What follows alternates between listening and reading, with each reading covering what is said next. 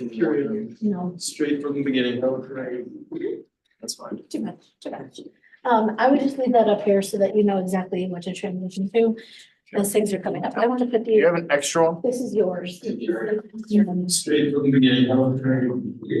It's fine. It's because of late audio. I would just leave that up here so that you know exactly what Oh, to that's weird. transition to as things are coming up. I want to put Do you have the, an extra one? this is yours.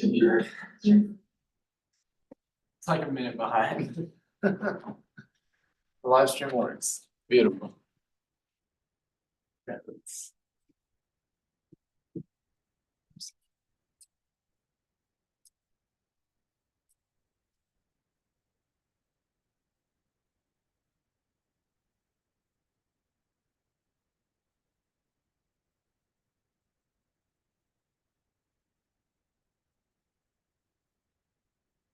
This is their clicker. Yeah. Sorry. Good morning. Good morning. Morning, Bryce. How are we? Can you control this camera? This is the camera remote. Also, I'm gonna do the mirroring, breaks up the brain. It's terrible. Go into the video options. Make sure you check HD. There you go. I did two, unless you already did. And see myself as the active speaker while speaking. Go. Share screen. I want to see if it's this option is in here.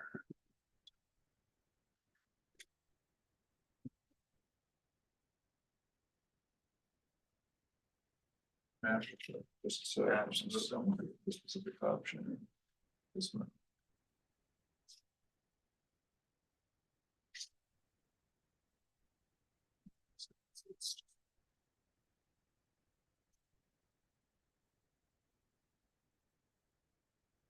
I 2 nights ago realized while I was streaming an event that there are new options in the update for sharing. Okay.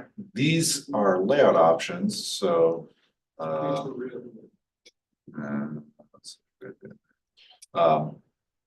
so you could have the camera and the share screen laid out in different ways. This fourth one is clutch, dude. You can actually, because you can actually choose wallpapers. We don't have one prepared, but we could make a 16:9 that says wall, like hawk tank across the bottom. So we have, I mean, we could like take this and just get rid of all the sponsors. Is it a PowerPoint? Yeah. That makes it real easy. Yeah, So hell we yeah. could, we could just maybe, So just copy the PowerPoint. yeah, so let's just actually duplicate Good this slide, one. yeah. This one, let's go.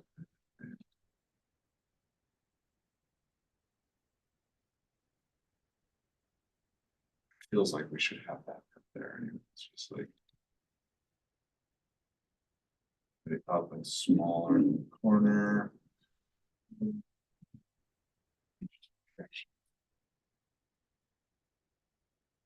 Right.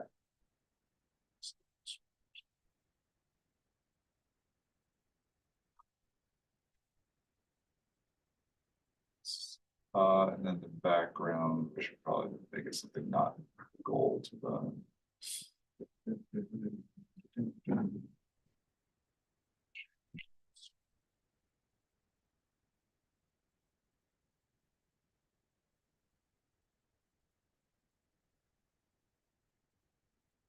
Not that. Maybe this one.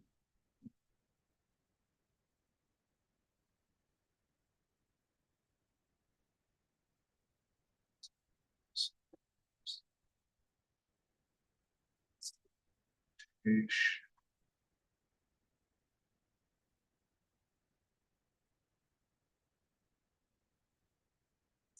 This color, this one slightly darker.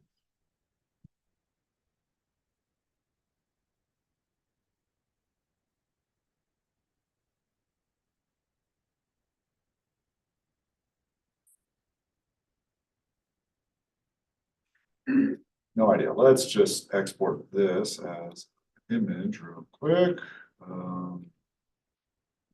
To browse to the stop. It's PNG. Sorry. Just one. So it's somewhere on the desktop. So if I do share screen, this. Where do I? So you have to put it in a Zoom folder. Under, maybe it draws from backgrounds and such, so let's go into the options for backgrounds and mix.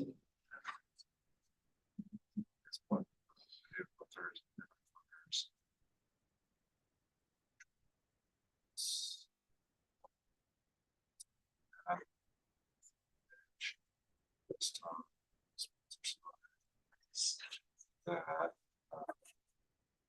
don't want to be my background effect.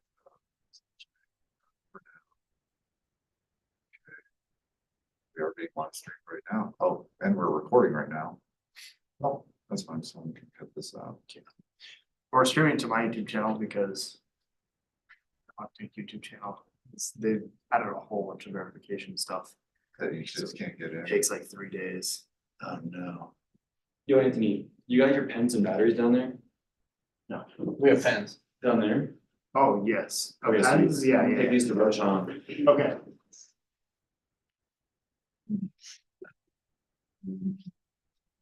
Maybe they just have. Okay, so be it. That's the background for the whole thing. Yeah, well, exactly. It just. Interesting. Why is he doing that? Strange. I think a dark blue is just nice and neutral, easy and peasy. So if we share the screen. One, which we want to do. Yep. We'll share sound just in case there's anything. Won't sound video, but that makes it large. Makes text a little crunchier with its different compression rates. It's like two desktops. Share two at once. What the hell does that even mean? See, like there's new update features and it's like, what? You could do that now? I have to explore some of this, so. I don't use Zoom for any kind of presentation stuff on my own, so it's like. I don't know most of this. Learning stuff all the time, so. We're sharing that, I'm gonna drag the bar over to this side. Yeah, I think so. Yes. Yes. Yeah, that's great.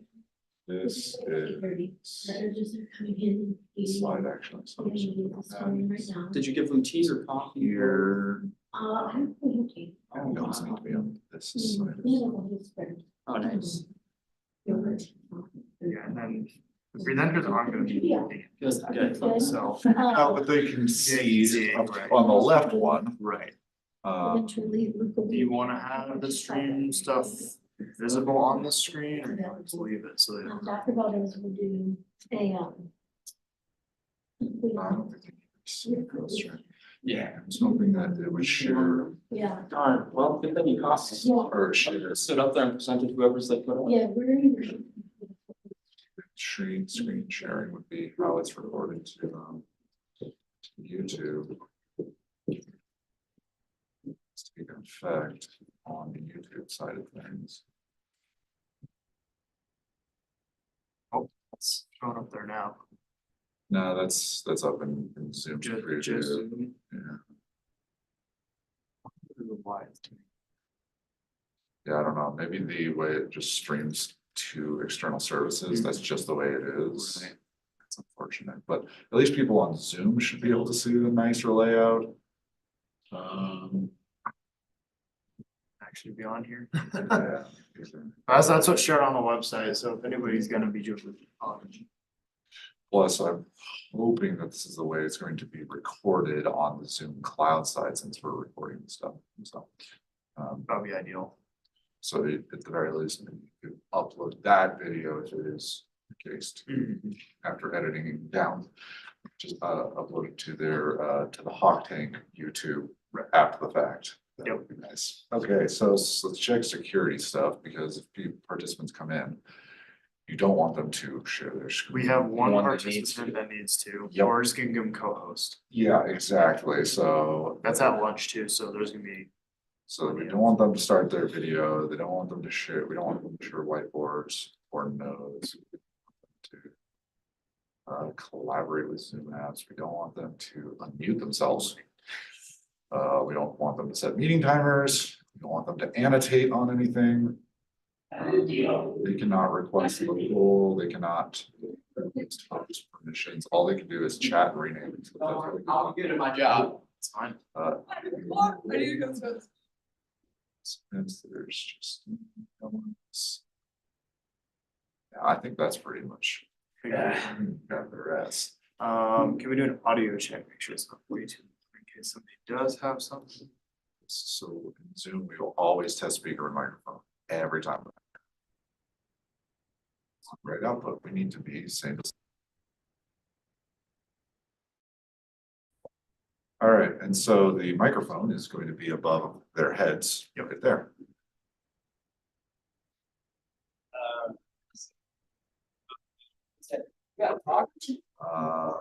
Video. Anthony, do you have a bag or anything you want me to stash in 125? Backpack or belongings? Just to keep it out of the way, somewhere safe. Ethan and I, do you have anything? Is you there want? any way you can grab my blue jacket up there? The blue jacket? Yes, Is please. that like bright blue one? Yes, please. Yeah. Thank you very much. So that's there, we've got some slides over here that are ready to go, Does so. everything make sense for you? Do you have any questions? Nah, just when they come up, open up their slide and hand them the clicker. and Yeah, I'm done. so you can, if you open up, anything you open up on here won't be projected onto the projector, so while you're opening up slides, I'd probably just do it over here and drag it. PowerPoints will do the two Right. side thing, That's when you go to presenter, right? yeah, exactly. So, Google Docs, you may not, you may have to drag a window over, but as long as it's on this projected image one, on stream. so open up the every table PDF real quick.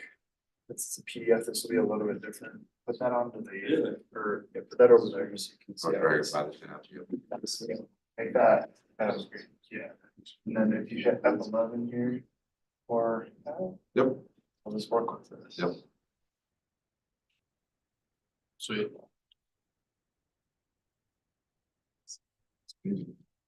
That worked just fine. Yeah, just close out of that. Cool, yeah, just keep that in mind with PDFs. There's only one, it looks like. Yeah. What's this? I don't know. How to It looks like that just opening your presenter. enable external content, so that probably means they're like linking to a YouTube video or something, there's external links in it, and we're going to trust that it is.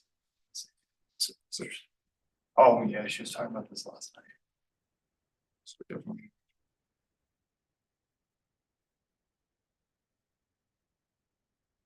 I'm actually. This is- Very fancy, man. She Looks very nice. transitions and animations. There is a YouTube video. Piece of bread falling over. Well, click it again. Maybe she has that autoplay. Yep. Okay. Yeah.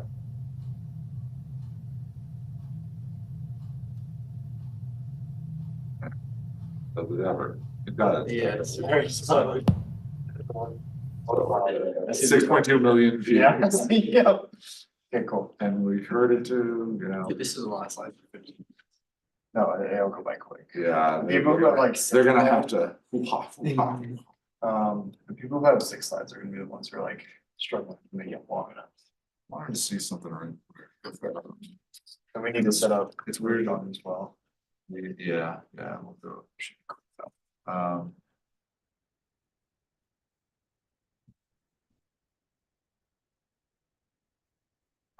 Oh, it's just a slideshow.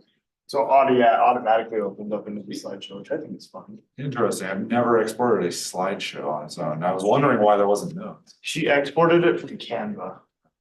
Gotcha. Um, But on the other ones, you should actually. Have a full PowerPoint. Yeah, but we could have edited it for more stuff.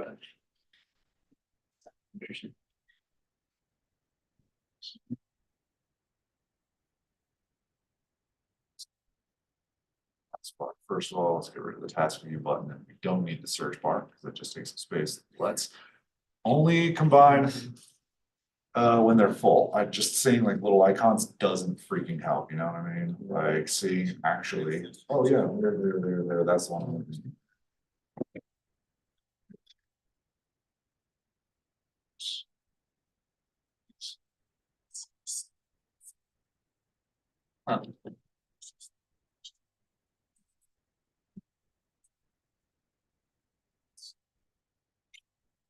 PowerPoint?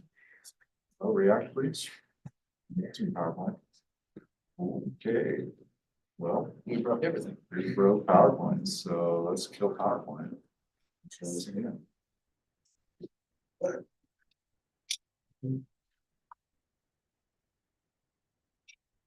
Not a hard thing to break. Apparently. It's a fragile system.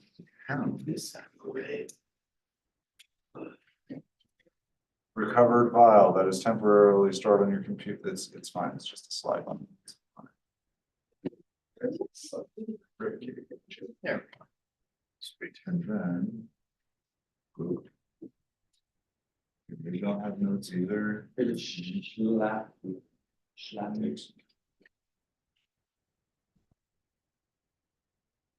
Yeah, I was wondering if anyone put notes in their, They know that they're presenting away from the screen, right? They wouldn't be able to read them anyways. well, that's actually, they could. They That's the could. thing, is what I was, Oh, Yeah, that's that's up there. They can't do it in Rochelle. yeah, so, so it doesn't. So what I would do here is you can make the notes real big and do that. So you can make the notes real visible, which is quite nice, but it doesn't look like anybody bothered with notes. So, such is life. All right. That'll be okay. Dog, that cat. That is up again. Let's check to make sure our.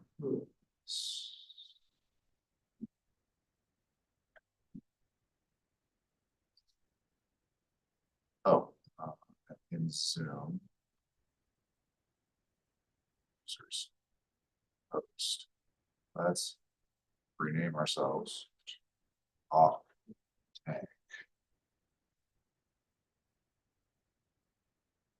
And just.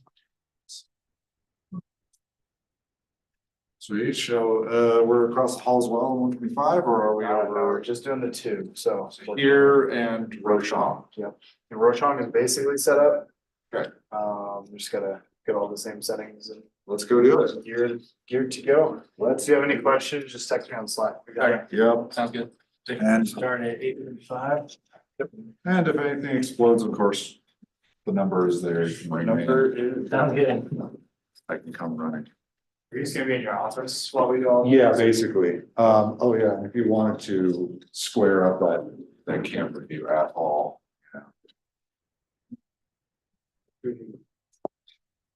Yeah, We have to make sure camera is set on one, because you can control 3 cameras at once, but this one is only set to. Zoom that in, there's the zoom button. Oh, nice. This is zoom, this is exposure value, so lightening and darkening, if it's like there are 2 blown out but yeah, I think it's. if you hit a menu button, that blue menu button opens up its settings menu, you just tap to get to close it. Okay, Pretty straightforward. thank you. Sweet. Let's go check out this.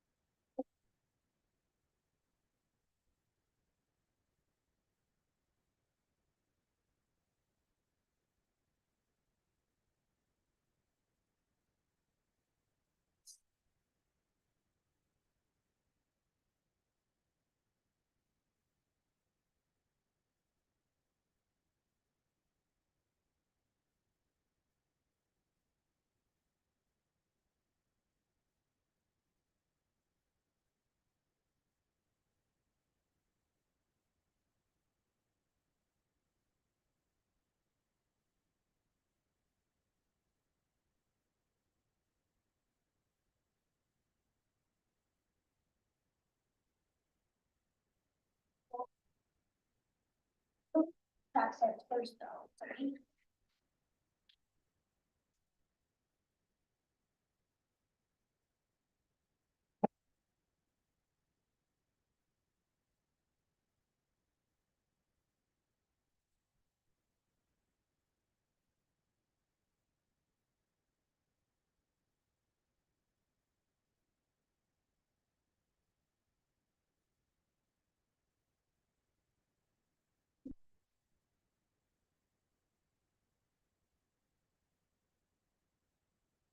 So much. You know? It's just these two chairs. Get them out of the presentation, man.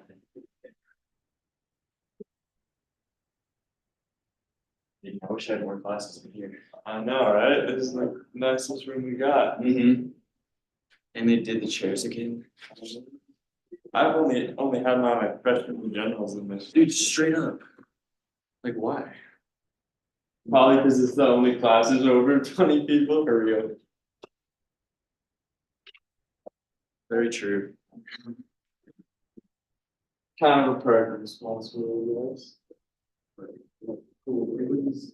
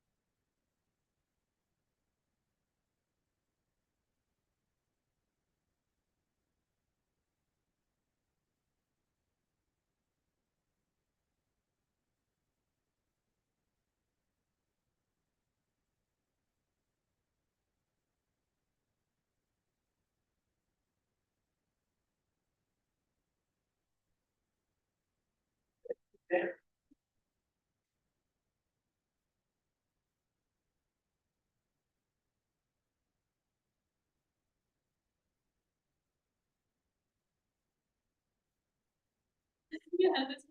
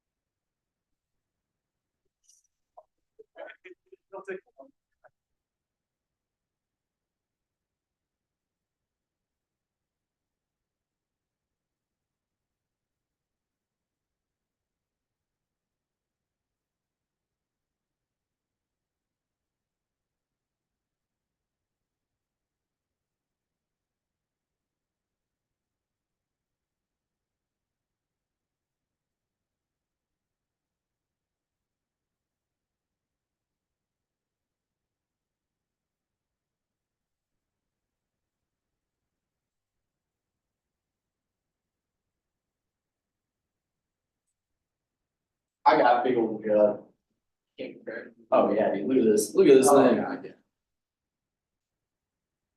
Oh man, I'm not prepared for this, but it's all right.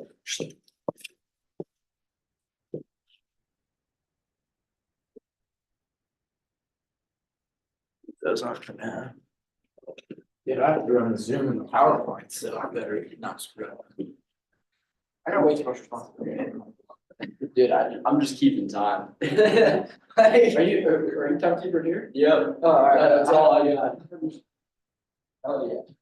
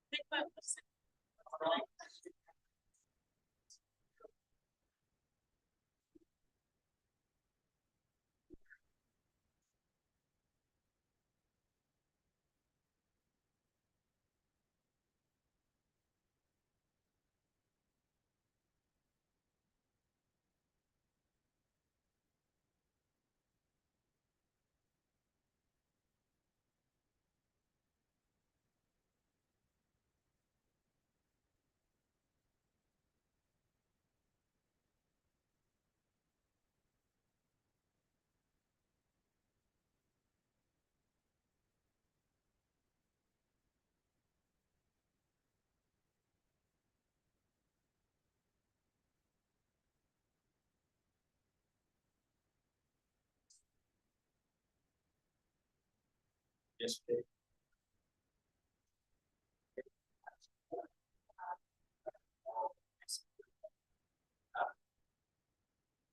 It was great.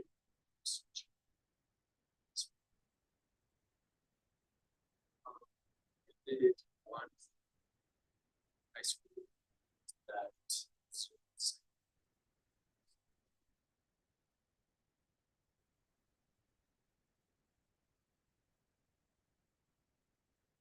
all the FLC.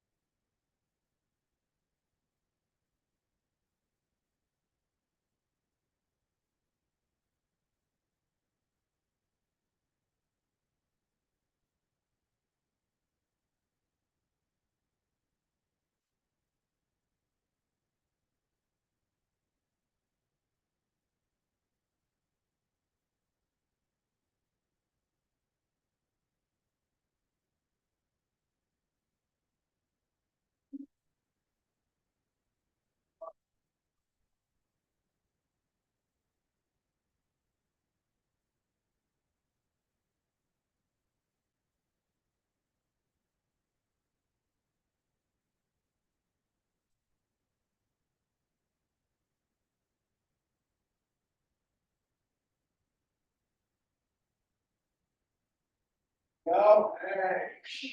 Oh, you're stressing us out. We already lost one judge for illness. I love the shirt. Just a practice.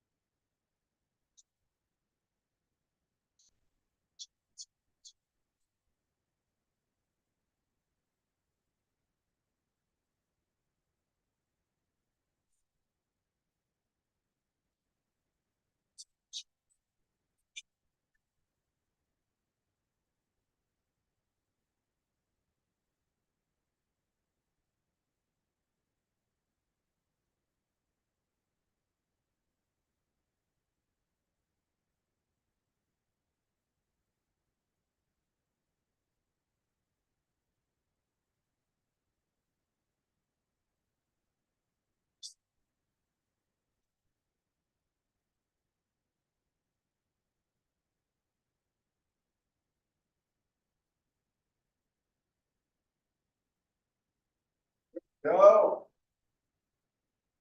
Hey, you. How you doing? Doing awesome.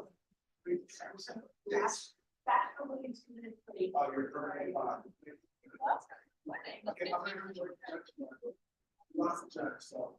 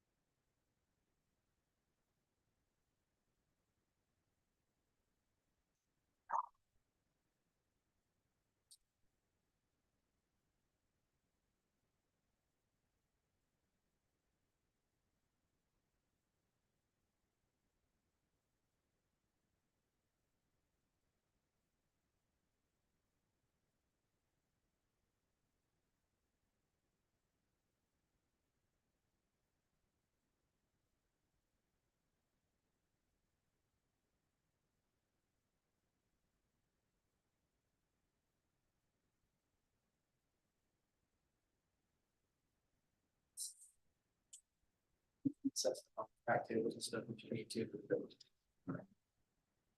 If you need somewhere to come to the bathroom on the hall, right, or anything.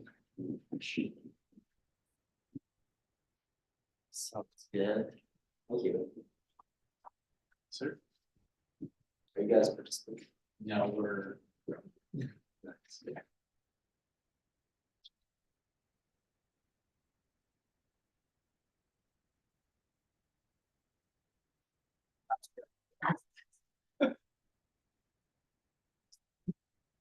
Oh, I get you your time cards, dude.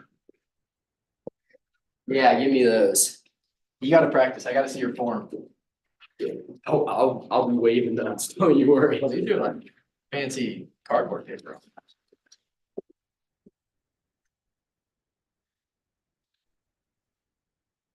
So you should probably take this very top corner seat. Dude, that's exactly where I'm posted up. Oh, beautiful.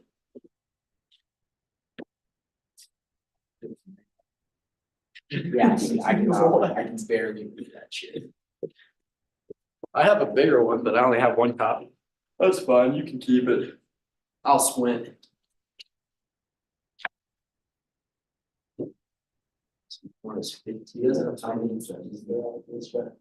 There is. There's three, yes.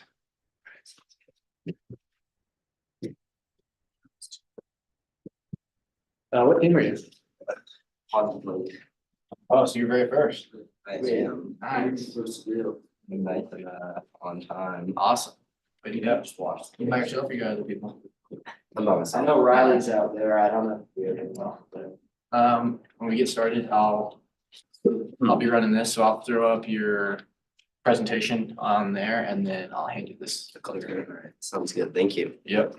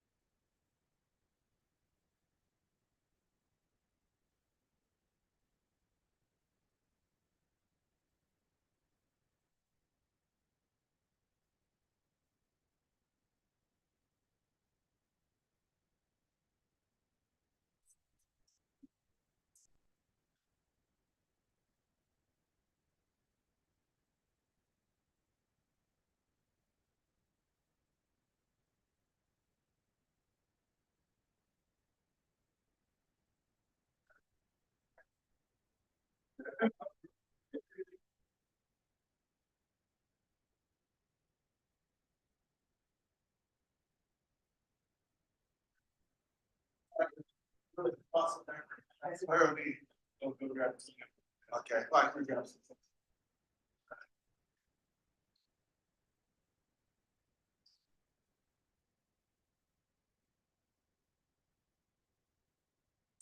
Who's he giving his speech to? Me.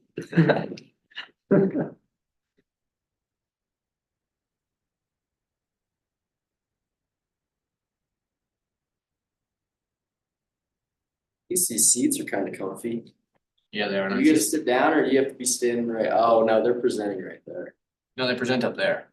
So But are you once, just standing there the whole time? no, I think once I throw up their presentations, I'm just gonna pop squat right here.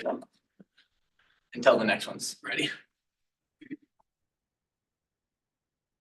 Cause I'm assuming the judges are gonna be sitting front and center.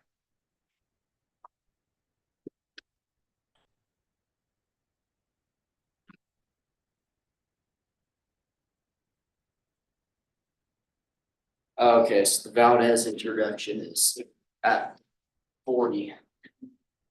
So we still have 10 minutes. We gotta find the judges clipboard. Oh, they have them in their bags, I think.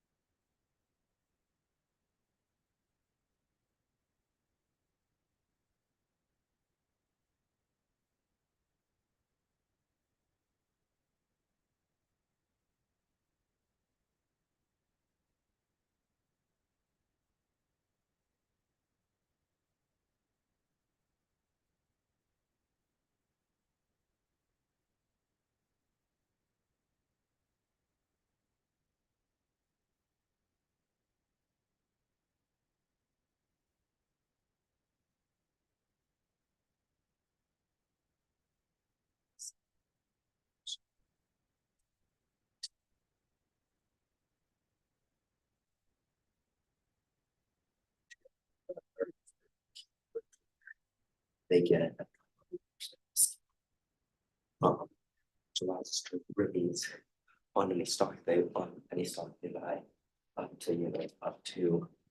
A certain amount was set to $20,000. What this allows us to do is also raise funds from our.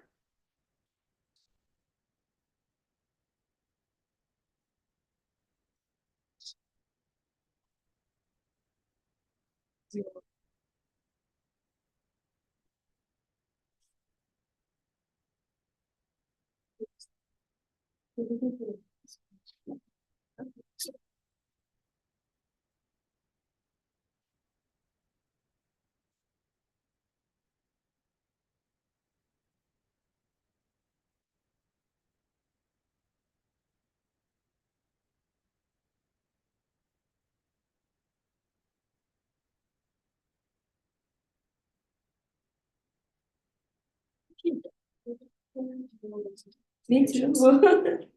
You gonna record them for us? Yes. No. Oh, nice. They're working too.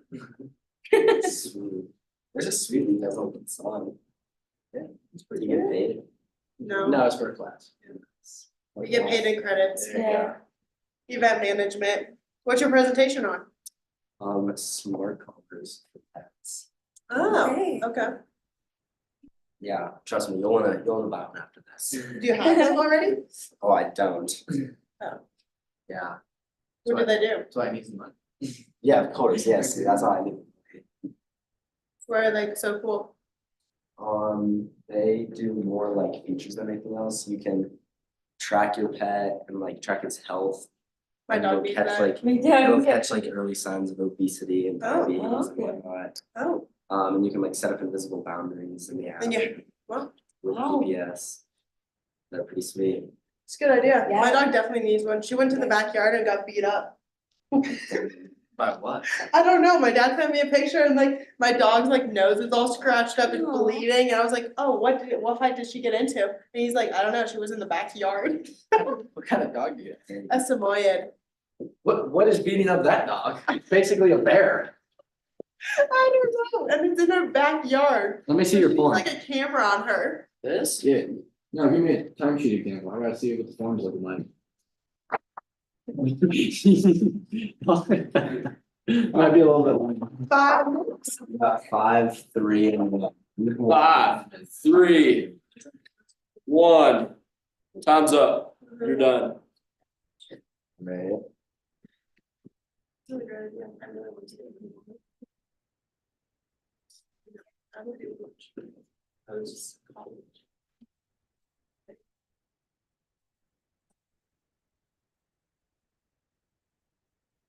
Storm. Yeah. Hello? Hello? Hello? All 0 people on the Is Zoom this the call. college room or the high school? Call. High school. High school room. High school, San Juan and Is it high along. school? Yeah. Yeah. Did you high school or something? He's high school. It's high school. Yeah. Right idea. Guys, I think we should the best. Have to see a prototype first, then I'm there. I know, I want one. Can he give us one? Isn't it? Yeah,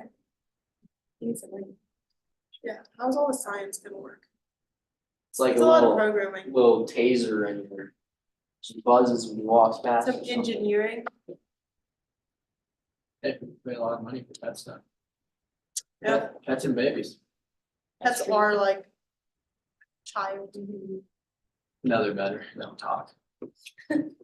Or cry. They Yeah, don't they throw whine fits. and bark.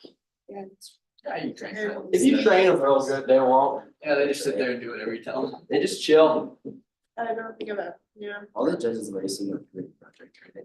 What? All the judges are very similar to the project, right? Yes. Yes. All right. Sweet.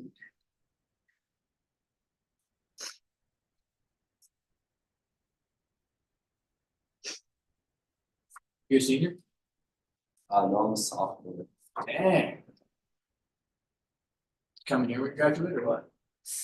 Probably not, to be honest. Stupid. I'm gonna get out of here and Yeah, I would Yeah. too. If I grew up here, I'd wanna get out of here. As much as I love like all the outdoor stuff, Oh man, it's pretty granola. Go small to town. somewhere big city or, Yeah, that's what I'm thinking. Boca Somewhere or on the East something. Coast, somewhere warm. okay. Where are you thinking? Oh, I don't know. Oh. We'll see. I'm I'll see in where I West get Coast. in. Go to University of Washington. Nah, Too rainy out there, bro. Yeah. West Coast, West Coast. I don't like the It's too rain. cloudy, dude. My brother goes to Georgia and he loves it. Oh, Football games are definitely. go join a frat down Oh there? yeah, I'm going to like 3 this year. Yeah. They better win again this year. Yeah.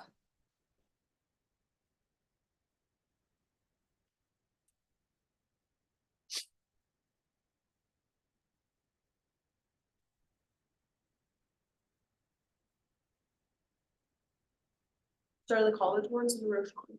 Yeah. And then everything else. Don't they zoom it all? Yeah, and it's all recorded too. Yeah, I'll just ask for that, I mean, we're being recorded right now. so I can just sit there and watch. Really? Yeah, I kind of wish that I was on the Yeah, college track. I want to see people I know. yeah, I wanna go watch that now, I don't wanna like do food, who cares to eat? Is that your job all day? Yes. At least you have a chill one. Just Yeah. What's your job? Sitting here, I'm tired. I get to watch all the Yeah, presentations. oh. Yes, it is, I wanna be a greeter. a parking attendant. How's it going? I told her she should have like did ballet. I know, I was thinking you go like full front row. It's kind of our job. Should we do it? I mean, you Where are you for? Okay. Oh, and then, we're. Well, Sorry. How funny. but you can see him. Please do, thank you. You guys like or you're gonna use the one? I'm totally set. I Thank got you. it, thank you. Okay, where's? This really is. Jersey. Yeah. It's the little things. Yeah. So you're a professor? Hmm. Okay, Well, I mean, it's kind of half. I work, I'm an associate dean, so I work with city a lot, oh, Yeah. got you, so okay. I teach half the time and do administrative stuff half the time. And then, it's fun stuff. Great, awesome. So as mentioned, so I'm the chair of the BAC and Steve, I've known Steve for a really long Yeah, time, so. yeah. That's all. So we met when they first moved. My son and one of their sons was very good friends. Oh, like 7 years ago. Okay, Yes, okay, yeah. And so that's how I got introduced into the Elias clan. Okay. And then obviously has evolved from there. Okay, good morning. Welcome to the 9th annual Hawk Tank Business Plan Competition. I'm Dr. Michael Valdez, the co-director with Dr. Lorraine Taylor for Hawk Tank. We are on the campus of Fort Lewis College in beautiful Durango, Colorado. And like we do for every important event here at Fort Lewis College, I'd like to start today's activities with our Fort Lewis College land acknowledgement. We acknowledge the land that Fort Lewis College is situated upon is the ancestral land and territory of the Ute people who were forcibly removed by the United States government. We also acknowledge that this land is connected to communal and ceremonial spaces of the Apache, Pueblos of New Mexico, Hopi, and Dene nations. It is important to acknowledge this setting because the narratives of the lands in this region have long been told from dominant perspectives without the full recognition of the original land stewards who continue to inhabit and connect with this land. Thank you for your attention and respect in acknowledging this important legacy. Thank you so much for your attention. We really appreciate that. So today, on this Zoom link, we have the pleasure of having 3 different Hawk Tank tracks and 3 different competitions taking place. We have 3 judges that will be judging all 3 tracks. We have Tina McCollum, Vice President from Barrett, also our presenting sponsor. Thank you so much for joining us. We have Associate Dean Dr. Paul Clay. And then I myself will also be judging. It's my first time ever judging Hawk Tank, super cool. Unfortunately, one of our judges came down ill and is on her way home to Albuquerque. Some questions came out concerning the judges. How do we sort of differentiate between the expertise between alumni, recent alumni, high school track, as well as the college track? Thankfully, we have insanely smart students here at Fort Lewis College, and they've actually developed working with one of our professors here, they've actually developed a statistical method to smooth out the differences between the judges and also between the sort of levels of the expectations that we might consider between the different tracks, for example, between, let's say, recent alumni and the high school. And so really what the scoring team will do is they'll actually look at each individual judge and sort of how they judge the competitor, how it compares to how they judge other teams within that track.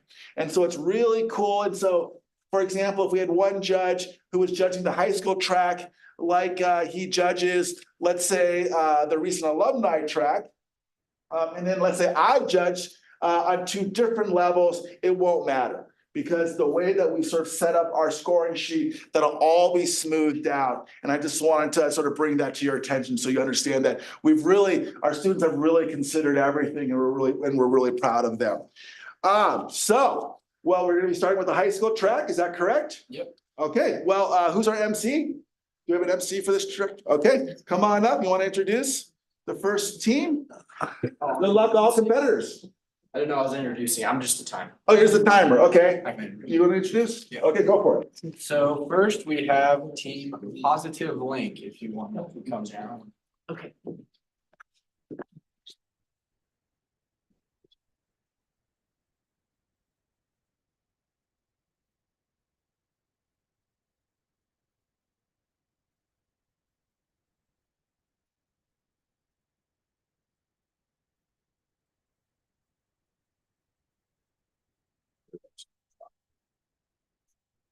All right, you gonna give me a time? Perfect, thank you. Hi, I'm Andre Craig. I'm the founder of Positive Link Smart Collars. And this is our mission statement, providing pet owners with peace of mind. And that's really what we aim to do with this company.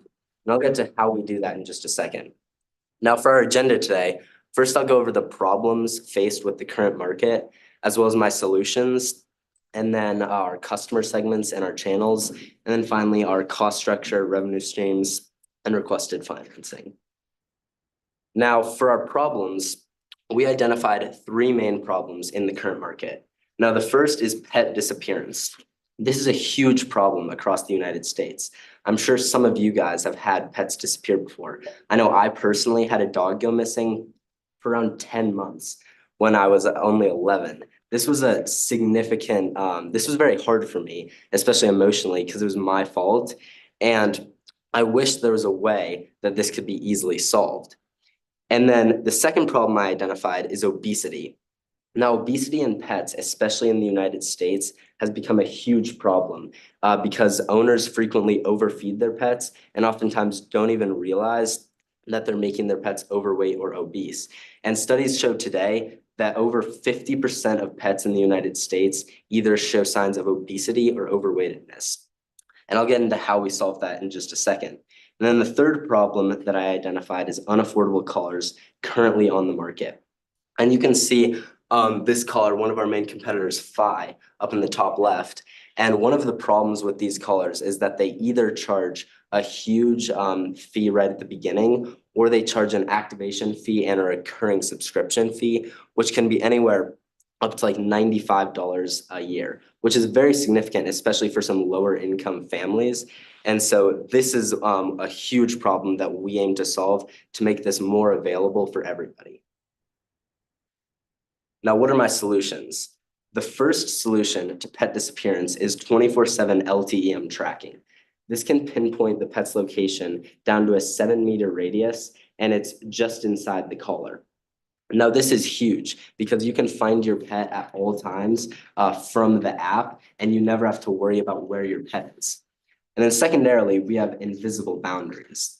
Now, these can be set up around the home or work or any place you might bring your pet that you don't want them to leave. And then you'll get a push notification to your phone via the Positive Link app if your pet exceeds this boundary. And what this allows us to do is when your pet is wandering, so you can correct their behavior, or even if you're out of town and you just get it on your phone, you can have a neighbor, come over and find your pet. And this will significantly help to reduce pet disappearance in the United States, which I don't know if I mentioned it, but over 1 in 3 dogs or cats go missing in their lifetime, which is a huge number, which means that over a third of American households are experiencing pet disappearance at least once in their pet's lifetime. And then to solve the problem of obesity, we have health monitoring technology. We'll incorporate Masimo health technology into the positive link collars, which, if you know, that's the health monitoring technology in your Apple Watch, for example, which tracks your vitals. And these can track vitals like health or like blood rate, blood oxygen rate, respiratory rate, blood pressure, heart rate, and all of these can provide early signs of obesity, diabetes, overweightedness, or other problems, even including cancer, which can be huge for identifying these health problems early, as often that's the main solution, is just identifying health problems early. And this will significantly help reduce obesity among pets in the United States. And then to solve the problem of unaffordable collars, we will have data and app monetization. And this will be in the form of advertisements on the app and website, as well as selling pet health batch data and user batch data to third-party sources such as veterinary clinics or tech companies or advertisers. And the reason we do batch data is we really want our customers to trust us. And so this will have no identifying features about the customer. It'll have no names. It'll be completely anonymous. And it just might be like, say, dogs in Colorado of this breed tend to have this health statistic. So that's the type of data that we'll be selling so that we can really increase trust among our customers. Now, who are our customers? The first primary segment we have is high-income pet owners. And we chose high-income pet owners because they tend to spend more money on their pets, and they have a higher income, obviously, to spend on a product like this. And then we also have Generation X. And as you can see in this graph up here, Generation X is the second largest proportion of pet owners in the United States. However, they are the generation that spends the most on their pets. So the combination of those two means they're most likely to buy this product and most likely to spend money on a product like this. And secondarily, we have first millennials, which, as you can see again in this graph, are the highest proportion of pet owners in the United States, and they spend the second most money of any pet owners on their pets. And then we also have median income pet owners. And as I said, we want to solve this problem of unaffordable collars, and we really target median income pet owners with that, who might not be able to afford extremely expensive collar that charges $100 a year, but they might be able to afford our $100 collar, which then they might see ads on the website and app. And then for our channels, we have two main ones. Our first one is online sales, which we will sell. Customers will be able to buy our product via the Positive Link app or our website, and they will get it to them within a week. And then we will also have retail stores, which will be big brands such as Target or Walmart. And you'll see how that'll affect our cost structure in just a second. And obviously, we'll just pay them a fee to have them in their stores. Now, for our cost structure, we have four main costs. The first is advertising cost, where we'll spend around $200,000 on Google advertisements in the first year. And Google advertisements are great, especially for small businesses, because you can target demographics. And for small businesses, via Google Analytics, they have around an 800% return, which is huge, as that'll give us a projected revenue of $1.6 million from the Google advertisements. And then secondarily, we have human resources costs. And you can see in this table each of the employees that we plan on hiring and what their base salary is, as well as their equity compensation.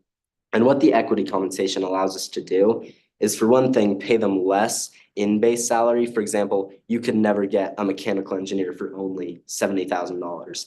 But we're also paying them $20,000 a year in equity, or $20,000 in the first year in equity, and then a 12% discount on equity they buy which will be up to around $20,000. And the other thing that this allows us to do is with the equity discount, we'll also raise money from our core employees because they'll have an incentive to buy more stock in the company.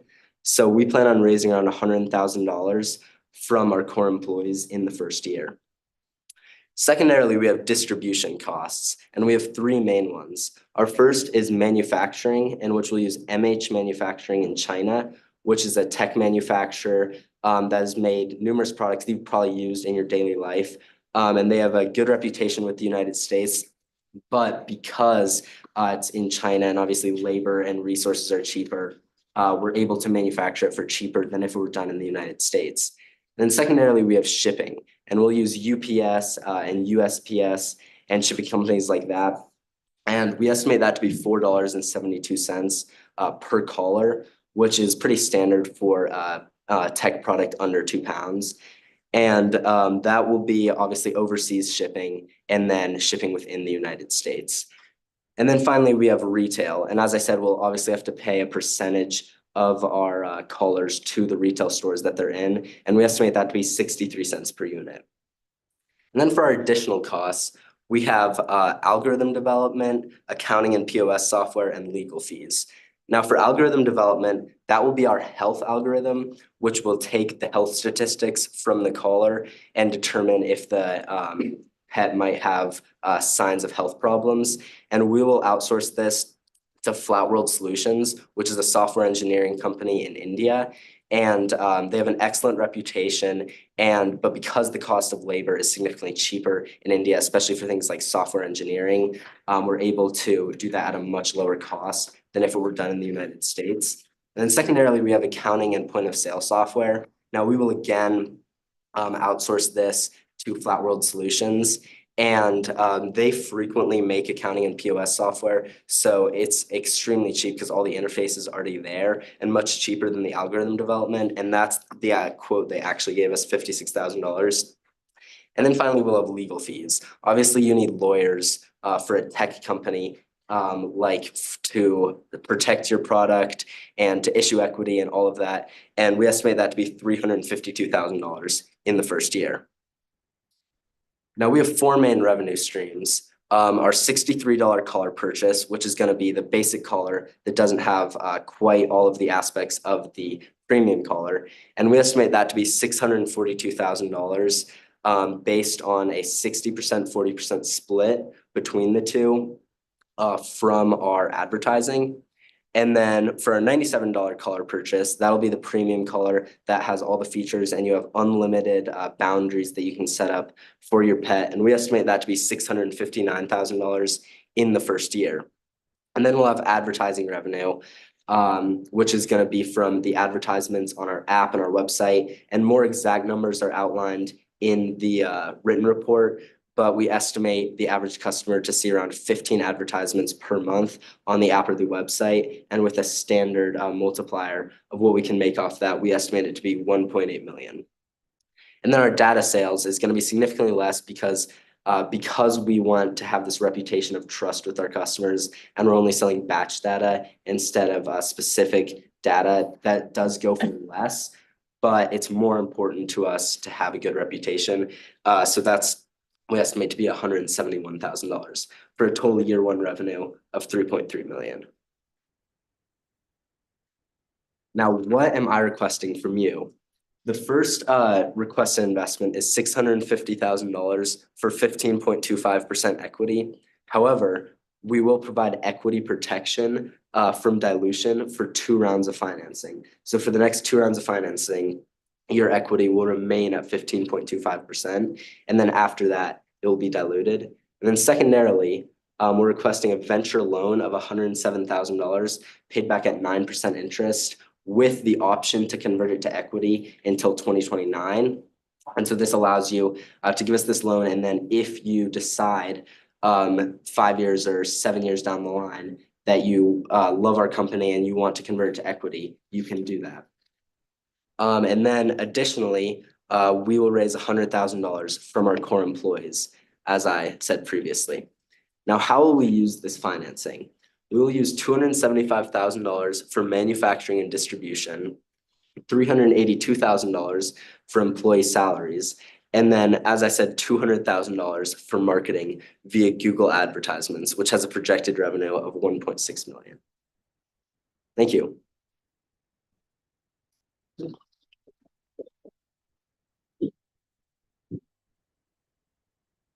Next sort of question. Okay, so one of my questions was, when you were talking about the piece that tracks their health, Mhm. what sort of patent infringement issues are there associated with that and the expenses that go along with that? And how are you going to? Yeah, so that's actually Massimo Technologies is actually the company that Apple is currently in a lawsuit with for, stealing their technology. And so we're gonna, unlike Apple, we're gonna pay them a percentage of our sales. And was that built into your numbers? I don't believe so. Okay, do you have any idea what that percentage is?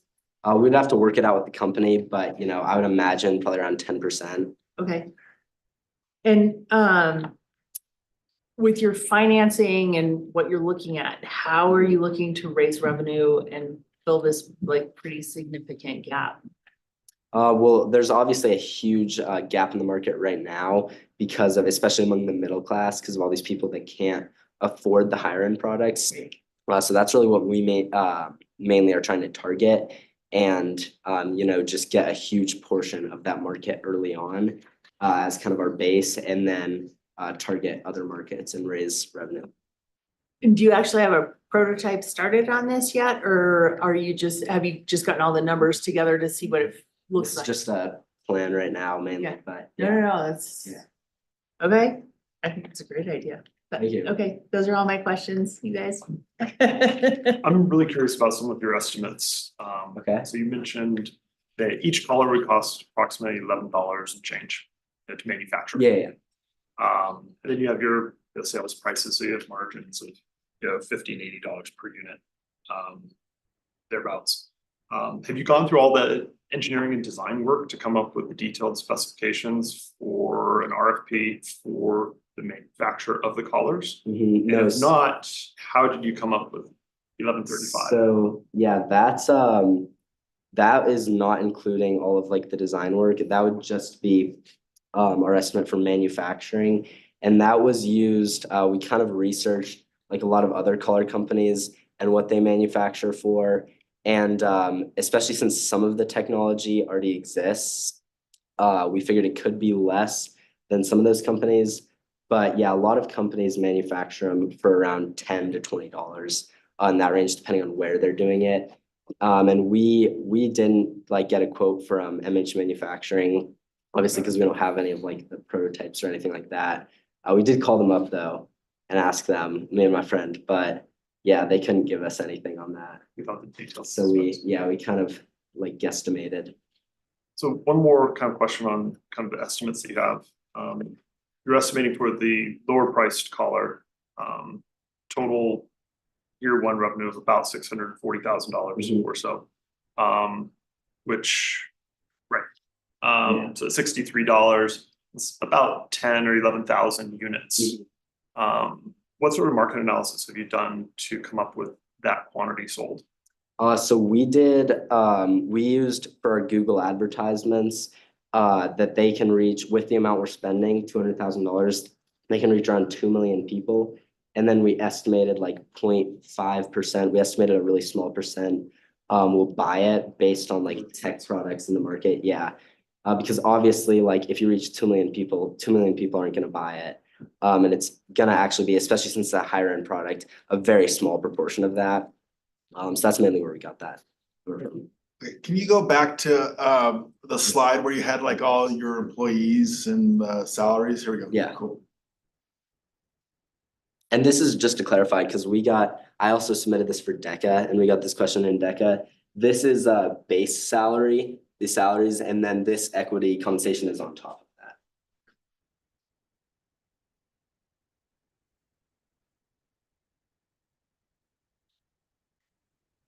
So when you said salaries, right? Did you take benefits into consideration? Because you think about it, so if you have a mechanical engineer and you have a salary of 70,000. My guess is if we throw benefits in, you probably have to throw in another 50 to 75% on top of maybe even 100. So really all those salary numbers would be doubled. Did you take those into consideration? So that'd be like annually, it'd be 1, 2, 3, roughly about over $250,000 just in benefits alone. Was that taken into consideration? That wasn't, so for our like, when I said we're gonna use $382,000 for salaries from your requested financing, that's just for the base salary. Just for the base salary. Then how do you pay for the other parts, for the benefits and stuff? I guess I'll have to raise more money. Okay, cool. No worries. Awesome. Cool. I don't, that's all. Any other questions? Awesome. Perfect. Oh, Thank you. One more question, Oh, yeah. sorry, so who are your primary competitors? So Phi is a big one, because they're kind of, I would say, the best product on the market right now. Because they have, in addition to the basic tracking, they have activity tracking, which a lot of other colors don't have on the market right now, is activity tracking. So like how many steps per day and that sort of thing. But we're gonna take it one step further by actually tracking specific health so we can, catch obesity and all that early. But yeah, most other colors don't have like aspects like Phi has. Well, and I know that you touched on this briefly, but what's the price differential between you and Phi? So Phi, many of their colors do actually sell for less than ours. Okay. Like there's a lot of colors that you can buy for anywhere from $40 to $70. But then on all of their colors, they have their subscription fee. So over time, ours are significantly cheaper. Okay, thank you. One last Yeah. question for you. You Yeah, mentioned that you'd be using LTE LTE, to communicate, yeah. yeah. Are you anticipating that that your target market is very much the urban kind of consumers versus rural? Yeah, so we do expect that a lot will be in urban settings, but for rural settings, we do have other tracking technologies as well. It's LTM, and I'm forgetting the other one, but it's in the paper. It's LTM and another type of tracking. Oh, and GPS, I think, tracking technology. So we can track in rural areas as well. My concern is in environments that have a very sparse cell network, Mhm. like the Rocky Mountain West, and a lot of rural areas. Any technology relying upon that is gonna have big holes. Mhm. Okay. Thank you. That's it. Thank you. Thank you very much. Appreciate it.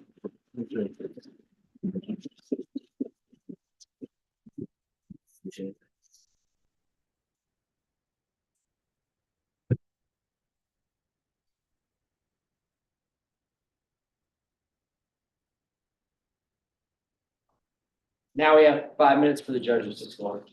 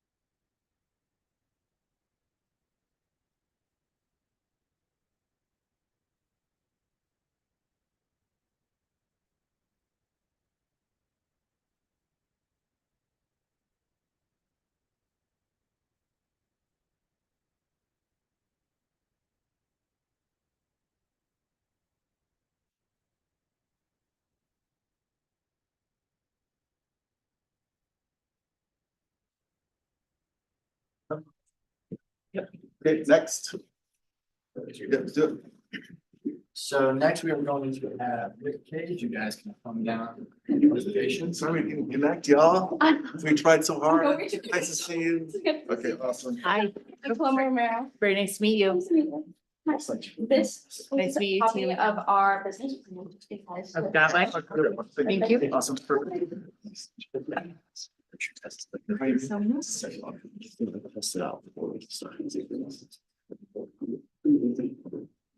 Okay. Okay.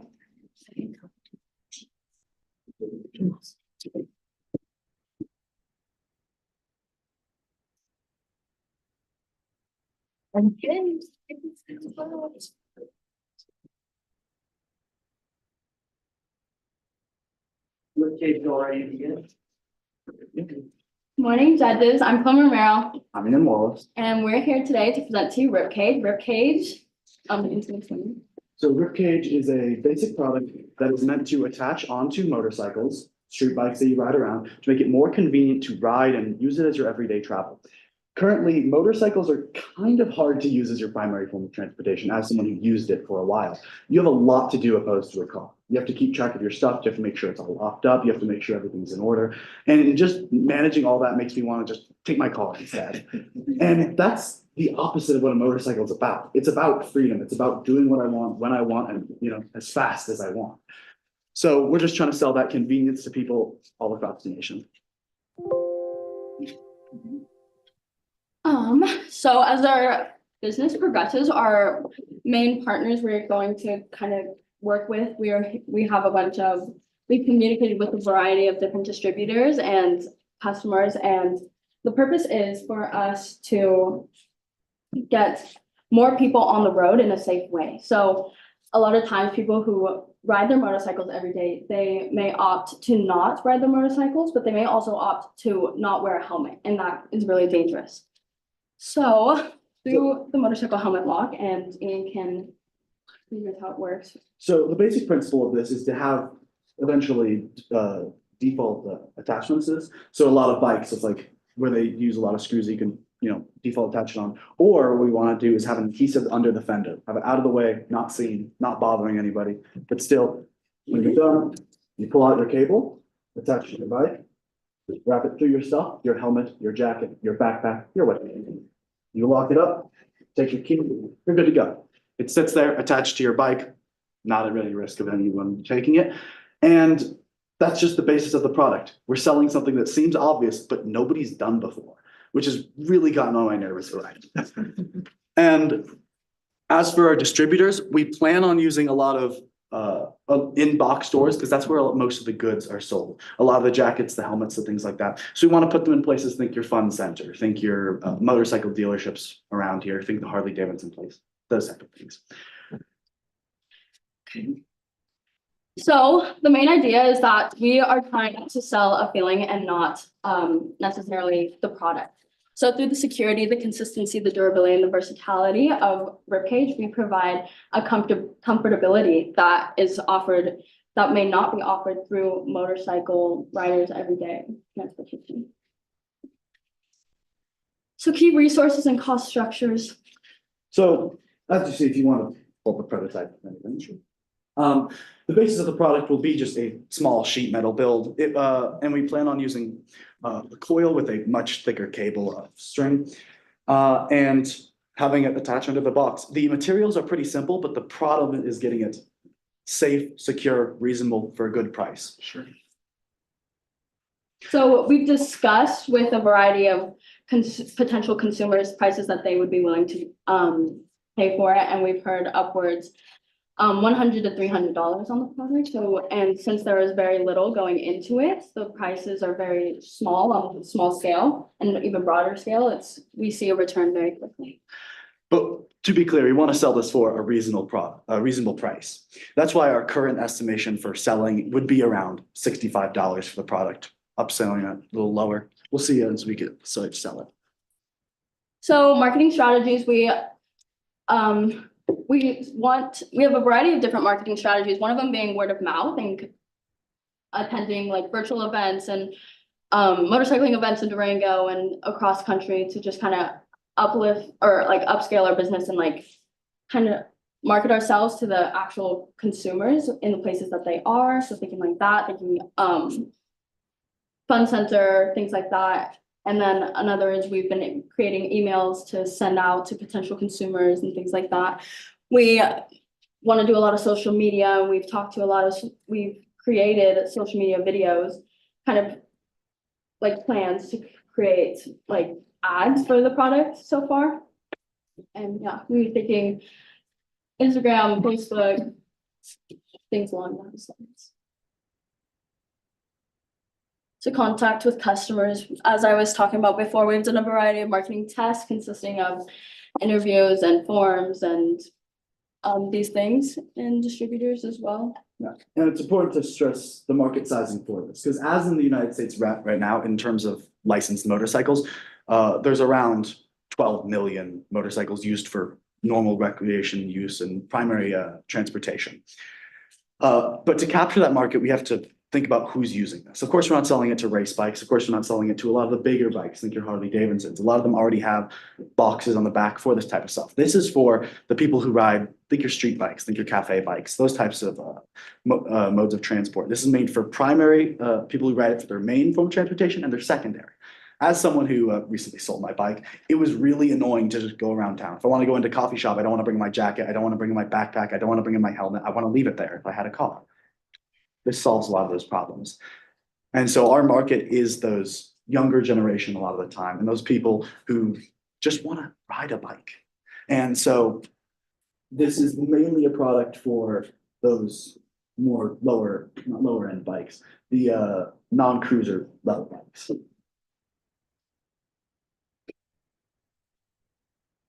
So a wide variety of Americans actually ride their bikes, with it being around like, what was the number, like 1 in?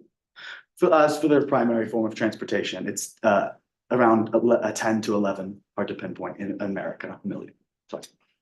So because it is kind of a niche market, but we can see that it will revolutionize biking and transportation in this way, that a lot of people will be able to get where they want to be safely and consistently. And as you can see, like the connection between the lock and the helmet is actually very quick. So it's not a huge hassle to be able to connect it. And it just provides that really easy, fast connection and security that you don't see in the motorcycle industry. Thank you. Thank you. Why don't you start this time? Sure. So I'm kind of curious about halfway through your presentation, you had some of the price components for the sheet metal, the reel, the cable, the stuff, all the bits and pieces going in. Curious if you've gone into kind of more in-depth analysis of the overall manufacturing cost with the actual materials that you were intending to use. Because you're alluding to, a stronger cable, so like the fine stuff. Kind of tell us a little bit more about the manufacturing cost estimates you have. So a little bit of the manufacturing cost, we pinpointed like where we get a lot of our materials if we wanted to buy them in bulk and types of places that would make them. And as for the cost, we can get the boxes down to about what I estimate of $25 per box. Of course, a little higher quality than this. And we talked to some local metal and workshop places around town, and got their opinion and their ideas on how to manufacture those, and talked to some of their businesses. But that's our current estimation, and why we say around $25. But it's hard to know until we do it. Have you done any testing on the security? Has that factored into your kind of design process yet? A lot of the security basis of it is just to make it, because part of attaching this to a bike, and the dream would be to work with bike manufacturers to have it inside the bike itself to come in the frame. That would, one, make it a lot more secure, and two, allow us to like work with the space a lot more. But working with just a separate product, the security is important, but it's important to know like just attaching the lock instantly prevents people from wanting to touch it. Just putting a lock on a bike, even if it's not strong, will prevent people from taking that one opposed to another one. So the whole idea is to run this through your stuff and the disc in the bike, if you know what that is, so you can lock it up and make it more secure. A lot of bikes, have locks with just the handlebars, but one, those are faulty, and two, they just don't allow you to attach other things. Some other bikes like Harley Davidson's have ring locks, which attach into the rings inside your helmet. But again, those have a problem of just, you're able to lose your bike by just cutting a string. And again, helmets are expensive. And so what, you talked about your target market and there are 12 million people that you're looking at being a good fit for this. What percentage of those did you estimate? So we got that number from the Census Bureau of transportation on how many are licensed. And taking away race bikes, taking away cruisers, taking away all those bikes that wouldn't be applicable, we get around the market size of 4,950,000 according to the census. 9,500. So that's our kind of size. About 5 million people is going to be our real target market. And as we told, $65, $45 profit margin for these 5 million is a massive business, is a massive market that just hasn't been reached yet. And of the products that are made for it, they just all have problems. Like, for example, the biggest one that all of my friends did, just carrying around a kryptonite cloth. I don't want to carry 12 pounds in my backpack. And so with your estimated income, and I apologize, I don't remember where it is on here. So how many people of those 4,950,000 do you think are actual potential purchasers?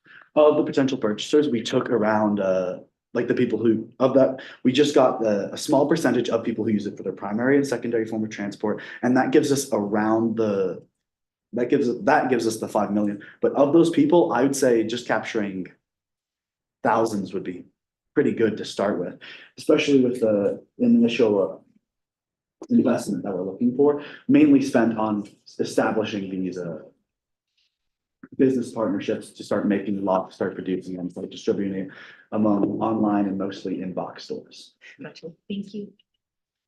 So do you think this is patentable? As for the on-bike design, I was looking into it and there's really nothing. So as for patent laws, I'm not, 100%, but it seems like there's really nothing quite like it. It's really cool. What I think what's really cool too is, I get sidetracked, but you can have a version for mountain biking, right? You'd probably have to change it in terms of the composite for a frame, but I just think there's a lot of applicability there. If there is something patentable, some technology, I really dig that. When you think about sort of your financials and you think about this business, how long do you think it would take you to sort of break even? Because most startups lose money the first couple of years, and that's actually expected, right? Yeah. So how long do you think it would take you to break even?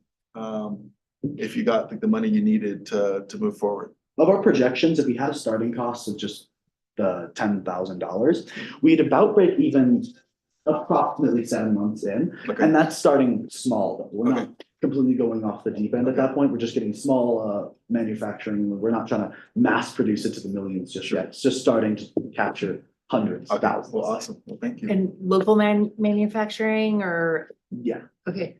that's what we started with as getting to those big levels yet. We wanted to work our way up to that. But of the current projections, they're looking good. Of a target markets we talked to, it looks good. And personally, I think it looks good. Well, thank y'all. Thank you.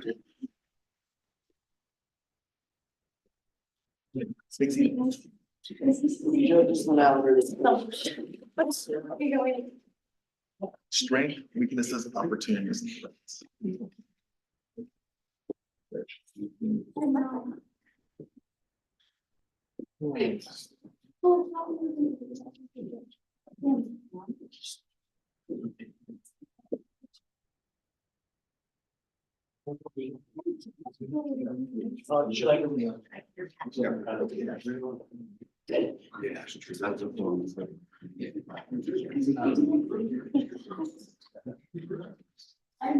Yeah.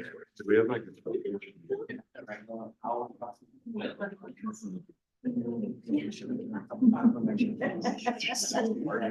some.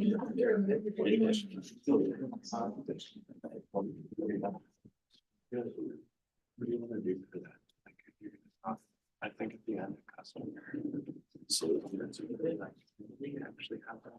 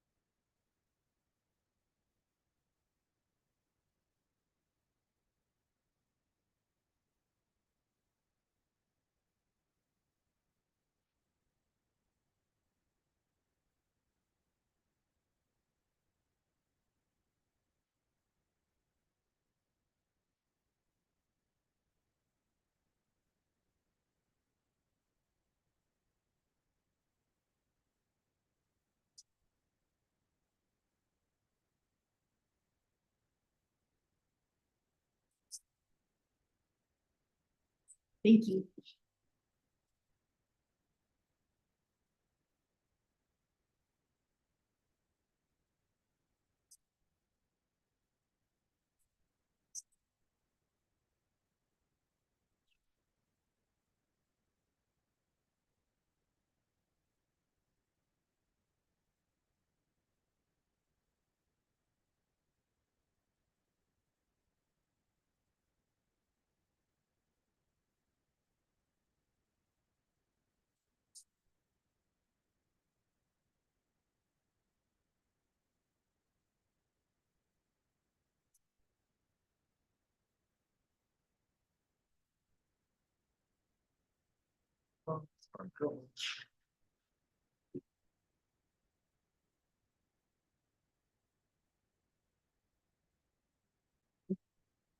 Yeah. So next we're going to have the Yo team present. You guys may take the stage. Thank you. Sorry, we had I guess a midnight autocorrect, but our team name is GoTo, but we are the to-go option.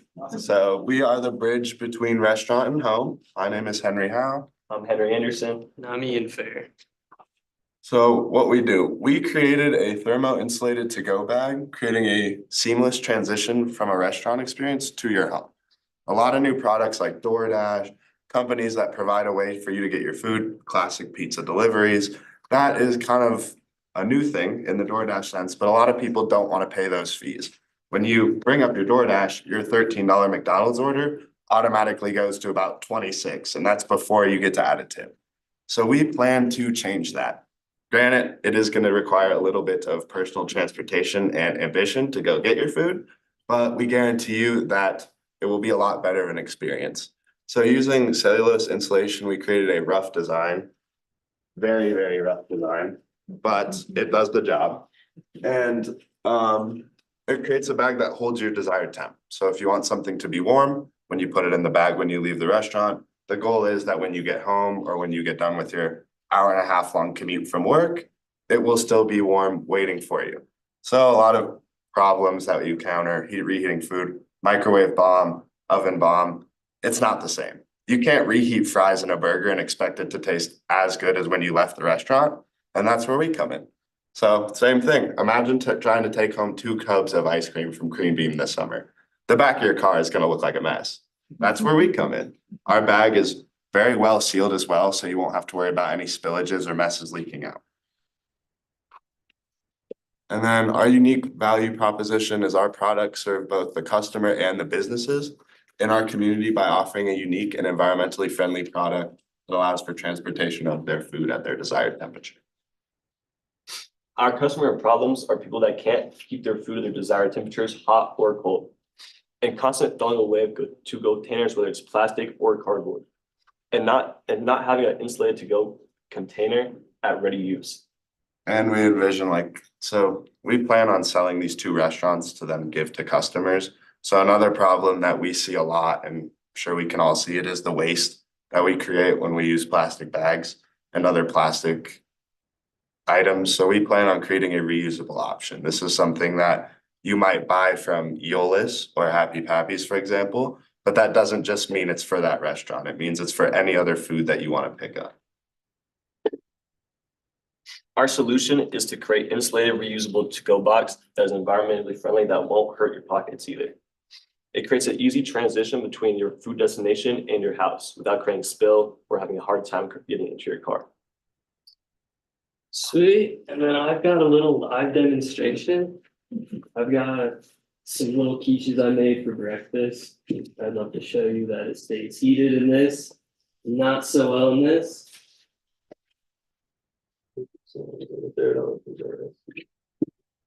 This is a perfect example. If you're going to work in the morning, you wake up, let's say you don't have time to eat at home, but you want to bring something like eggs, bacon, maybe.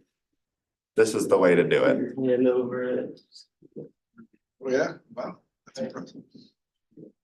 Oh, holy cow. It works quite well. Yeah. So then our revenue stream. So our primary revenue stream initially is going to be selling to businesses here locally. We envision that this product will allow for kind of a revolution on the food side here and create more of a bridge between home and restaurant. And we think that'll help a lot of businesses in turn. It'll get people who don't normally eat out. Like my grandma, for example, refuses to eat out because she refuses to take home leftovers. Like it is the thing she hates more than anything else in this world. So this is a product that we envision she would like. Like if she had a few bites of her tiramisu left, maybe she wants to put it in and eat it while it's still cold. Or if she had a little bit of hot soup left, this is a perfect thing for her to use. Sweet. Our key metrics and cost structure. Our customer acquisition and profit margin would go from year 1 to year 2 and it'd be 19%. And then from year 2 to year 3, it would be 6% more. And then our gross profit margin from year 1 would be 90.9%. And then it would drop down to 89.7% as the years go on. And then this is our cost structure for what we call our unit, and that's 500 bags. So between 500 bags, it's $43.14. And it costs us about 9 cents to make each bag. And we plan on selling it for about 15 to 20, depending on what the restaurant wants. And we can make a projection on how many bags we can sell in a year by researching local businesses and see how many plastic single-use bags they use in a month. This is just what we did. Wait, go back. Oh, well, I was just showing. On the local business expansion, we sold the bag for 20 cents and sold 43,000 units, would make a revenue of $8,640. By the 3rd year, if we grew by 40% and sold 78,000 units, we'd make a revenue of $15,000. And just on the online website alone, if we grew by 15% by the 3rd year and sold 11,000 units, we'd make $2,000 in revenue. Now, once we get a following with the restaurants and they like our product, we can up price this to 75 cents. And by the 3rd year, if we only grow by 30% and sell 67,000 units, we can make a revenue of $50,000. And we envision this as more of like not like a quality of like place that we're getting into, but more quantity. Like we want to provide not only the transition from home to restaurant, but also that reusability. We think it's really important, and we think a lot of people like it now, having that sense of security and that sense of I'm doing something positive for the environment. So we think that our bag will knock out both of those birds. And then also with the fact that will be pretty heavy duty in our product development, we want to get a few different types, like a catering bag, a personal bag, different styles for different events. Like we really envision this becoming a lot more, but we envision it talking mainly to a lot of restaurants. Like we're trying to get in as many places as possible to cover both of those needs. We've talked to many restaurants to get research on to get a rough estimate on our numbers. We've talked to Happy Pappy's, East by Southwest, Preemy, Steamworks, and Forehouse. They have contributed to our research, and we've averaged that they use about 1,200 single-use plastic bags in a month. That only takes 3 businesses to get to 43,000 units in a year. And we've done tests that go to bags too. These tests were done in a controlled environment to test the insulation effectiveness compared to a regular to-go takeout box. Your to-go bag keeps your food warmer of an average of 12 degrees higher compared to a regular to-go container. With the 20-minute mark of the go-to bag, it stays at 120 Fahrenheit, but while at the 20-minute mark with the to-go regular container, it's at 109. So we're asking for $5,000 to continue our product development. We believe that we can continue to make our product great by improving design and eventually creating a line of reusable bags that can be used for all type of events. We envision a future where we'll be able to sell to both restaurant and everyday consumers so that. This was our Hawks tank element, so it makes it a little interesting. That Thank is you. all. That's it. So can I just give you a little bit of feedback just real quick, and I'm sorry, I just can't help myself. I'm a teacher. Yeah, go ahead. Okay, so one thing we want to really do is we don't like the audience, we want to face our audience, right? Like this is who we're selling to, right? So if you're really pitching this like the venture capitalists, we're pitching this to a bank, we want to look them right in the eyes and we want to connect with them. I love this, right? Just like you did with your samples, you fully connected with us. Why? Because you're engaging with us. Another cool thing to remember is when you walk into a place to present, you control the room, okay? And I'm serious, I want you to do this from now forever, right? Like for example, when you have your slides up, and I don't know, like I have bad eyes, so Yeah. I can barely see it, but if you have good eyes, you know, your slides are up on that screen. So literally you can talk to us, you can kind of look at the screen at the same time, and now we're super engaged, right? Also, this lectern moves. So if you want to use as a teleprompter, just like so kind of look at your environment, you can move that, and now you have a second teleprompter and you don't have to do this, right? Because you guys have great personalities. You really connect with your audience. Leverage that, right? It's super cool, you all, okay? But anyway, just I can't help myself. We appreciate all the feedback. Yeah, of course, absolutely. Okay, questions? Tina, would you like to start? Or- I actually didn't come up with any questions, which is surprising. You got. I have a question. I've heard it. So, I always have questions. Let's go. So 2 slides ago or so, you were talking about the cost structure. Like 3, 4. And you were talking about 9 cents on average, 9 cents Yeah. per individual bag. Yeah. You had like, Yeah. I guess it's like half of the slides back, right? Yeah. So approximately 9 cents per bag. I like the fact that you have a little prototype in the demonstrations. It's kind of cool. How did you come up with that 9 cent per bag, the 43.14 per 500? Like, So we. go way into like the design side, Yeah, no, for sure. quotes. Like, how did you get to those numbers? Do you want to talk about Yeah. the manufacturing number? Yeah, so basically, we came in contact with a manufacturing company, but we didn't get in full contact, but we got a equation for to figure out the cost. We basically did that and added into our cost structure. But to find out how much it takes us to make a single bag is we took the weight of the bag and divided it by 500 and see how much insulation we could use per bag. And then we did that for the adhesive and the plastic bags. And we like for the plastic bags, we like hopefully want to partner with like recycling centers, landfills, just places that have an abundance of them. We can take them, paint them, spray paint them, fancy them up, and then put them in our bags. So we kind of want to use as much of like trash, if that makes sense, like stuff that's already out there to create these bags, not on the insulation, but for the outside material, at least we want to be reusable. So this number could even be lower, just depends on how smart we can be sourcing our resources. So follow-up question, thank you. Yeah. So later on, you had the demonstration of kind of the temperature, kind of thermal efficiency. And you're focusing on the hot bag situation Yes. here. Yeah. But you also mentioned several times ice cream, which speaks to me, especially during the summer. Uh-huh. Have you done any testing on the cold side? We haven't, I've put an ice cube in the bag before and it takes a long time to melt, but no, like, No formalized. no testing. formal, nothing. So this was ramen. So these were, as Sure, sure. advanced as it gets on the testing department, but no cold side yet. Can you show me your 3-year kind of financials that you sort of worked out, that little Yes, sir. Excel spreadsheet there? Cool. So when we think about this unit price, and then we think about what it costs to produce, what goes into that cost of production, right? Because what I see here is like, I mean, obviously you're gonna have labor costs, Yeah. obviously you're gonna have a sales cost, obviously I'd imagine you have some marketing costs. Is that part of this, or is that something that would have to sort of be included also? So this is just the sales for right now, but we also have the operating profit and a net profit, while taking all those expenses out.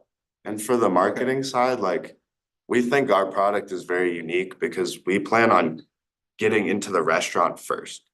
So we want people to go in and be like, whoa, what is this? I've never seen this before. I'm gonna go look it up. That's kind of what that's what we envision our marketing as, because we've already talked to some of these businesses, like, we think that the restaurant will be like essentially our TV, and we're the commercial. Like, they're distributing these bags to all of their customers Sure. for free. Sure. So that's sort of the marketing we had, like Google Slides or Google Ads, but we're not spending anything more than $100 on those. So one more question, please. For sure. So the primary audience, your market here is really the restaurant side of things. You talked about different size bags for different types of products, that, pizzas versus ramen versus, ice cream, what have you. There are a lot of states that, Colorado is one, California is another, that are shifting to mandates for their grocery stores to stop using Plastic disposable bags, right? Have you thought about this idea, but scaling it up to a more premium bag for that market? Yeah, like, you mean like one of like the tote bags kind of? Yeah, kind of in that space. like Yeah. Better insulated bags. Take your ice cream home. Yes, I can get my ice cream home Yeah, without it melting all over. 100%, and that's kind of where like our next step is. Like, we just have, as you can tell, a very, very crude version of the product. So that's like our goal. Our goal is to be able to make, like, even to a point where you can customize your bag. You can make it the size you want it, the material you want it, say whatever you want on it. So that is ultimately the goal, is to branch out into those types of bags. But like, Yeti already kind of has that like big cooler that you could take with you, but that's like $250. So we think we could come in and probably get in that market more of like the tote bags, but that would probably be a future. So what do you guys think? I know it's a rough prototype, but durability of this thing. So is It's- it on a multi-use? Oh yeah, 100%. Okay, We've had that built now for probably a month, okay. so maybe 3 weeks. Yeah. But I mean, as you can tell, we could go do that process 1,000 times today and it would be the same. Okay. So very, very durable. The insulation, the way that this bag is made, the insulation provides a very good layer of protection for your food too. Wait, and what is this sealant? You keep saying that it's spill proof. What does that look like? Do you want to look inside of the bag? Yeah, I do. Yeah, our main goal, we just wanna be able to like So there's. wash it out of. Oh, okay. So it's double lined, so one holds the cellulose and the other protects it from. Okay. And then like the refined product, there'd obviously be like no air here, it'd all be Right. filled up. It's Ziploc. Yeah, pretty much. Fancy Ziploc bag. Okay. Thank you so much. Thank you.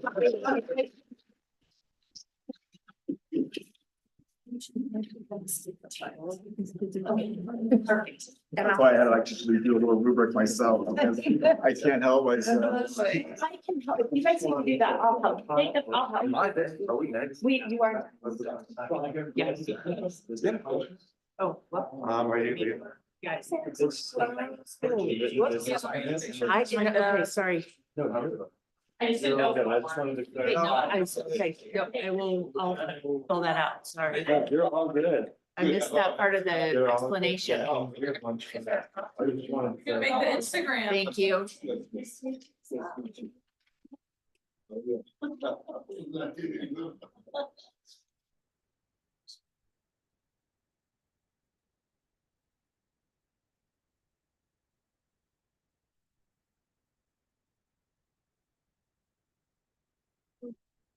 It's fun. Right? Beautiful, good. It's hard because. You want? I see I just switched. Mm. Right? Totally. You're used to this. Top runner. Runner. So you're good. So we see people Yeah. grow so much. like, Okay. I. Oh my God, he's running. Luke is into this.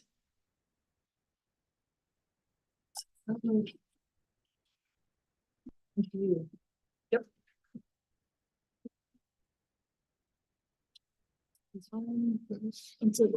Yep, that's, yeah, that's, yeah.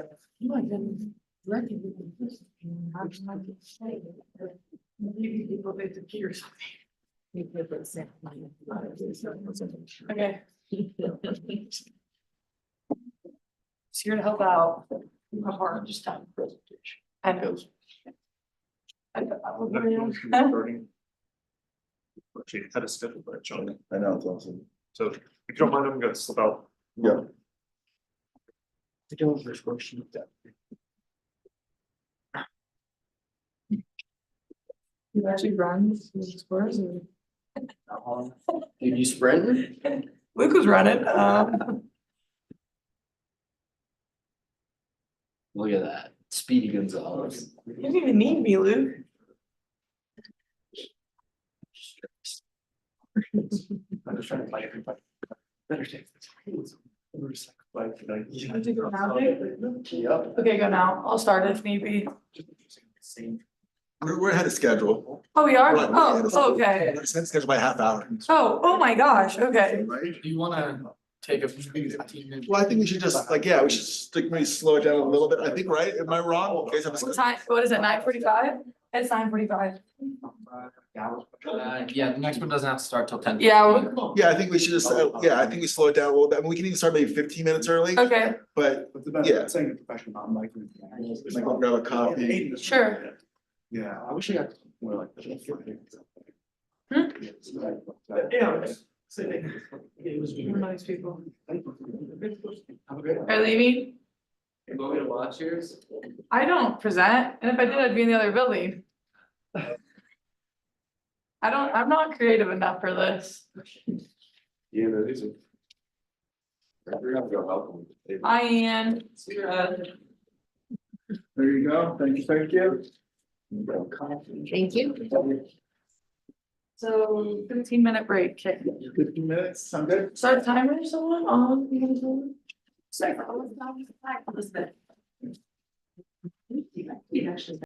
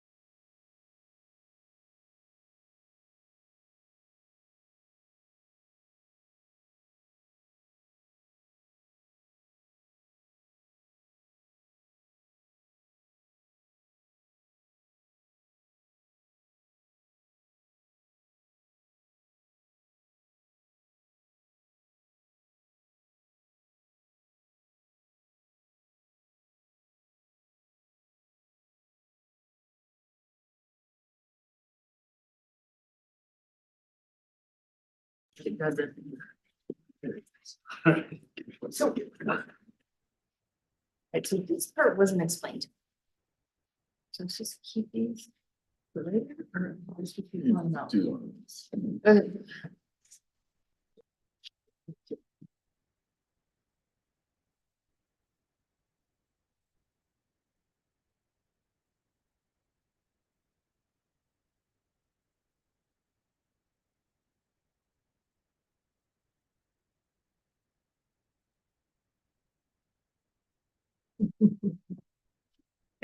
Alright, so our next team is going to be every table.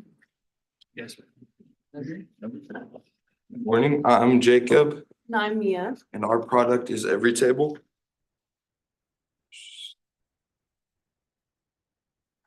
What questions do you have?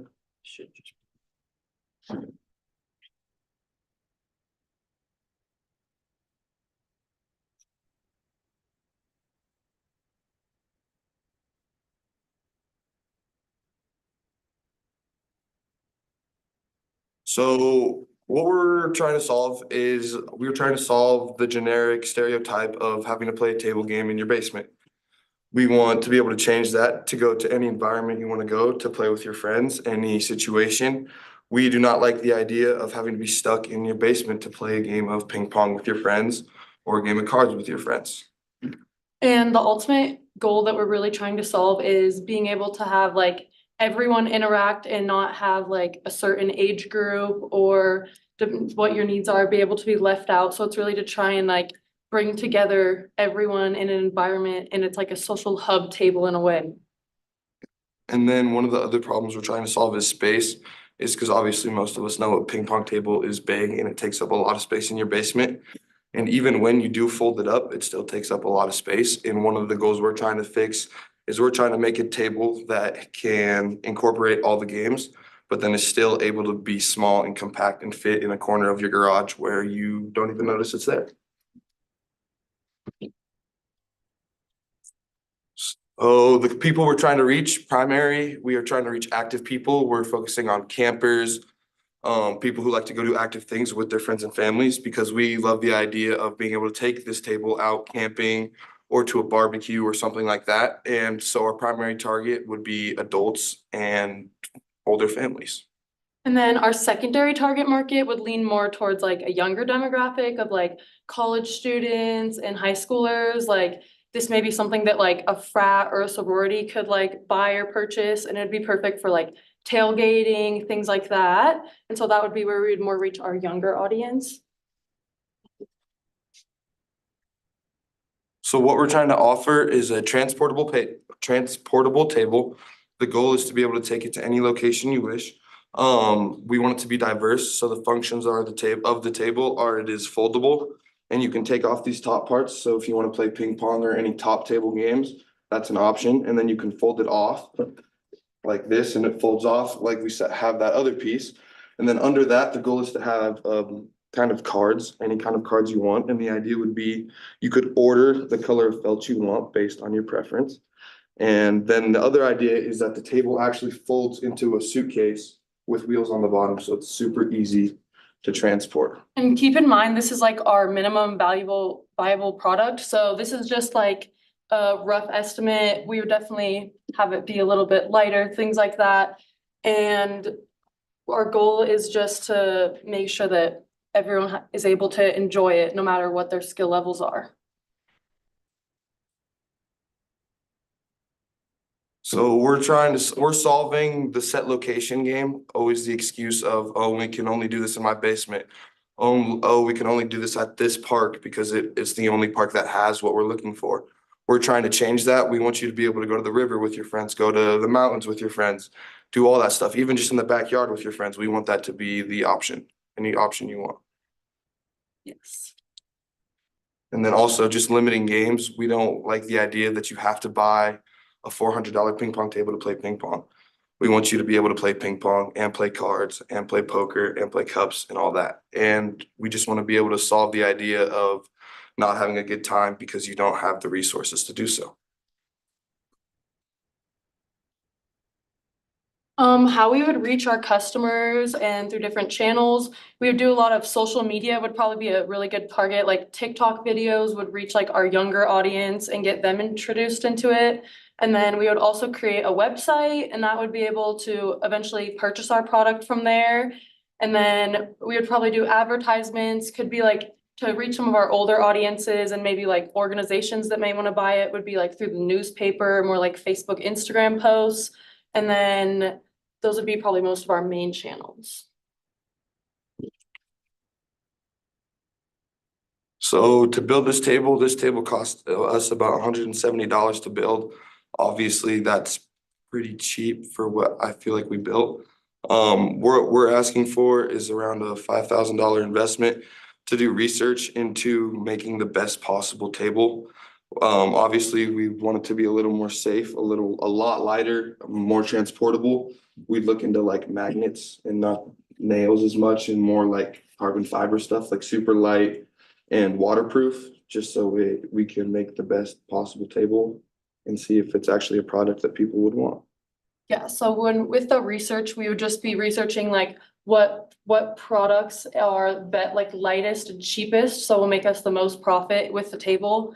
And we would also, and we want to incorporate, we didn't incorporate it into this MVP, but our idea was to have like a built-in speaker into the table. And so you would have a speaker on the table that would allow music in a setting to play. And then also as well as having like built-in like charging ports. So then you can charge like your phone or any other device that you may need when you're like out at the river or doing something like that.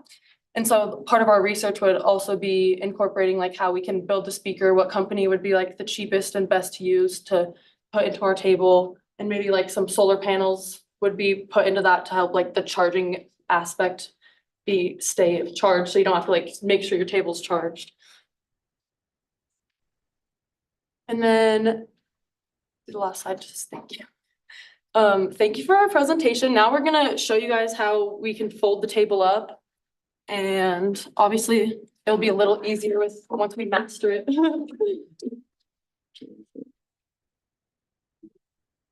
Yeah.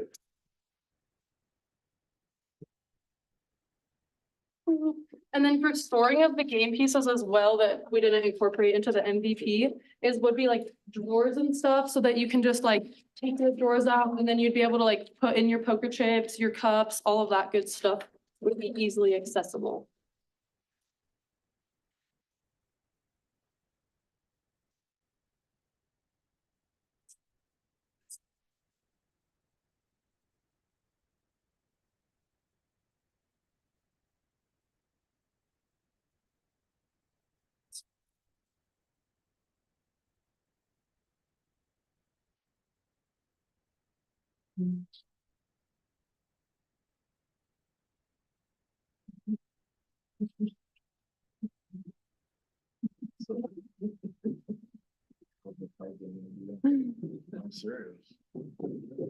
And then obviously there are wheels on it, so you can easily just roll it around. You won't have to carry it.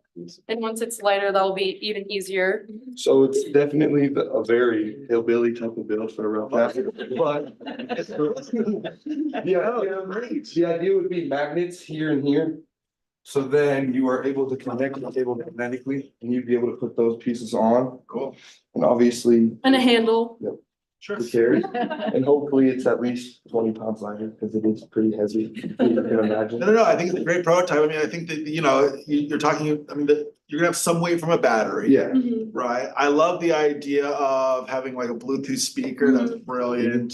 I love the idea if you can really figure out the whole solar panels to be able to plug in. Like that by itself is a huge value add within your market segment for sure, and how you want to use it. It's great. Questions? Sure, so. Go ahead. What do you think about for the price point?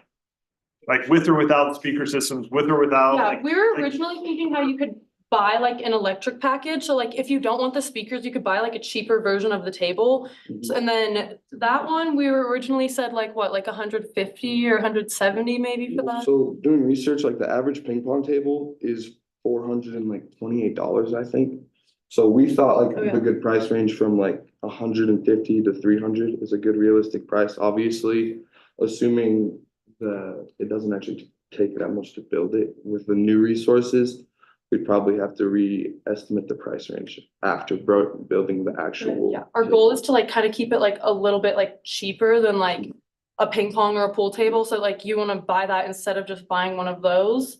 And then like Jacob said, we would have to do more research on if we would be able to do that. And then definitely different prices based on different tables. Like if we offered a table with the speaker versus without the speaker, we'd change the price point. Have you done a market analysis to figure out like how many, like, so you talked about these different segments, but like how many viable potential customers are there for your product? Well, we consider anyone that's interested in a ping pong table, cards, board games, any outdoor activities, just anyone that's engaged in hanging out with their family and doing interactive things. Because I mean, we think that it's not even a gaming table. Like if you wanted to eat food on it, you could. Like that's just the idea of it. It's just, it's something to bring people together. And I think a lot, especially after COVID, it's kind of something that's not needed, but I mean, it would be something that's appreciated to like bring people together again and to actually do something and to have something to do outside. Can I follow up on Dr. Clay? I think what he's looking for is I think he agrees with sort of these segments, but what he's saying is, you know, if you have let's say, for example, me growing up, I come from a lower middle class family. We loved board games. We loved ping pong, right? But there's no way in heck my family could have ever afforded this. And you should never waste your time on my family, right? I don't mean to be like negative, but I'm really, why? Because really, there's no way we could afford this, right? So I think number one, so think about that, right? Yeah, families that play games, obviously super Like targeted. upper middle Well, class maybe families. it is right now because we're talking now about Middle. yeah, Yeah. now we're talking about disposable income. So that's number one. Number two is I do not think this is a low cost or low price product, right? I mean, this is just my opinion, is I actually think you actually have a differentiated product, and ultimately I think you have sort of some space to actually make this a high-end product. Yeah. So really what you're looking for, and this is maybe your first movers, Yeah. where you build something super high-end and actually you're charging the same as a ping pong table. Yeah. And you say, hey, it's the exact same price as a ping pong Well, table, offers but guess what you 10 got? more. We got all of this, right? So that's how I think maybe is where I think you should probably play with this idea more so than at that 150 price point where you're less than 50% of what the retail price for a ping. Just something to think No, about. of course. I Yeah, and like like that we've idea. had the conversation with her about like if we did take that route of like actually making it a big expensive thing is going to big distributors such as like actual ping pong company and talking to them about distributing the table through their resources and using that, because at that point they'd already have all the high access to the high places. So we could just add a product to their. Is there anything close that you guys could find as far as competitors with this? Is there? I found like there's like a few that are sort of like a 2-in-1, like air hockey and pool type of thing. Right. But they're usually none of them are transportable like ours is, like doesn't have wheels or anything. And then none of them would offer like a speaker, charging port, stuff like that. So it's definitely like missing at that aspect. There is some like multiple one in tables, but they're more like for a set place to like be in someone's basement. So Gotcha. yeah. Okay, great. Thank you. Any other questions? That's great. Thank you very much.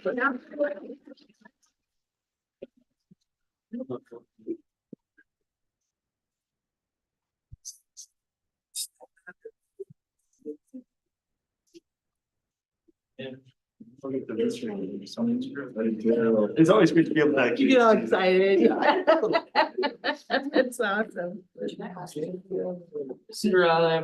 You guys wanna set up a table again so we could get a picture of it? Yeah. Oh, wow. Okay.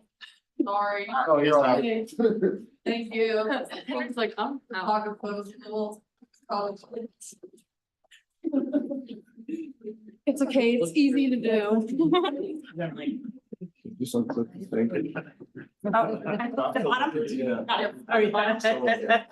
Maybe there you go. Tell them, Change it back to Awesome.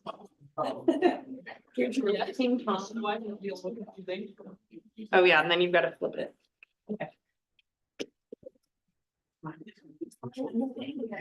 Huh?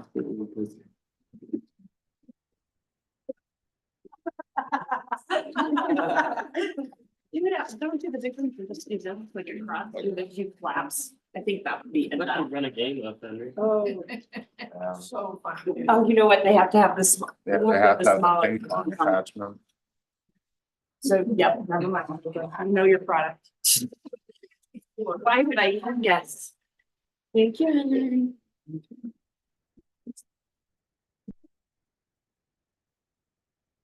You want to set all this up? Yeah. What color would you choose? What color? Classic. Oh, pink. Actually, green is quite nice. The red green combo.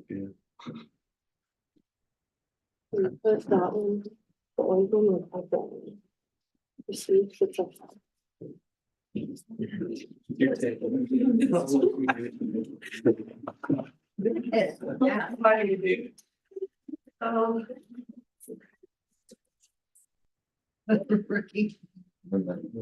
Yeah, stand closer.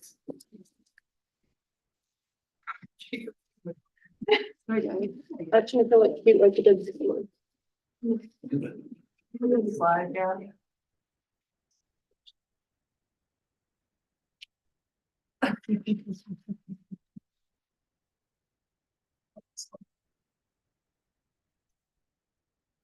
Thanks, guys. Thank you. Sorry to make you set it up again. It'll be worth it in the long run. I mean, you just prove how fast you can do it too. Leave that in front of the judge. That was a bonus. Just put them in there with this bag. It almost seemed intentional. Actually does. Would never do technicality of it. And when if it's lighter, it'd be like so quick. I got It's like so quick. Yep. Everybody's saying 80. 45-pound dumbbell. Right. People listen to response for that, I don't know. Oh, you're. Not like us. Wow. I'm early, way late. Are we on time? We're still an hour early. Collectively, Still we're on early. time.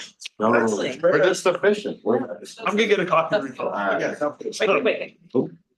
Ooh, yeah, that would have been good. Oh, God. That one hurt. That one hurt. Sorry. Aaron.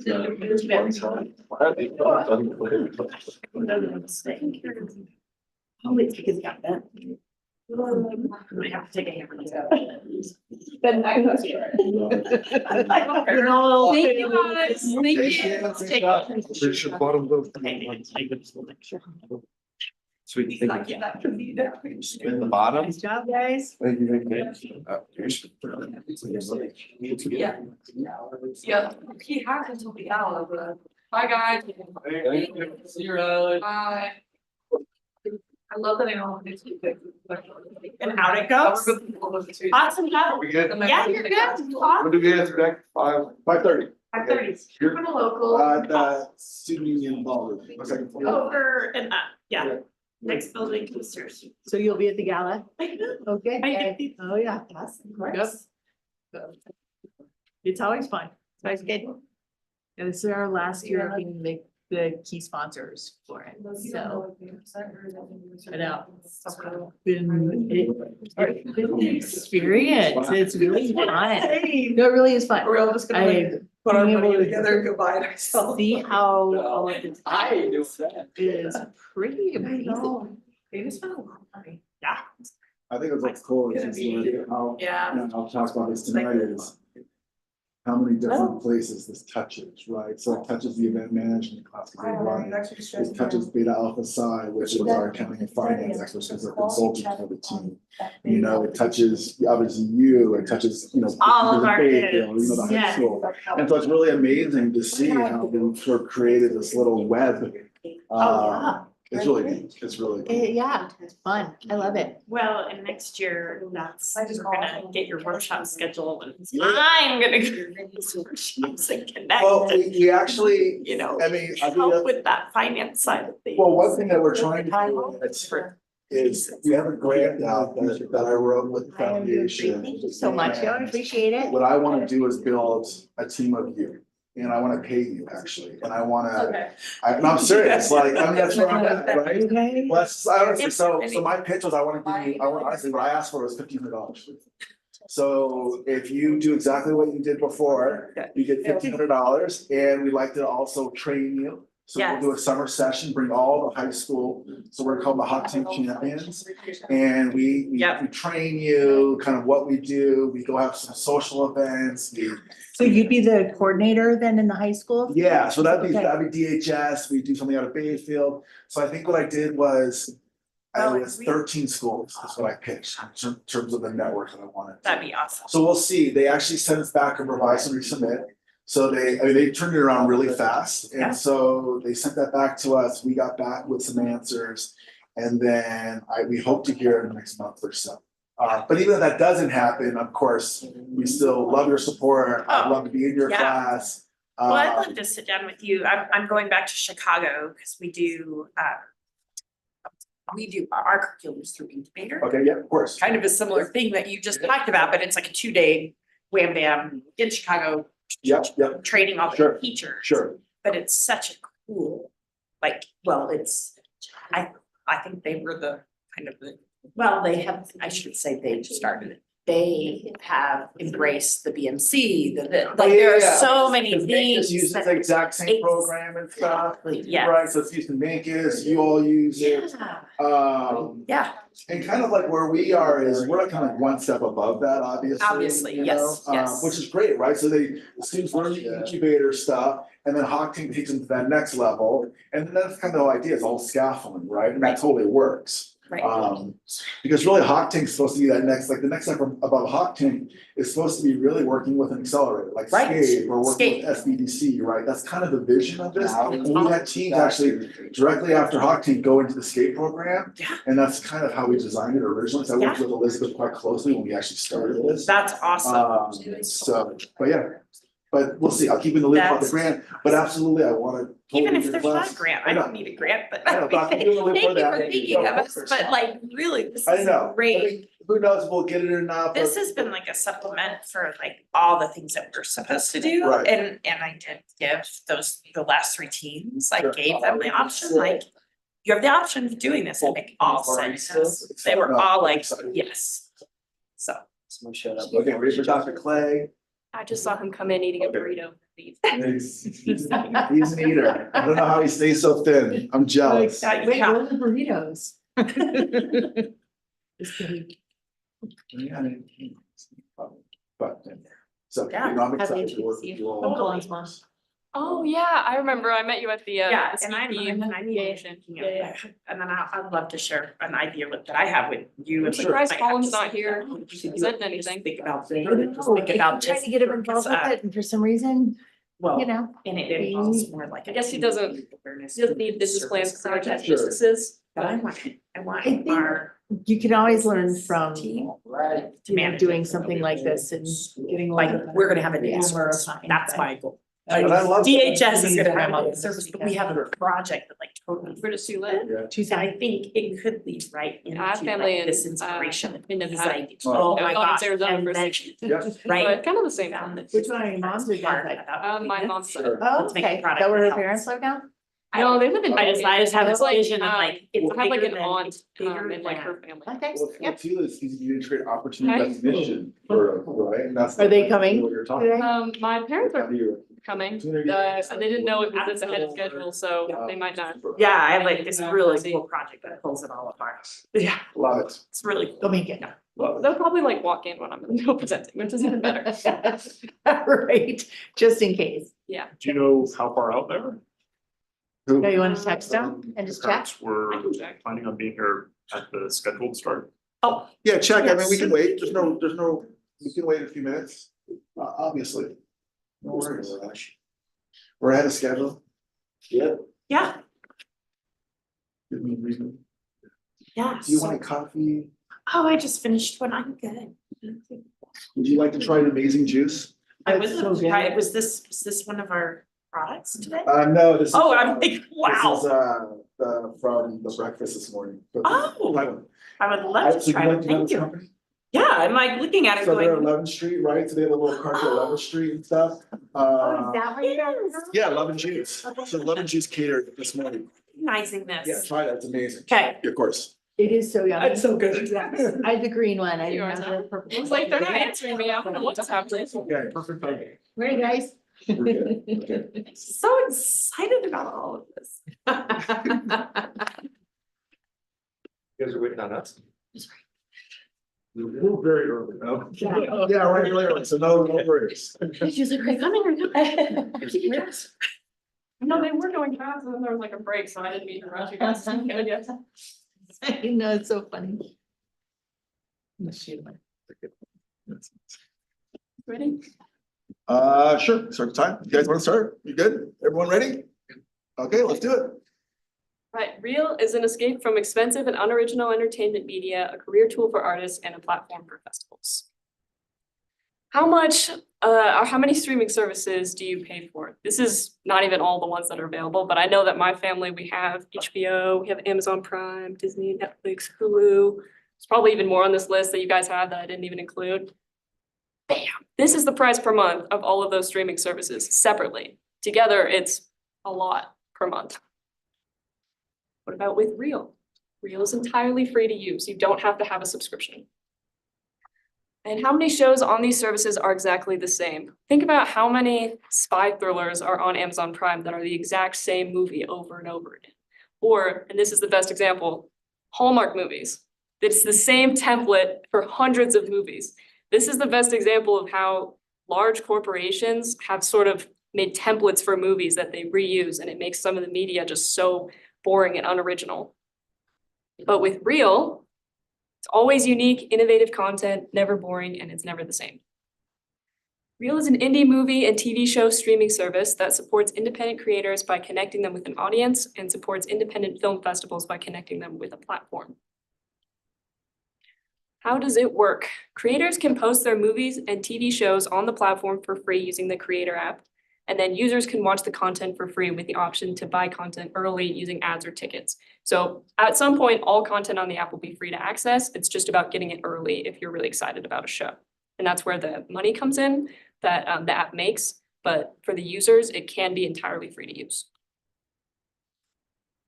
These are the app mockups to sort of help you visualize. It's also technically two separate apps. The Creator app that you post from is separate from the user app where you watch the TV shows. And this is for a few different reasons. Mainly because as a creator, it's supposed to separate the app from being a social media type app like YouTube or TikTok where you post and create from the same platform. So it really separates like you are like a creator, you're a director and you're making TV shows and this is where you're posting them from. And then you can also have the app where you watch them separately. It's sort of about the separate identity.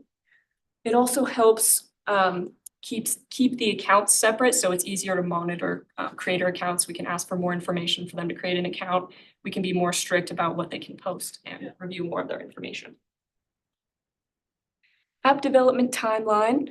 So because it's two separate apps, there is a possibility that we could develop the user app first so that we can like amass some people like can be watching the app, we can get more users on there, and then we can add the Creator app so that they can start posting more content. So we start with what is more of a basic streaming service type thing with like less content. Then as we get more people, that becomes a motivator for creators to join and post to an existing streaming service. And then as that develops, this is kind of in tangent with the Creator app, is the integration of tickets, which is like the online currency of the app, and use of ads to buy content. And then once the app grows, we can start developing partnerships with film festivals and hopefully into the future, like artist support apps and career technology. So this would be things like connecting directors to cameramen, like through the app, things like or like connecting your LinkedIn profile to the app, or maybe even running like some sort of workshops through the Creator app, which is another reason that app is separate. And then after the partnerships is the integration of film festivals onto the platform and expanding those resources. So how does the film festival partnerships work? So basically for film festivals, the idea of the app is that it has an online platform that they can consistently use to show as much or as little content as they want. It's a big issue for smaller film festivals to get people to come. You know, we have one here, and aside from the people who already live here, you have to travel all the way here to come see these movies.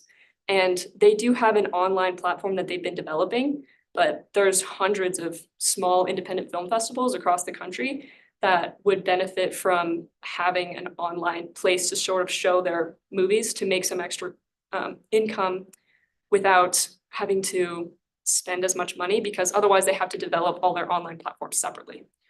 So the way that that works is that they can either, and this is kind of what I'm talking about there, they can either like host a channel on the app, kind of like a creator, that they only show like works that have won their festivals or works that have been submitted. And then they can make all of those works like a pay-per-view type to make sure that they make money from that. Or they can use it as a way to connect with creators easily.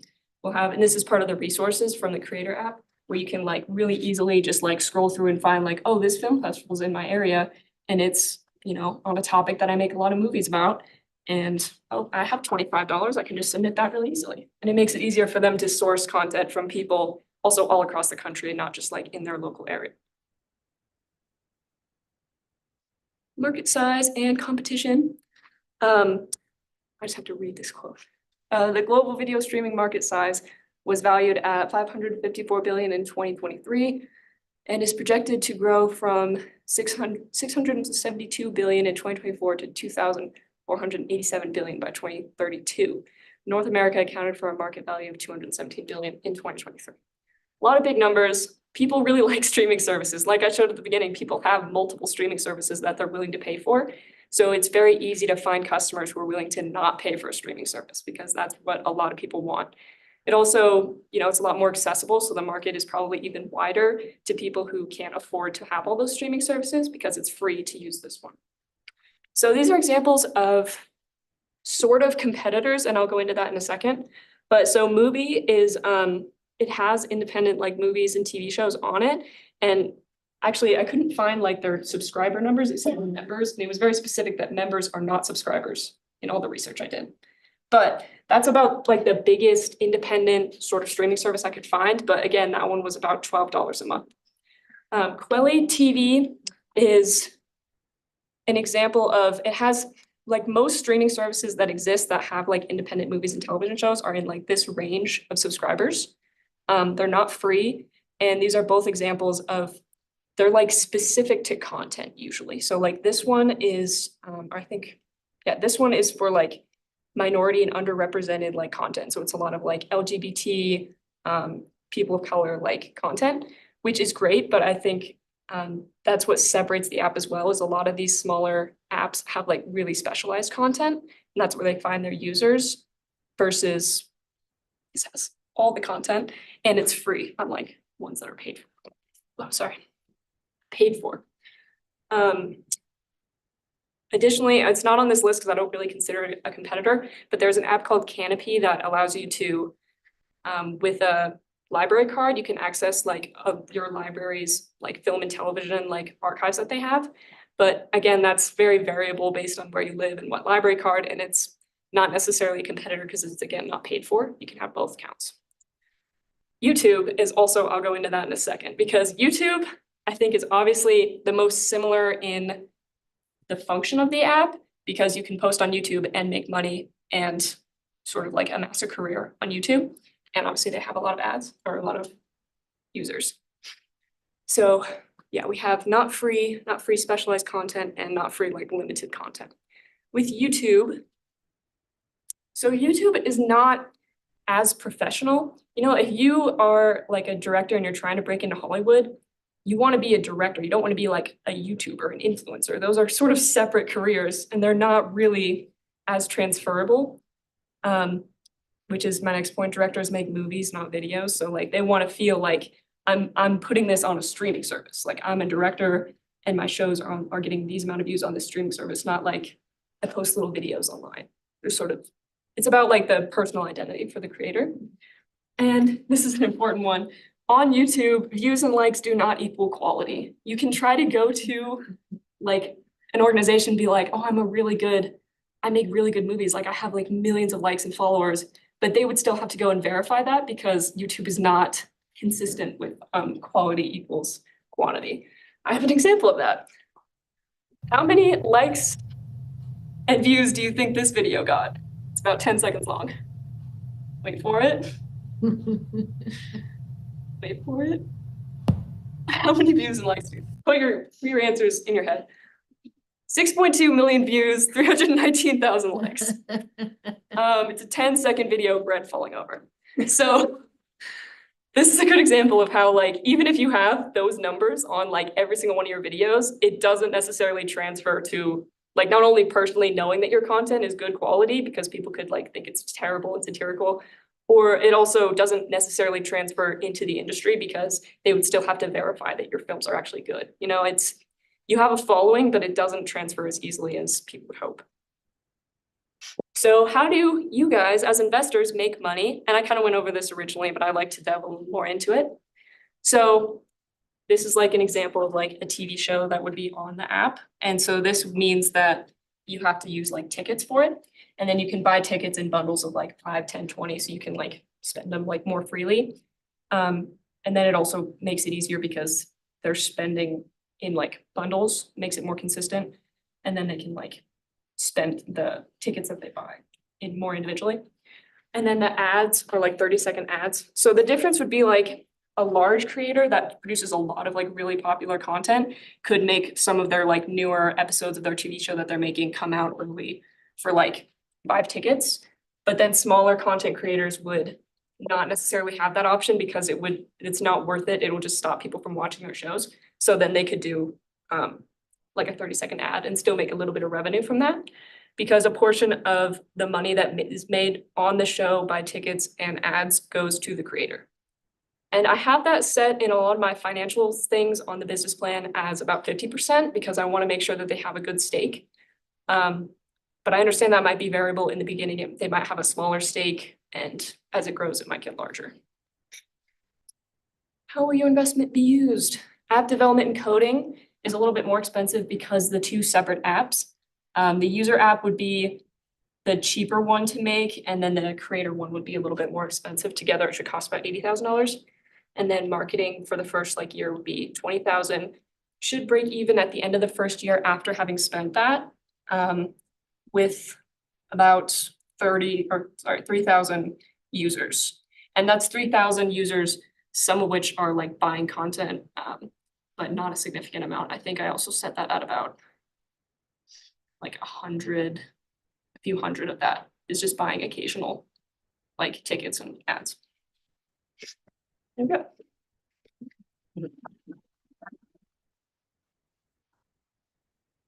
So how do you manage the content? I would outsource the content management. There's a lot of websites, especially in like Asia. There are a lot of like organizations in Asia that do that. That'll just like monitor the content for you. And you know, there's like usually report system through apps like that where you can like report content, relies a lot on that, and then you like review it. I included that in the financial, I think in like the cost statement that I did in the business plan. I don't remember right now how much that would cost, but it depends. I think there's options that are pretty cheap because it's outsourced. And because it's online, it's pretty easy to do. And then how much is a price per ticket? I think tickets are they're only like 50 cents per actual ticket, but you would buy them in like larger groups. Like you can't really buy just one ticket. So you would get like 10 would be like $5, things like that. I think it averages out about 50 cents per ticket though. Okay, and then what's your strategy to market this? My strategy to market it is definitely online. I think it's like reaching as many people as possible. So utilizing like other social media apps like YouTube and Instagram, and just the main like attention grabber is like it's free. You can use it for free. And I think that'll get a lot of people onto the app. And then I think to find creators, it'll be important to market on other apps that are also really helpful to creators like YouTube. Despite the fact that I think Reel is better than YouTube, I think it would be a good place to find both people who are looking for that kind of thing, people who can't spend that money on indie streaming services would probably go to YouTube to look for those videos. And then the creators who obviously want to make money on their videos are probably on YouTube. So going there and being like, you can make money posting on the streaming service and also like you can watch it for free. So. Thank you. So you mentioned 3,000 users the first year. Yeah. How does the music festival sort of fit into those numbers? That's why the music festival platform is kind of developed later, because for it to be enticing for the platforms to be on there, it does have to have a lot more users. I think I would put that at around the 50,000 user mark, which if you remember from my slide about the competitors is kind of mid-high range for a smaller indie app. I think that's when it would start becoming enticing to platforms oh, this is actually a good amount of users. I might be able to get some people from that. So currently, what options I'm trying to think about Durango through COVID. So there was a way to attend the music festival, right, during COVID and watch it remotely. How does that sort of, whatever that functionality was, relate to sort of what your vision is? That's sort of the idea with the film festival platform is I'm not sure how smoothly that went for the film festival, but I'm sure with a lot of film festivals, it has gone not so smoothly. And I think making it really simple just to be oh, you can just post it on here. And then you can even to kind of entice, the people in your area, like you said, people from here still wanted to go to the film festival, but they couldn't in person. So maybe our film festival could be oh, use this promo code and you can watch, certain content of ours for free on the app or things like that.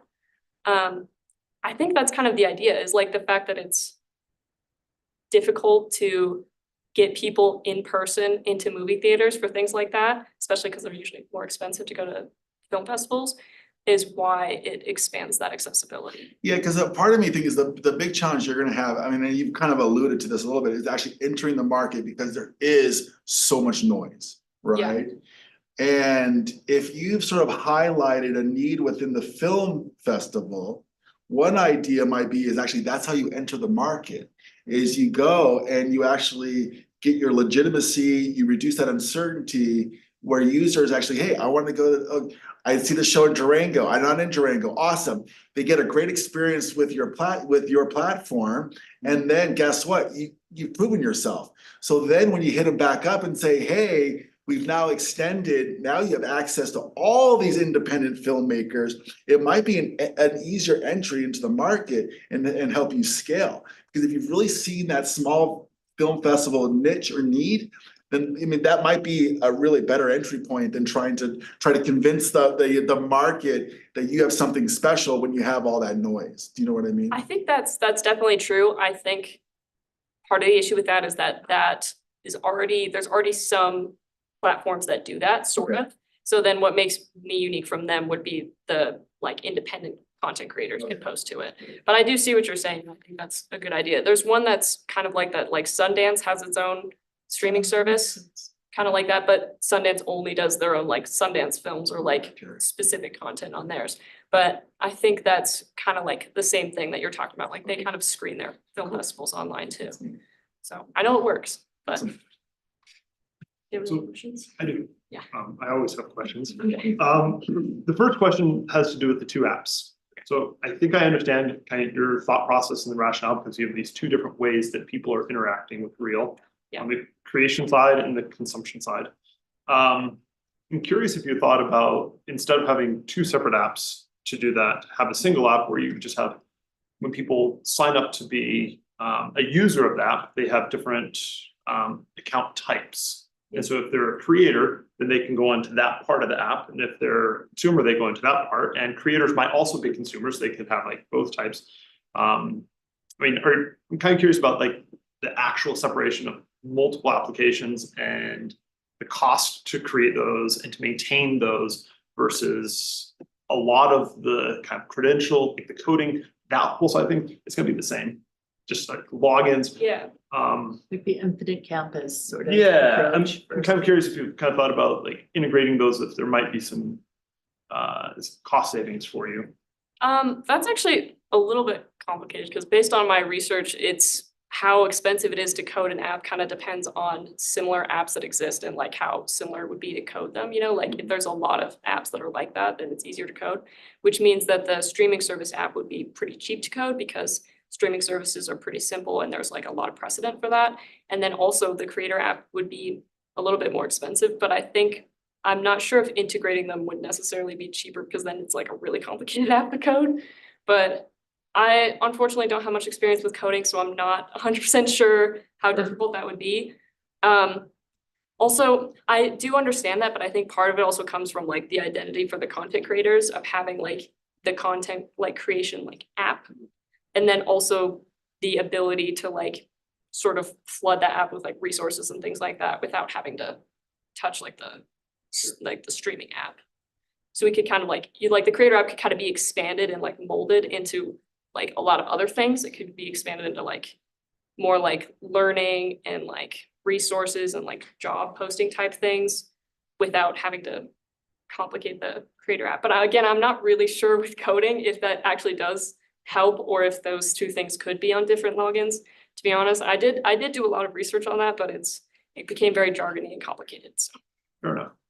One more question for you. So early on, you were talking about how one of the things that sets Reel apart is that it's free for consumers. And then later on, you're talking about they can purchase tickets to see content, or they can watch videos after an advertisement. Yeah. I'm kind of curious how that structure, how you are setting yourself apart from the shift, like YouTube, like creators. A lot of folks are like serial creators, like every week sort of stuff. Yeah. They've shifted to Patreon, where they have this dual track, where if you want the early release, then you have like this pay structure, and how Reel's actually going to be implemented differently than. That is kind of how it works, is that sort of like on streaming services, you know, when a movie comes out, but you can only buy it for like $20, and then after like a month you can rent it, and then like it gets cheaper. It's sort of like that. So like content that like creators who are making like a stream or like a show that has like multiple episodes, they can make like 3 episodes and then like wait and then put them like under a paywall for like a month. But there's like a limit to how long they can do that. So like if they want to, if they want to have one episode that people have to buy, then they would have to set like, okay, after like 2 weeks, then it becomes free. So it is kind of similar to the like Patreon kind of thing, where if you just want to access it early, that's where the creator gets money. That's where it comes from, which also kind of motivates them to make better content that people want to buy, and also to kind of market themselves, like support me, buy my new episodes. That's also kind of a big driver in the app, is like people want to support small creators. So when they see someone like posting like new episode out, go buy it so I can make some money, people are more likely to. So it is kind of like that. That's kind of the point, is like, it's about accessing content early and being like a patron like of that artist. Like if you really love this director, always buy their new TV shows and movies. Thank you. Okay, thank you.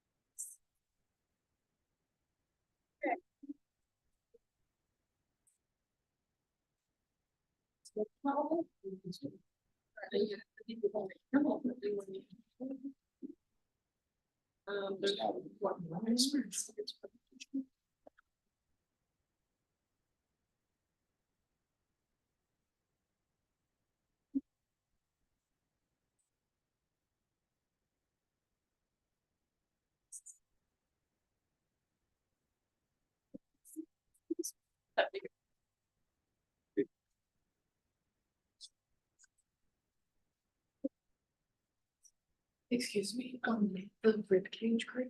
Yeah. Can you be able to look at my chance? We cannot seem to get a hold of them, and we need a new video submission. So on this side is really like cloudy and you can't see anything in it. They won't pick up your phone or respond. Oh my gosh. Yeah.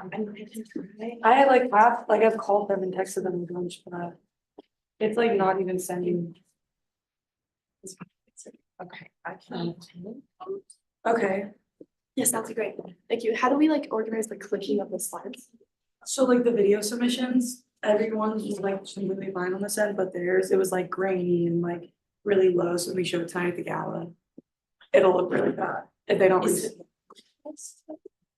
What they submitted to us. Like we made the slideshow and presentation, everything, and then they're kind of like, let's see, you know.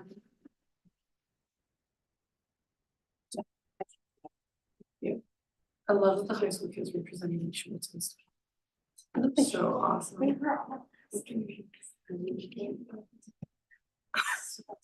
You know what, that's the Wi-Fi in here? Yeah. Is that Wi-Fi in here? Yeah, guest, what those called guest, is what it Okay, perfect, thank you. Yeah. Account, I can The guest is, should be easy to do. Yeah. Perfect. Thank you so much. We just forgot we have papers, but we forgot to bring them. We're like, fine, yeah, We'll just show you something on our computers instead. that was funny. Yep. You got your silver. thinking. Okay. He's thinking.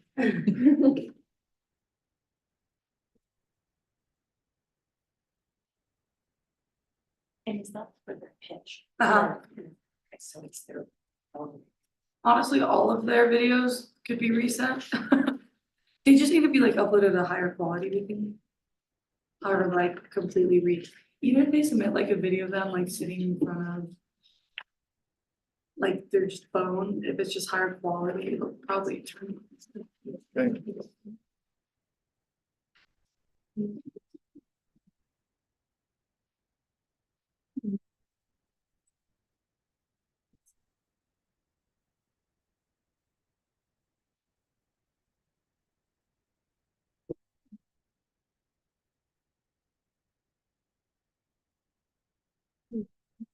Let me know if they get, and I'll let you know if they finally respond to me too. Thank you so much.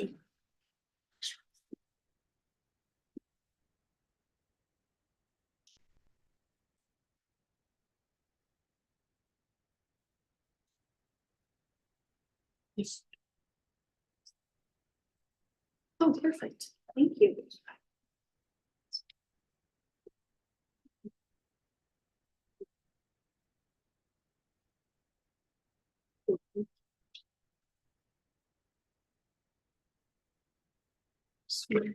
Sitting too long. Yeah, that's actually.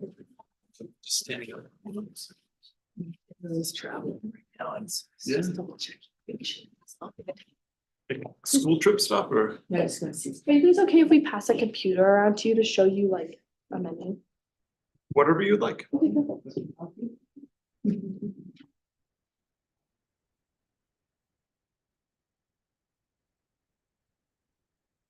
It's so for long. Oh, me neither. Right? It's rough. It would be weird if I did. A lot of my classes are Tuesday, Thursday classes that are an hour and a half long. Oh, I get about 45 minutes or so into it. I'm like, okay, guys, we're taking like a 10-minute stretch break. yeah, we do And that. they're like, I call them brain breaks, and we can go walk around campus on Mondays and Wednesdays, and I can't do any. Yeah.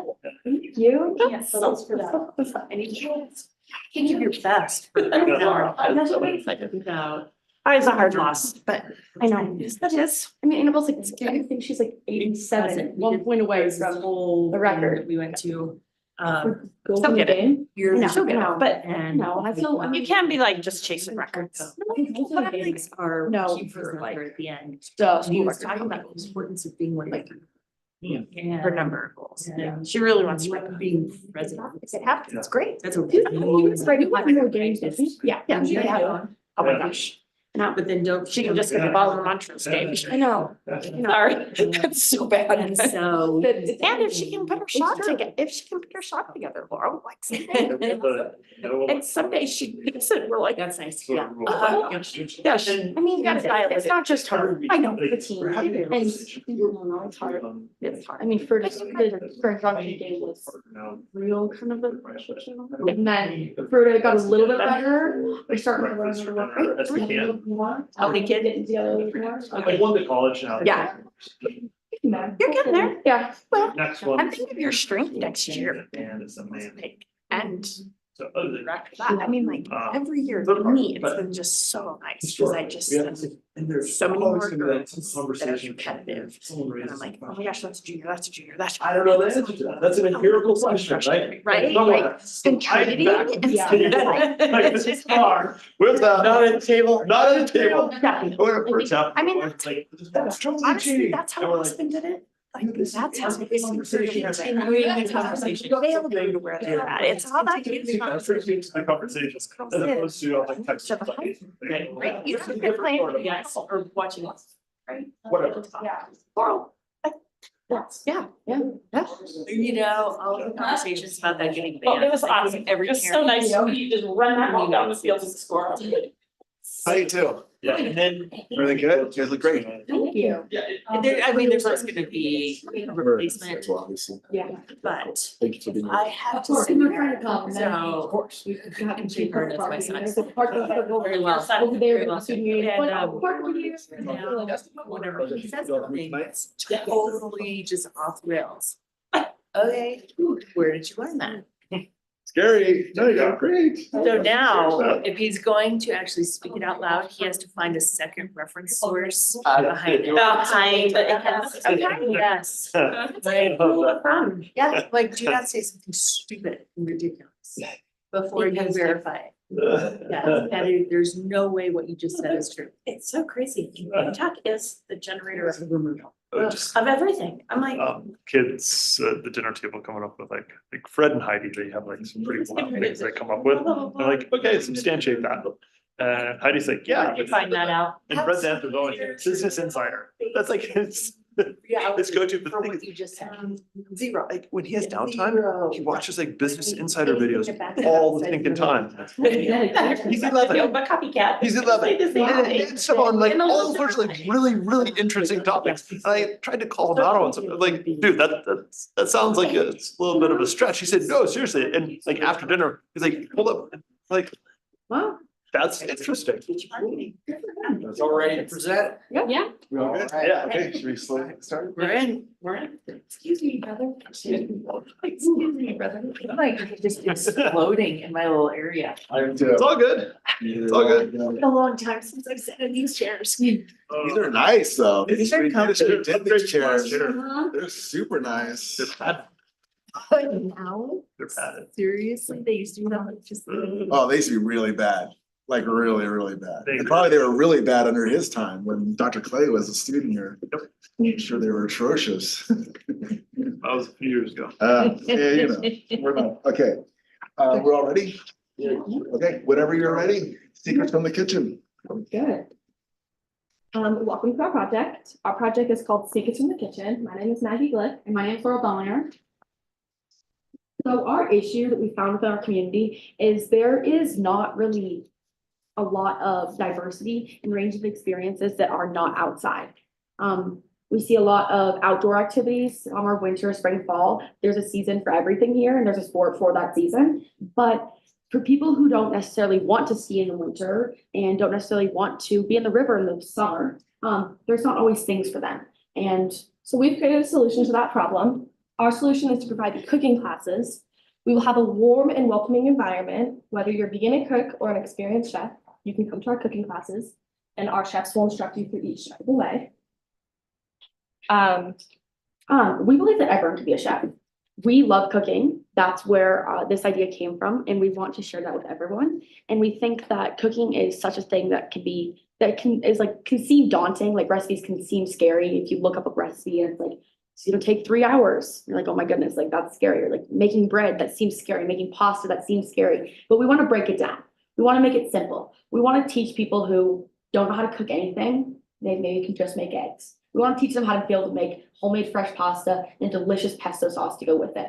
Or anything, a wide range of variety. We want to teach them if you're a experienced chef or a person who's just like really wants to get into it, our class is a perfect place for you. It's also a great opportunity for a date night with someone you love or friends and family to come enjoy cooking. Yeah. So what makes us special? We use locally sourced products from Twin Buttes, James Ranch, Farm to Table, and local CSA.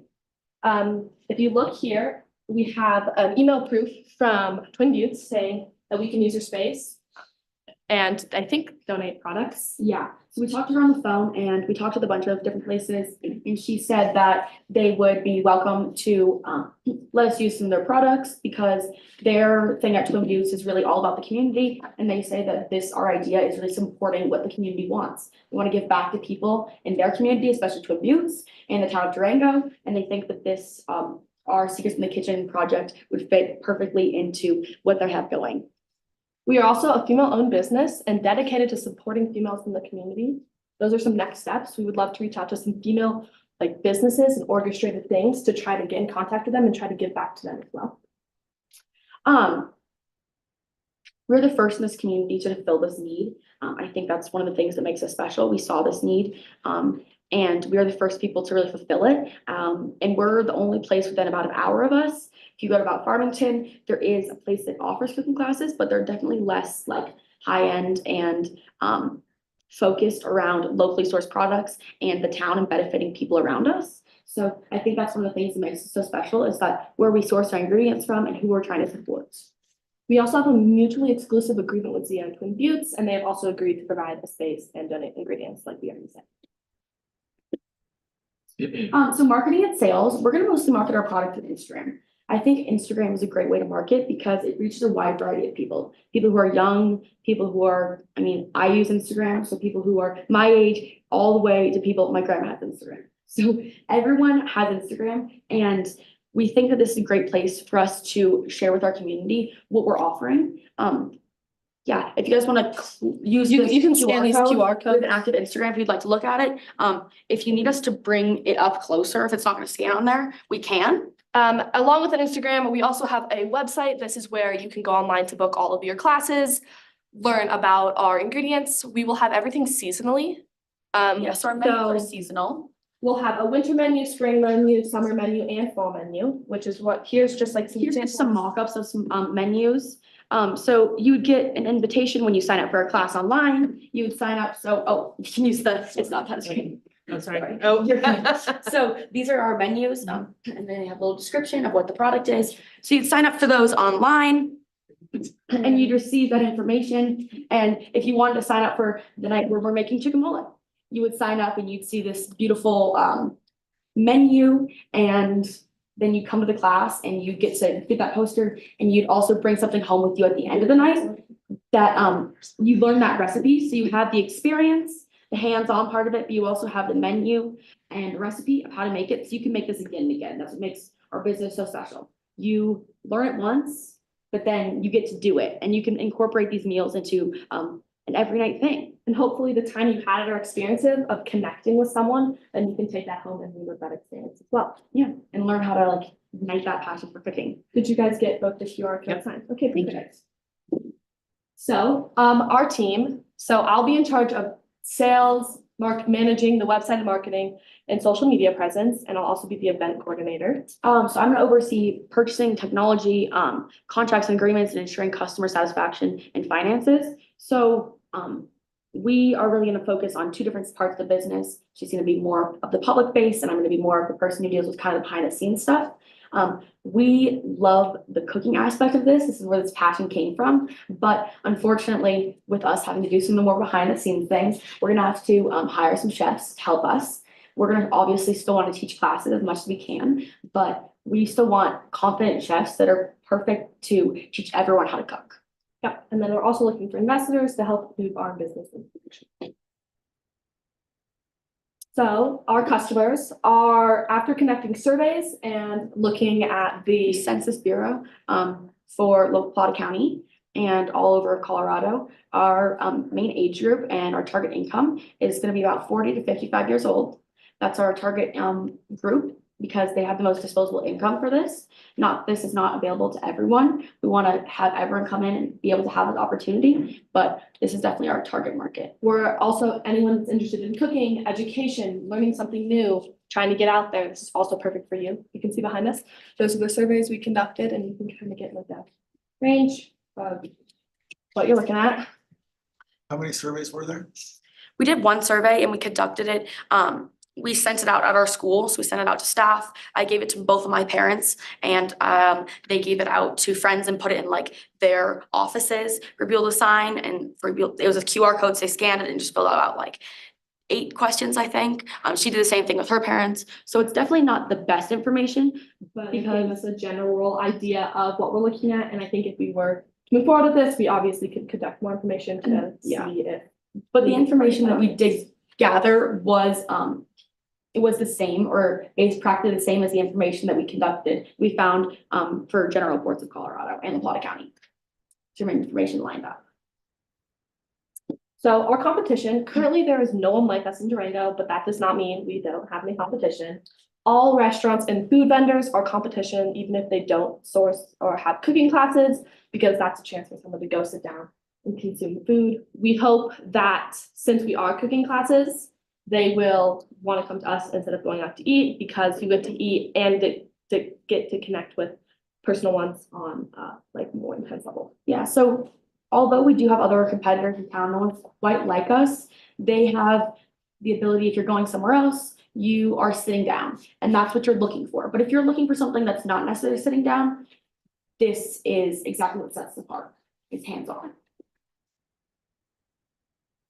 So these are our progress milestones, like the next steps in order to make this business successful. So we'll obviously need to get a business license. We would like to increase the classes per day or per week. In order to do that, we would need a permanent location. We also would like to have meals other than dinner, so maybe lunch and breakfast, or like a dessert. Yeah.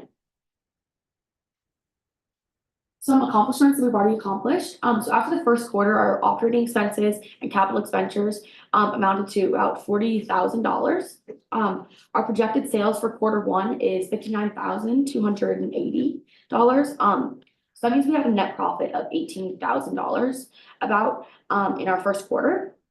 We've also accomplished a mobile kitchen. We have calculated all the cost for what it would have to be a mobile kitchen moving between Twin Buttes and Zia, and confirmation from both locations.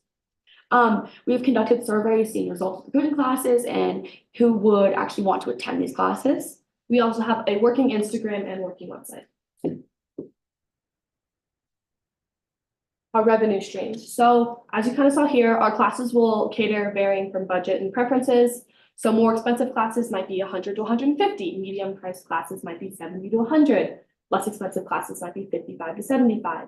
Kind of just depending on the ingredients and availability, obviously, because we're using freshly sourced ingredients. So we want to make sure everything is the highest quality. Sourcing it fresh. So in winter meals versus summer meals are obviously going to be different because of what we have locally. And in those times, we might not be able to source fresh materials. We're going to need to find the highest quality, and that might increase our price.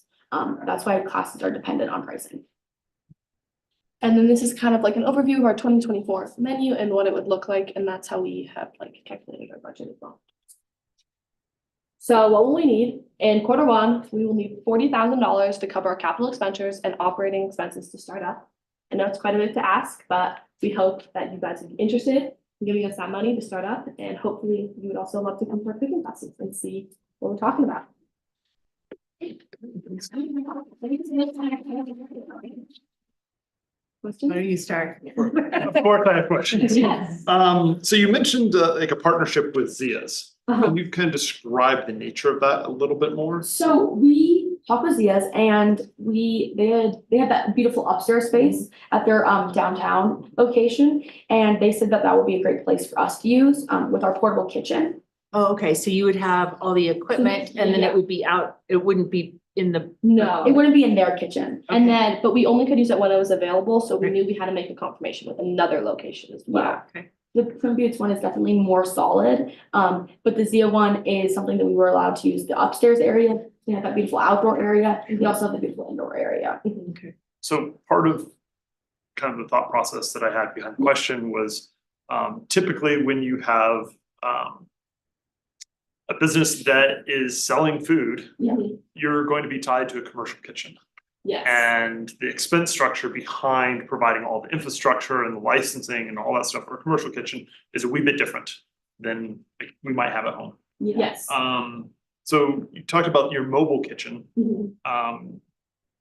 have you already started to develop that, or is it that you're designing it? So we And have. does it fit the health and safety requirements for a commercial kitchen?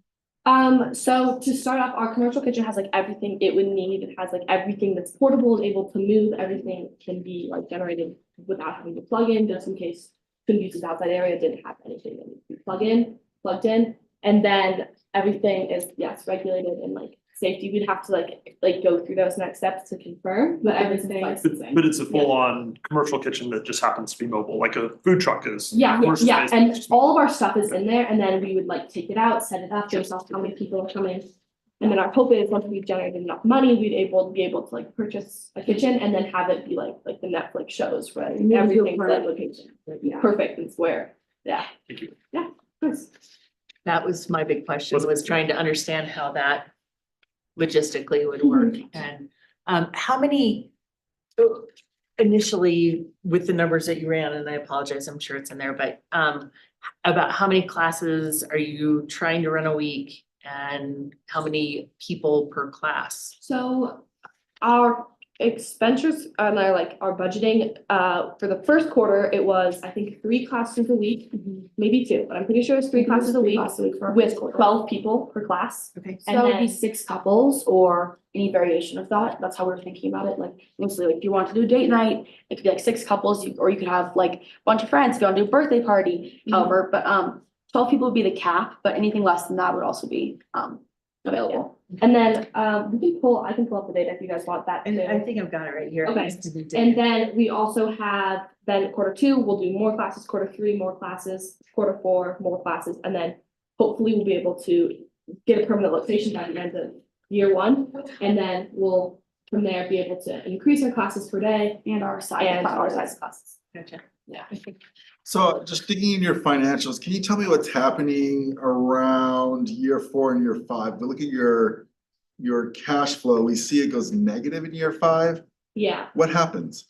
That was a little confusing for us too. We were a little bit confused, if I'm gonna be honest. It's fine, no. We're not really sure why it dove down again.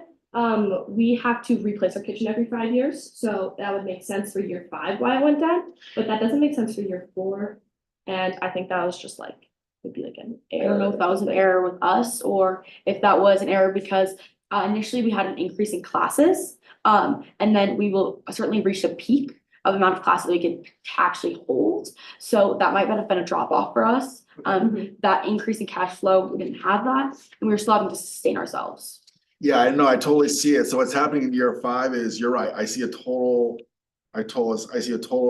equipment replacement because of that 39,500. So yeah, it's really great. I see that there. And then we also see. We're also missing a lot of our things because we don't have a permanent location, so we don't need all that like technology that permanent location might have or might require to start up. Cool. So tell me a little bit about sort of the wages and benefits. So year 5, you go from year 4 at 9,000 to year 5 at 28,000. And then we see also materials and supplies increasing 6-fold. What's going on there? Could I have just like Sure. look at it? I'm Yeah, of so course. sorry. Yeah, no worries. So if we see like right here, wages and benefits go from 9,000 to 28,000. I'm so that's gonna fine. be honest, I have no idea. This was a big No, it's a for us to take a on, lot of and I work. think Yeah, it no was- worries. It's awesome. It's a So, little confusing. okay, so no worries. So I think, no, so I think some of it could just be, just, kind of going back and looking at these Yeah, of numbers. Because I think from those 2 things alone will have a tremendous impact on your cash flow. Yeah, So if of that's course. really too high, then fair enough. And of course, we could argue about, well, maybe your wages actually might need to be a little bit higher Yeah. than what you have And here. I think if we were able to like get from an allocation, we were able to have more chefs, we were gonna have a bigger team, then obviously we would increase those wages, Sure. but with it only being like 2 or 3 chefs without, because we didn't include us in the wages and benefits. Yeah. Then just by including them, like the numbers, it wasn't a lot of like people to like conduct and like an average wage and benefits. Cool, thank you. Yeah, Thank you. yeah, thank Thanks you. so much.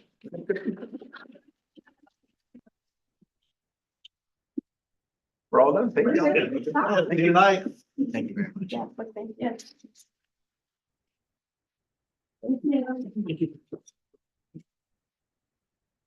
This kind of ideas that kind of fuck with it. But yeah, classes, think about like camping, backpacking, cooking classes, like the whole, like, oh, there's a lot of, oh, like the opportunity, like, if this is how you actually do like gourmet. big How many years? bougie And there's backpacking. no, but here. No, Is it muted? Is it muted right now? Can you mute it? Yeah, that'd be awesome, sir. Thank you. That's all good. Sorry. It's fine. Yeah, I mean, I think in terms of their value proposition,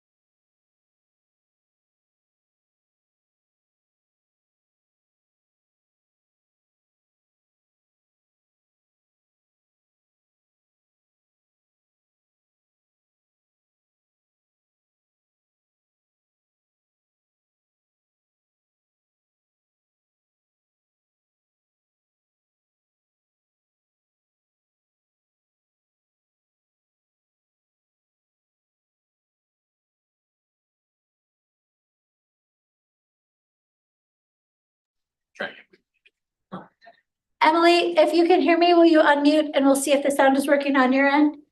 Yes, ma'am, I can hear you just fine, just clear. Okay, great. We just gave you co-host access. And so we'll stop our screen share and then you can pull up your slides on your end. Okay, thank you. Share. There you go. Make this full screen. We had talked, well, let's see. We have to move this one there so we can see her on that. There we go.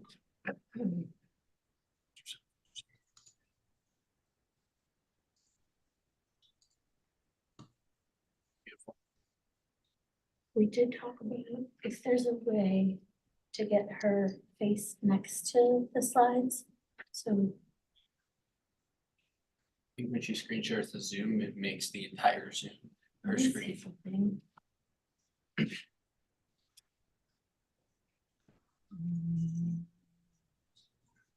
Oh, why is this?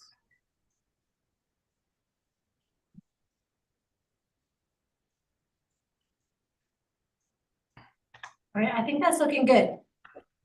Oh, I think my PowerPoint presentation was moving on its own though. It seemed like just now. oh, try again. Try to advance the slides and see if it's cooperating. Cause I can advance the slides easy, but I was just sitting here and it just kind of went on its own for some reason. I don't know if maybe. Oh, okay, so any button I click will advance these slides on my end.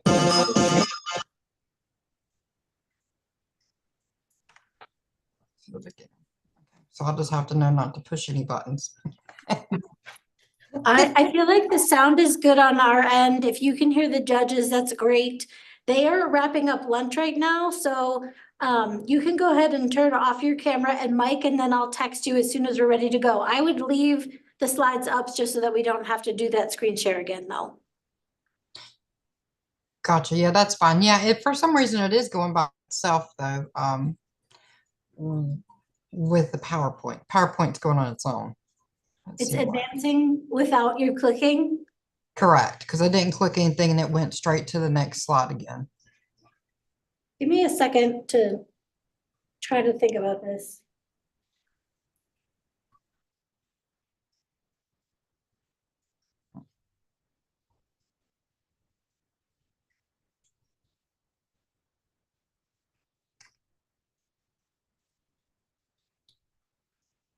Let's see if there's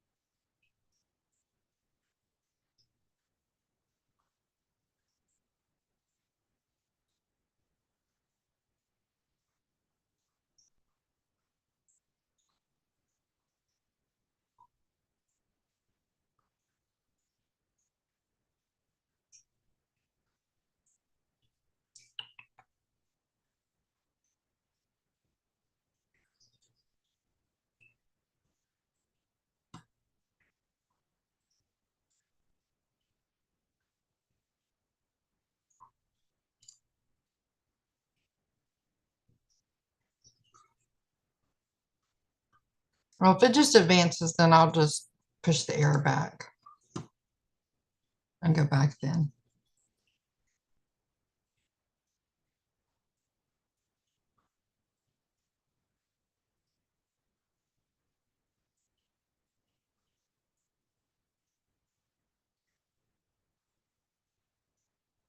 Yeah, I'm just not going to worry about it. And if it advances, then I'll just push it back to the beginning.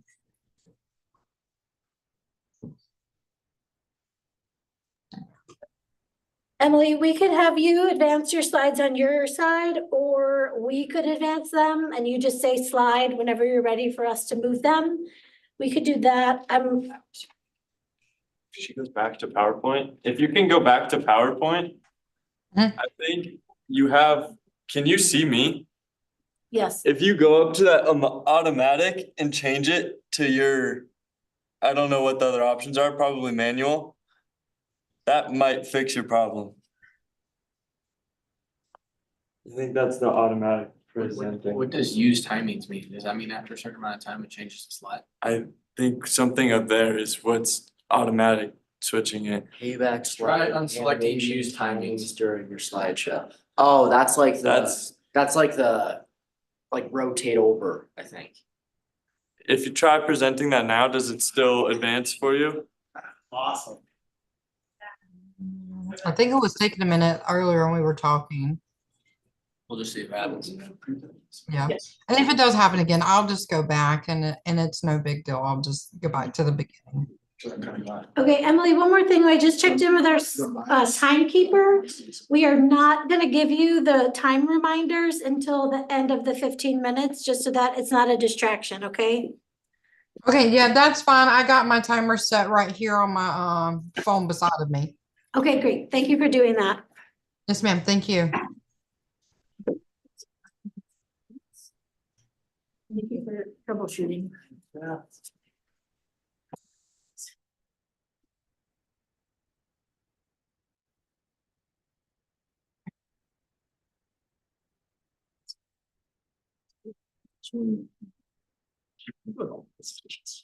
Oh, yeah, I have two. Their own special. The whole Yes. process is so many. Here's some more. Did we finish the story for the high school track? Is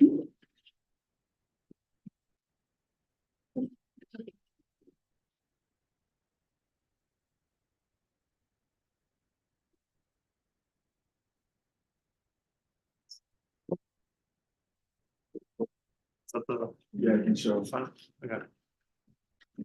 Oh. Show everyone. Oh. For the high school. Oh, See. everyone. Yep. Okay, Okay. interesting. Okay. All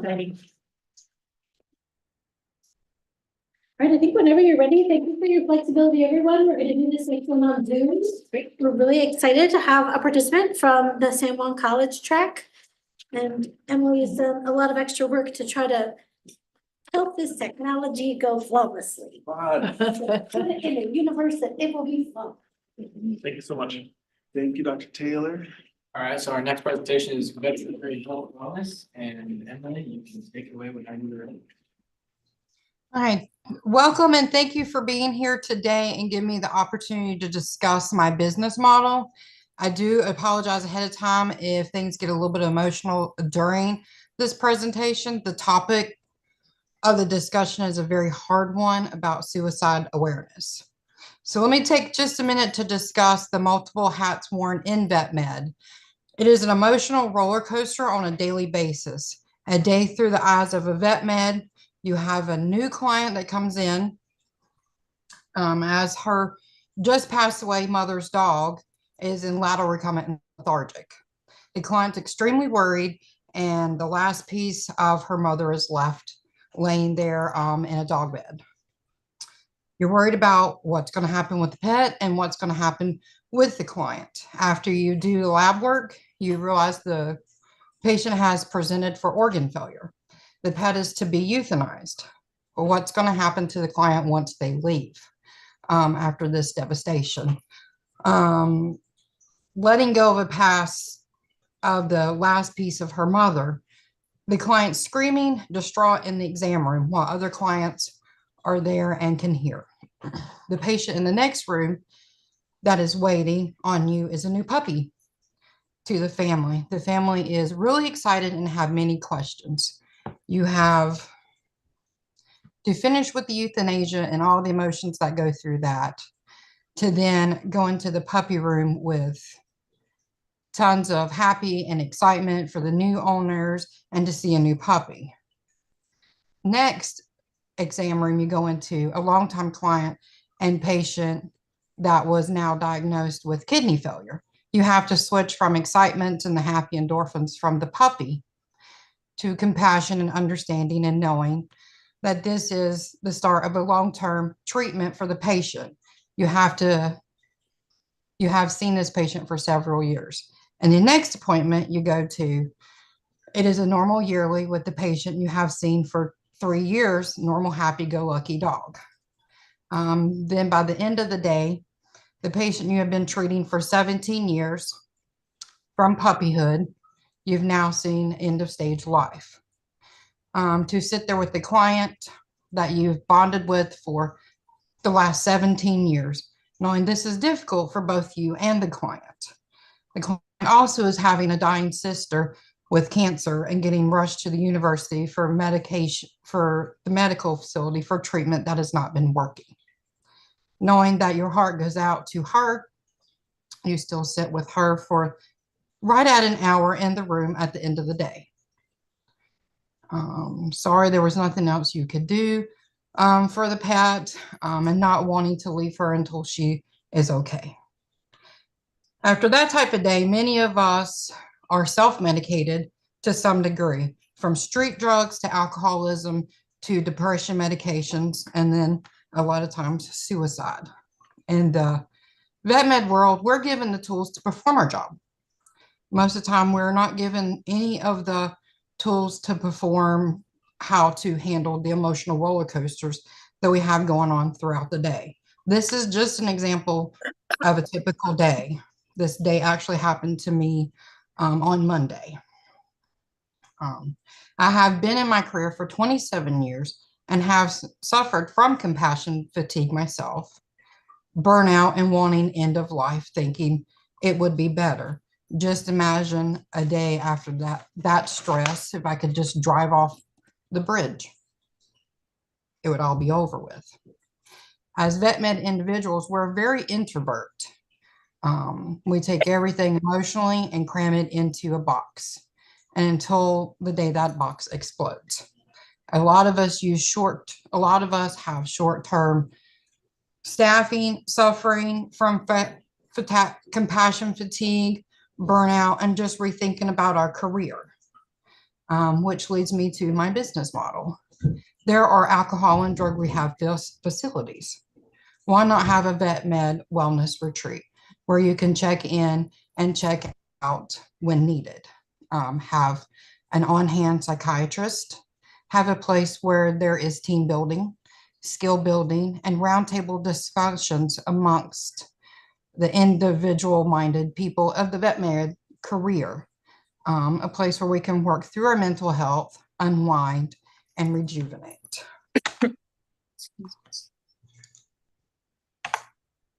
1 in 6 veterinarians consider suicide at some point in their career. This was a study done by the Merck Foundation in 2019, right before the pandemic, and it's just increasing since the pandemic. 1 in 6 male veterinarians are more likely to think about suicide.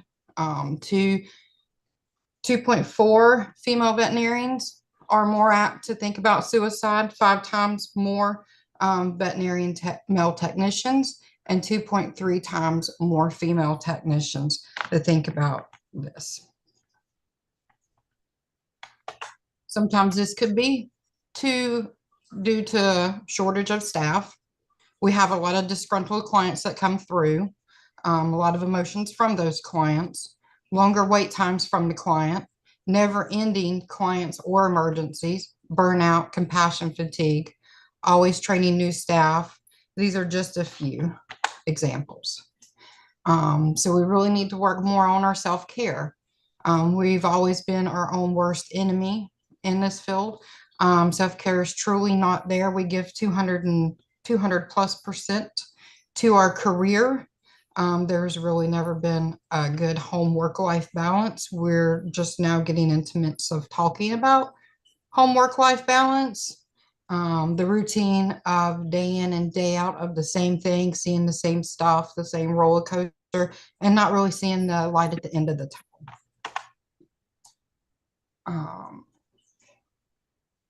We had already started headed in this direction in 2019, right when the pandemic happened. Not really trying to blame it on the pandemic, but there was a lot more people that were staying home, getting pets at home to be companions with them when they were at home. So there's an influx of pets, influx of new clients. Children were staying at home and being homeschooled and needing a companion while they were homeschooled too. And then a lot of times when you're at home, you realize more you're more in tune and more apt to see things that happen throughout the day of your pet, and you worry more than when you're at work and they've kind of worked through some of the little problems that they have during the day that you don't see. And patient care has been on the rise in the last 27 years. We went from having, you know, our pets be more outside to literally our babies beside of us. I started thinking about a mental group about 2 years ago. This seemed like a whole new adventure for me.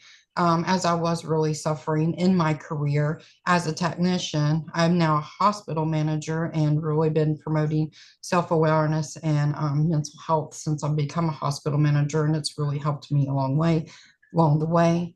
We started doing a hiking group, and every time we go on another hike, we add another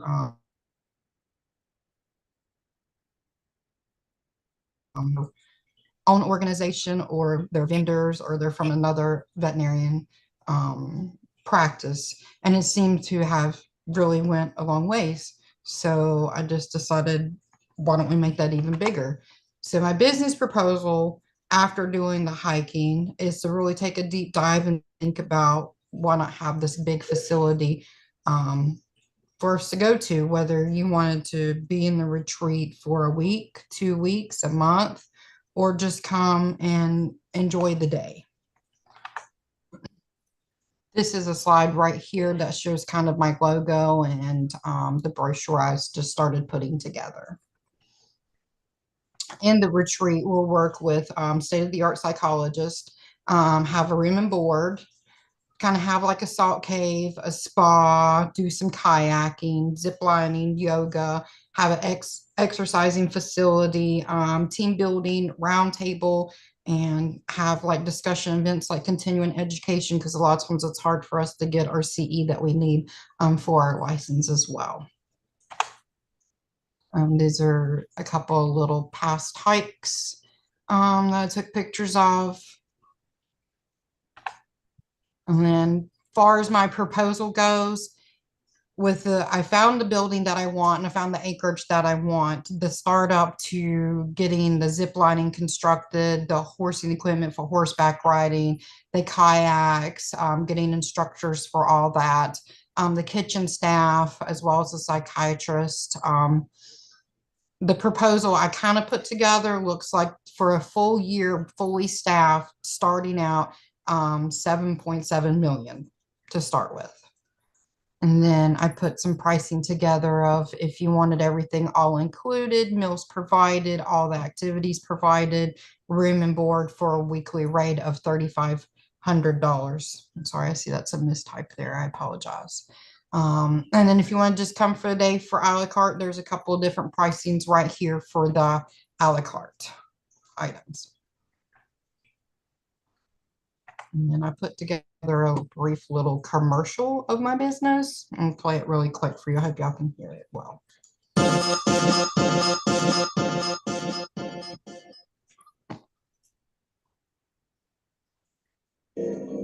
Welcome to our veterinary wellness retreat, where there's a little bit of something for everyone to do here, whether you stay for the entire weekend, stay for a week, just stay for a day. There's plenty to do, from zip lining to spa, to salt caves, to horseback riding. So just come and enjoy the day, the weekend, or the entire week and just unrun.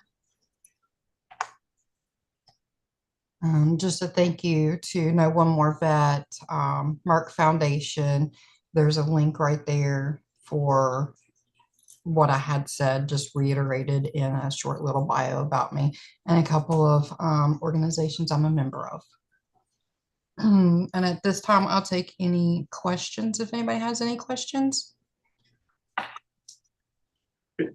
Thank you, Emily. My name is Paul Clay. So first of all, thank you for sharing kind of a little bit of your background and kind of experience, your motivation leading up to your business plan. It's very, very clear that this is a very emotional kind of topic. So thank you for sharing. Yeah, thank you, Paul. My first question for you, anytime we have a physical facility, there's going to be a target market that you're trying to reach.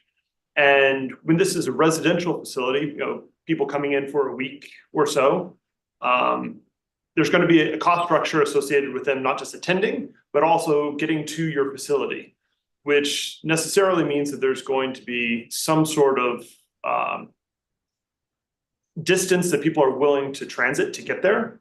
And I was curious if you have kind of thought through the size of the market in terms of the number of potential customers that you would have that would be within a reasonable distance to be able to participate in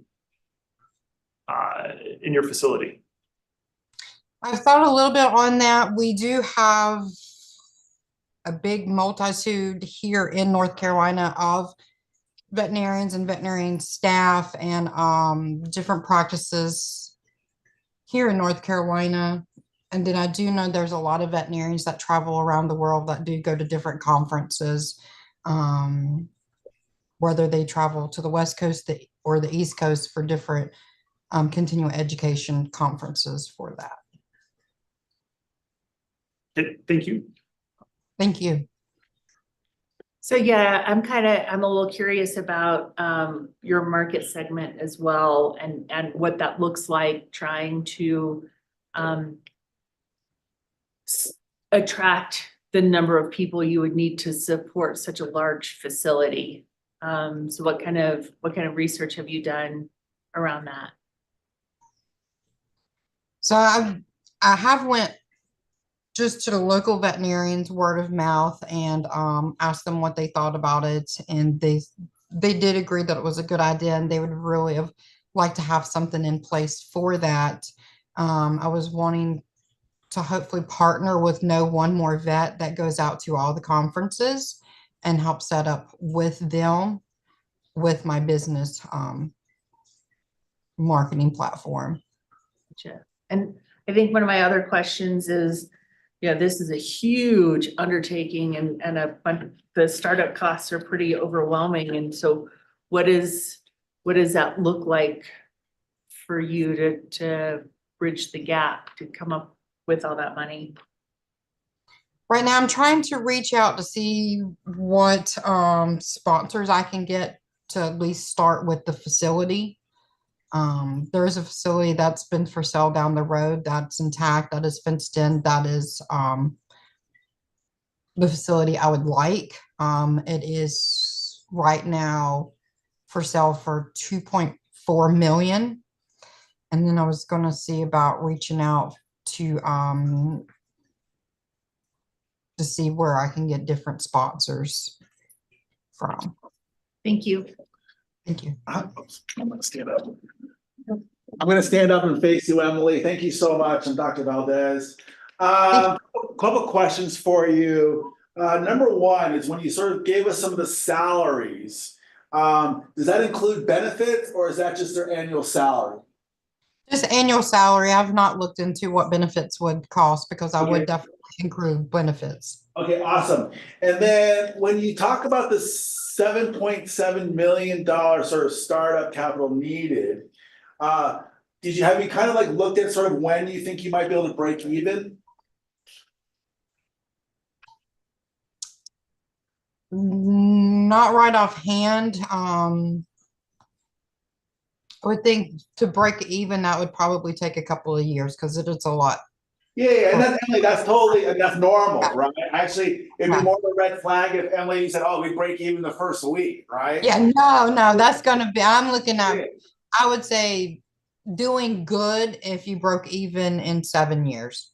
Okay, yeah, because I mean, like when I did my initial math is at $3,500 a week, that's approximately 2,200 weeks of serving someone in order to get to $7.7 million, right? One thing is as you kind of, think about this, explore this, one of my sort of recommendations would be, you may want to explore renting a facility first. Typically, because I mean, it's such a huge capital, let's say $2.5–4 million for a location. And so I think if you sort of think about renting a facility, yes, you may have to retrofit it to kind of meet your needs, but I think that'll bring down sort of your need for capital. But so as you kind of move forward, Emily, definitely think about that, or maybe purchasing a facility may not be your first step, right? but just something to think about, for sure. Are there any other facilities, sorry to interrupt, that are similar to what you're proposing? Anywhere in the country? There's a Whitewater Rapids facility open to everybody that's probably 2 hours from me that has some kayaking to it. But far as a whole wellness retreat that has, the spa and stuff, there's a hotel spa in Asheville from me is 5 hours away. And that's about the gist of between the two. Okay, thank you. Thank you. Go for it, Dr. Clay. Thank you. The idea of standing up was awesome. And with one follow-up question, or more of an idea. So clearly there's a mental health need or a need to facilitate and support people in the vet med industry with mental health. But have you considered the services that you're proposing, how those are actually very similar to other areas? RNs also experience a lot of the same sorts of kind of stressors in their work life. First responders have a lot of mental health issues, whether or not the infrastructure that you're proposing and the programs that you're proposing might also dovetail into other professions. So you can broaden your market appeal quite a bit. You can have like weeks that specialize in the different areas. Definitely, I have thought about that. I have talked to my dermatologist about it on the human aspect side, and told her, I do see it on that aspect for human med as well, and I would like to generate it for both. I guess being part of vet med, when you're sitting at the part where it's like a round table and you're discussing things, it's really hard for someone that's not in the vet med world to understand kind of where we're coming from. You see, yeah, I understand a little bit, but until you're there, just like with a nurse, until you're in a nurse's shoes, you're not going to really understand and not really. So I think that I would like for it to be at some point also geared to human med. I just probably don't know how that would look to intertwine the two at the same time. Thank you. Any more questions? No, thank you. Okay, Emily, that's all our questions from here. Thank you so much. Thank you so much for having me. I believe our Hot Tank team will be in touch with you sort of about next steps and sort of other engagements. So thank you so much, Emily, and we'll be in touch. Thank you so much. Okay, bye-bye.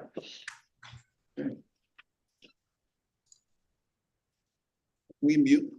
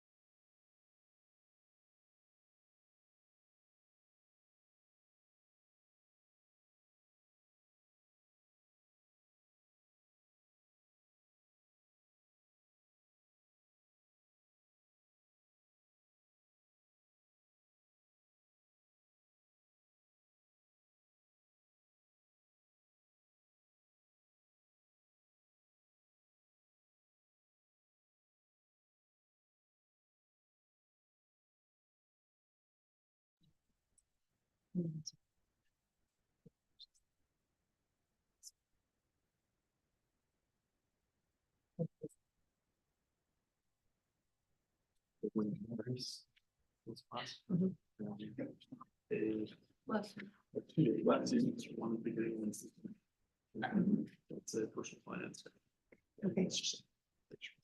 Yeah, let's roll. All right, good afternoon, everybody. My name is Jack Gronheim. I'm here to talk to you about art consign. So you guys might be familiar with art consignment. It's traditionally done at a gallery. An artist will approach the gallery and they'll have a consignment agreement where the artist typically takes home about 60%, the gallery takes 40%. This is inefficient because galleries are only getting established artists, and that is not the majority. So meet Anna. Anna is a professional artist who's aspiring to do this full time, but she's struggling to get into the right galleries because they're already booked up. What we plan to do is connect Anna with John. John is a local business owner with a well-trafficked retail space. He loves supporting his community and working with independent brands. It's where even my first brand got its first start. But he struggles with meeting Anna.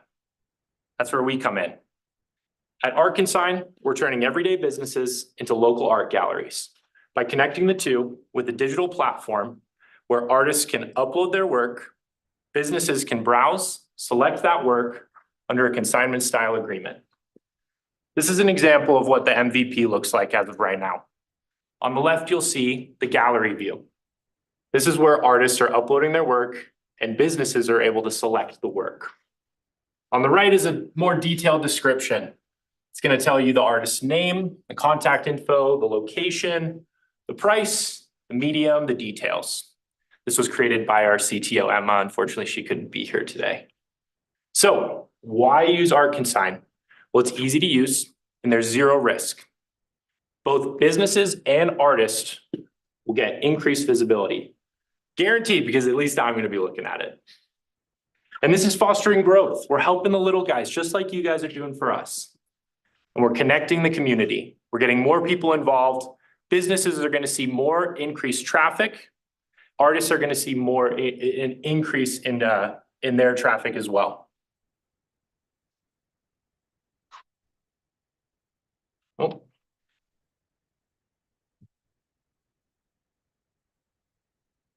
So this is a for-profit business.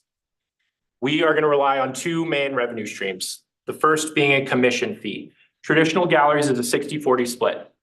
We're not going to do that. We're going to do about 0 to 30%, and that depends on your subscription level. So a free user will be charged the 30% commission fee. A basic user at $20 a month will be charged 20%. Standard user, $50 a month, 10%. Advanced user for $100 a month for 0%. Just to clarify, this is for both businesses and artists. Now, we do have premium services, which I'll touch on in a little bit. We have other revenue channels that we're planning on utilizing as well. That is advertising and sponsorships within our website, strategic partnerships with local community, tourism offices, colleges, and such, and then the shipping partnerships. Just to clarify, this is for a customer who wants their artwork shipped to their home address, not for shipping artwork to the business. That is done locally. You might go to the next one. Oh, thank you. So the premium services that we offer, first off, every piece of artwork, right next to it, there will be a QR code with the Art Consign branding, and that QR code will be directed to the artist's homepage. That is 100% customizable, but we recommend a print-on-demand store. We recognize that customers are not going to be able to purchase big pieces, or they're going to be scared because the price is too much. So instead of making them buy the whole pie, we're giving them just a slice. They can support the artist through a print-on-demand store, as well as helping grow their traction online via social media by a quick follow. We're also going to offer specialized marketing. This marketing is going to be placement on our app, so the artists have top visibility when businesses are browsing, as well as other marketing ideas. So data analytics, this is huge. With that QR code, we're figuring out when they're interacting, who's interacting, Why? What everything that the artist and the business needs to know to make more informed decisions. Lastly would be commissions and collaborations. This is an opportunity for businesses to say, hey, I'm really vibing with what you're doing. Let's redesign my logo. It's the 10-year anniversary. Let's do some shirts. This is another opportunity for artists and businesses to connect. Cool. No, you're good. Next one. Thank you. So we understand the product. How do we get there? Before this, I was the retail sales manager at the boarding house, and I was able to establish a great network of distribution throughout all of Colorado and Utah. I have over 80 retail businesses on that list, and we're ready to go. Those businesses are going to be our beta testers. We're going to get them checking out the website, seeing if it's the right fit. We've done some preliminary research. Everybody's stoked. We're also going to incentivize new users by cutting our subscription fees, giving them free trials, as well as for any artist that signs up, their first sale will have zero commission. In Q1, we're going to develop the website about 40 to 50K in a 3 to 6 month window. And that's where I'm going to be calling on businesses and reaching out and getting our book of business. Q2 was going to be that soft beta testing. In Q3, we're going to roll out our marketing plan, start geo-targeting and expanding. That's when the full product launch will be. Q4, user feedback, new locations, and more expansion. Thank you, sir. So I love Shark Tank. That's kind of why I'm here. And I was watching the other night in preparation just to kind of get a feel. Mark Cuban said this. He said, when you're disrupting an industry, focus on the disruption. This is the art industry. It's one of the oldest industries in the world, and it has deep roots. What we're doing is we're offering the majority an opportunity to get out there and to turn every place of business into a local art gallery. But we recognize that we might have to cut our profits to grow our user base. So that is our focus. We want as many users as possible. We're going to do this by incentivizing artists by our artist-driven business referral program, ADBRP. It's kind of a mouthful. Basically, all that means is the artist is incentivized to go out and to get more businesses to sign up. If they create that partnership, we'll waive our commission fee. We want them communicating, but we want them to use our platform so they don't have to worry about the finances, the legal, all the other associated risk. We've already touched on the QR codes and the artist's homepage where they're able to customize. Next up is geo-targeting and online advertising. This is going to be how we infiltrate and kind of generate that new artist engagement. The most important one is the local community engagement. We're going to target tourism offices, local colleges, and any other art kind of style businesses, kind of like the Creative Art District here in Durango, just to sponsor events, do giveaways, contests, whatever it is to get the community involved. We're also proposing an art walk where we have a map of all of the participating businesses and a route that everyone can take, just getting people outside. Lastly, one of the hottest digital marketing trends is content creators and influencer partnerships. We have to utilize that. It's going to be a much more cost-effective way to get the name out there and create a strong brand identity. Next, please. So who is our competition today? Right now, it's the established artists and the galleries. We see them as competitors now, but we're hoping to partner with them in the future. Established artists cannot get the word out to the masses. They don't have a marketing budget. They don't have a big business supporting them, so they lack discovery. They also have to worry about the legal and financial risks associated with consignment, as well as all the time they're spending on this when they could be creating. That's what they want to do.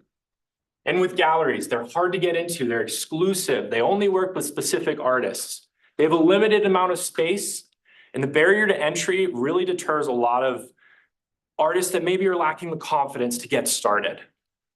Why would established artists want to work with us? Because we're turning everyday businesses into art galleries. We're giving them more opportunity to get their art out. Why would galleries want to work with us? We simplify the process. We make it easy. We make it more attractive for artists to come into the space, as well as with our QR code. They might not be able to sell the whole pie, but they can sell a slice. Next, please. So that's me. Good looking guy. And that's our CTO, Emma. Emma couldn't be with us today. She has a bachelor's degree and she just graduated from a 6-month intensive coding boot camp. She's been the one developing our MVP and she's fantastic. I'd love for you guys to meet her. Unfortunately, she can't be here. A little bit about me, if you don't mind. Yes. So yeah, I was a retail sales manager at the boarding house. That's where I first launched my first entrepreneurial endeavor. It was called Sunny Teas. It was a D2C and B2B wholesale and also, wholesale and direct to consumer screen printing and embroidery business. I was able to work with graphic design artists and launch their own products on my website. I did all the back end stuff. They did the creative. And then we also were able to work with a whole bunch of businesses around town. Second Ave Deli, the boarding house, Durango Outdoor Exchange, 81301, Still Life, whole bunch of amazing business owners that I was able to get their merch out there. You've probably seen the shirts around town. Next, please. Oh, yes. And right now I just accepted a job. I'm working as a digital account executive for a marketing firm. And I've already sat down with them and we've kind of discussed strategies. So I'm really excited about that. Brief overview of the finances, about 40 to 50K for the initial web development, takes about 3 to 6 months. After winning Hawk Tank, I'll have $5,000, which is awesome. And then I'm going to put in 20,000 of my own. Then I've already talked to some friends and family who are going to be giving me a $25,000 loan with 0% interest. Fingers crossed. Now we're expecting to turn a profit in year 4. We understand that we're disrupting the industry and we're focusing on our user base. So I believe that's pretty accurate. Now the use of any revenue will go into loan repayment and our marketing budget. Next up. We can refer back to this if you guys have any questions. Just one more, please. Awesome. So what are we doing? We're turning everyday businesses into art galleries. We're connecting the community. We're fostering growth. We're all about the little guys, just like you guys. And that's what really excited me about my last entrepreneurial endeavor. It was working with small brands and helping them grow. So that's why I'm here. We want to make art more accessible and we want to foster growth. And this is our slogan: local art, local growth, together. Thank you so much.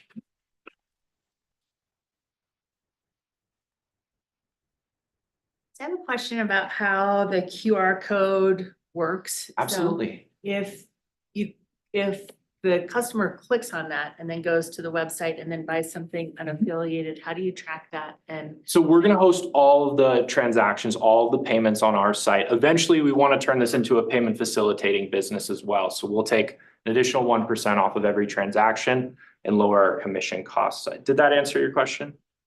I guess what keeps the customer from going directly to the artist and maybe getting a better price for it?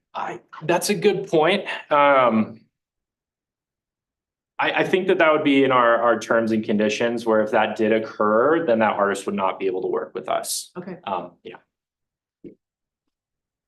A question for you about the commission structure. Absolutely. On the business side. Okay. So, and it may have been an issue of just like what I heard versus what you were sharing. Sure. But you were talking about the sliding scale commission for the artists, 0 to 30% and tiers and all that. Got it. Mm-hmm. On the business side, do the businesses participate in a commission structure? And if so, what does that look like? Or is it free to them? That's a great question. It is not free to them. The commission will be split between the artist and the business. That is determined by the artist and the business themselves. We'll help them in that communication, but some artists are really wanting to get out there, right? So maybe they'll waive their commission 100% just for the increase in visibility, where the business is saying, hey, I'm taking on a risk here, so I want my commission still.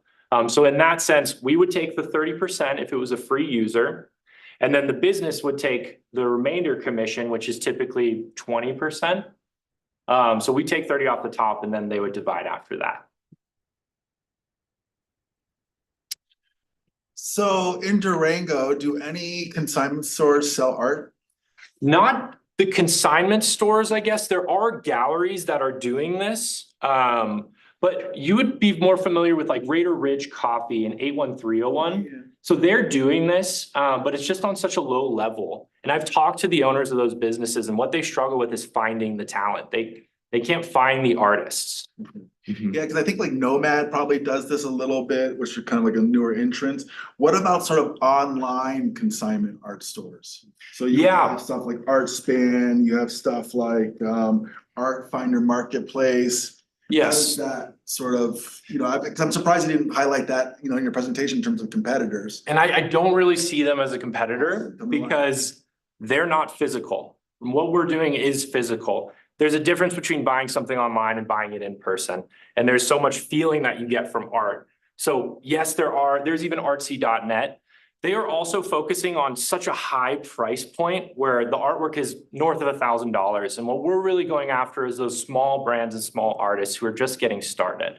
And the local. We want it to stay local while we expand. So only local artists and local businesses working together. So when we think about Raider Ridge Cafe, and how many pieces do you think they would like in an average month sell for a local artist? Yeah, it's challenging for sure. And that's why we introduced the QR code with a slice of the pie. Sure. Because maybe our goal isn't to sell the pieces, but it's just to grow. It's to have the artists grow and to get more foot traffic through the door. So yes, it'd be great to sell the piece, but if you've got a couple people following you on social media, it's better than your art piece sitting in your closet. Yeah. At one point you mentioned that you have contacts with 80 businesses across Colorado and Utah. Yes. Were those 80 businesses that you have contacts with, or 80 businesses that are signed up to display the art? So we haven't gone that far, but I do know the distribution team that is in contact and represents all those brands. And we've already had a conversation about how they are going to be kind of sales reps for Art Consign. So whenever they stop in and such, and I'm not sure if I can really get their book of business. I don't think that that's appropriate. However, I would totally go and visit those stores and make a whole trip about it, call them. But yeah, they're essentially going to be sales reps for the business. Potential. Yes, but not. yes, yes. If I may, one more. I'm curious about the logistics. So you've been talking about art to be displayed, so physical stuff on the wall at various organizations, businesses, not-for-profits, colleges, universities. Yep.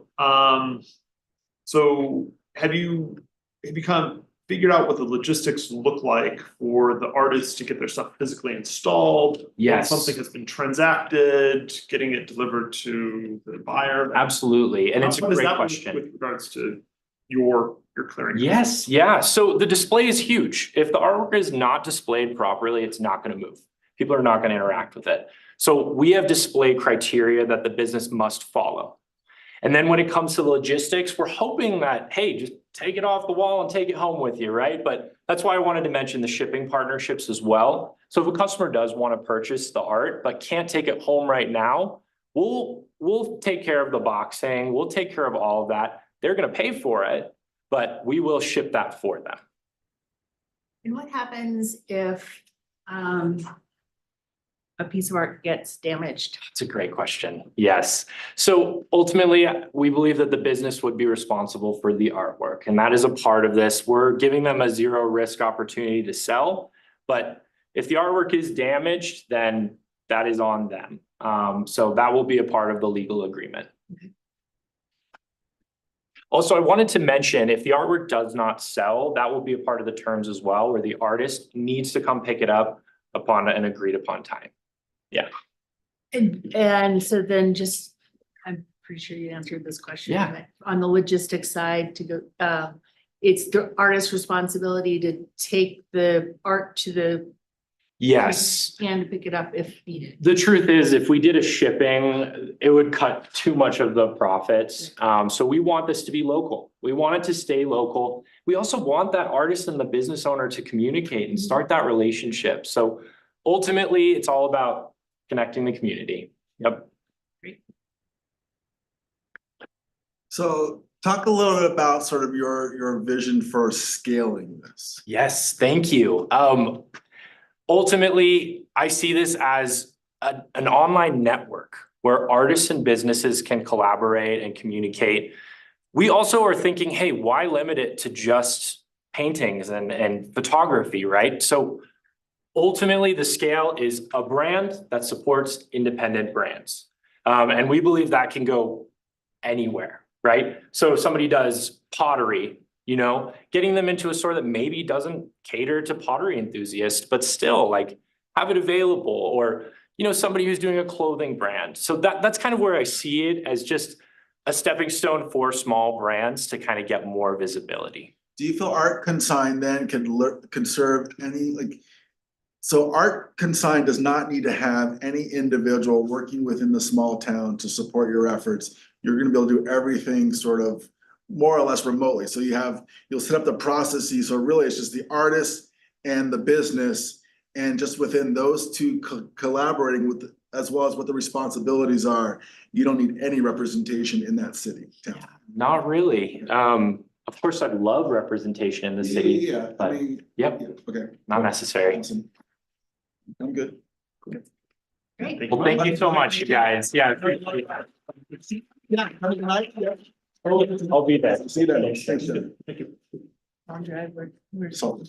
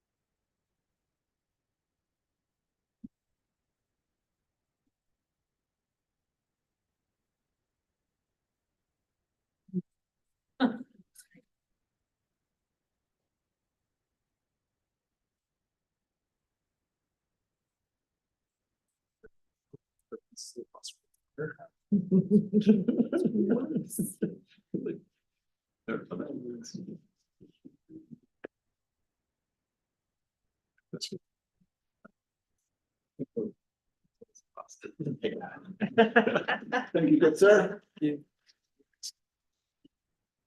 Brittany's here. On time. Yeah, we're doing great. Consistently. Hello, Brittany. Welcome. Good to see you. Good to see you too.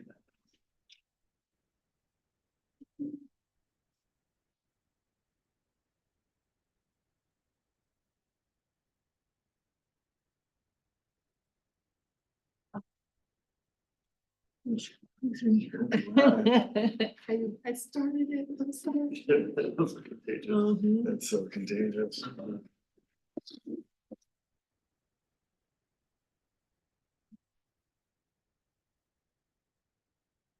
We ready? We waiting for timer? Timer, yeah. It's okay. We can wait a couple minutes. What is the time? What are the times? 15 and 5. 15 and 10. We give jokes 10 minutes. Usually it's fine. It's fine. Usually.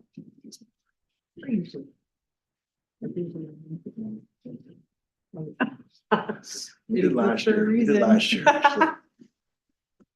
Or it just could have been you all just didn't, we need more time, which we try to be responsive. All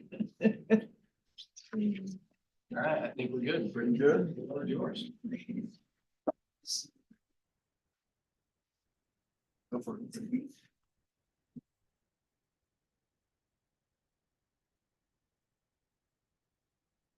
it. Athena, the Greek goddess of wisdom and war, known for her military expertise, but not simply just for the sake of rage and violence, but through her use of knowledge and clever strategies, and using her leadership abilities, she guided the Athenians in battle, encouraging them to be intellectual, skillful, and tactful. Introducing Athena Marketing, a digital marketing agency that embodies the values of Athena, leveraging intellect and strategy to empower small businesses to meet their marketing goals. Hi, my name is Brittany Pouyer, and I'm the owner of Athena Marketing. Many small businesses struggle with having adequate marketing, and this is usually because they don't have a lot of time to spend on it, or they simply just don't know what to do. And when seeking solutions, they're often faced with various barriers, like the high cost of obtaining marketing services or not having access to quality education and training. Sorry. As a former business student and marketing major, I spent a lot of time in school studying just how important marketing is to business success. I've also been here all day watching fellow entrepreneurs and listening to all these amazing business pitches. And I just love everyone's ideas, and I just think they're all so amazing. And I want nothing more than for each and every one of these businesses to succeed. And that is why I started Athena Marketing, so that I can make digital marketing solutions more accessible to small businesses so that we can all succeed. I do this by offering 3 levels of products: marketing classes, service-specific packages, and retainer-based comprehensive services. Each product is tailored to a specific customer type, segmented by the stage of growth, the stage of business development growth that they are in. First, we have new ventures that are in the developmental stage.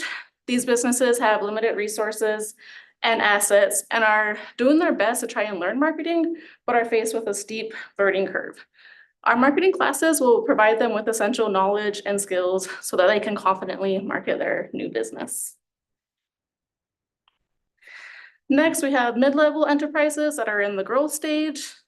They are actively working on building recognition and reputation. And although they have essentials like a website and social media profiles, they're really unsure of their effectiveness. But again, they don't have a lot of time and energy to spend on this. They also don't require full comprehensive services, but just need help with specific projects like website design or graphic design. Our packages will help them save time and frustration and will alleviate some of their overwhelm by taking a huge task off of their hands. And lastly, well-established businesses, they have plenty of assets and plenty of resources, but they're just not in a space to hire dedicated marketing personnel or run some of this more complicated software. For them, paying a monthly retainer is a way for them to prepay for a certain number of hours to have us take care of all their digital marketing needs.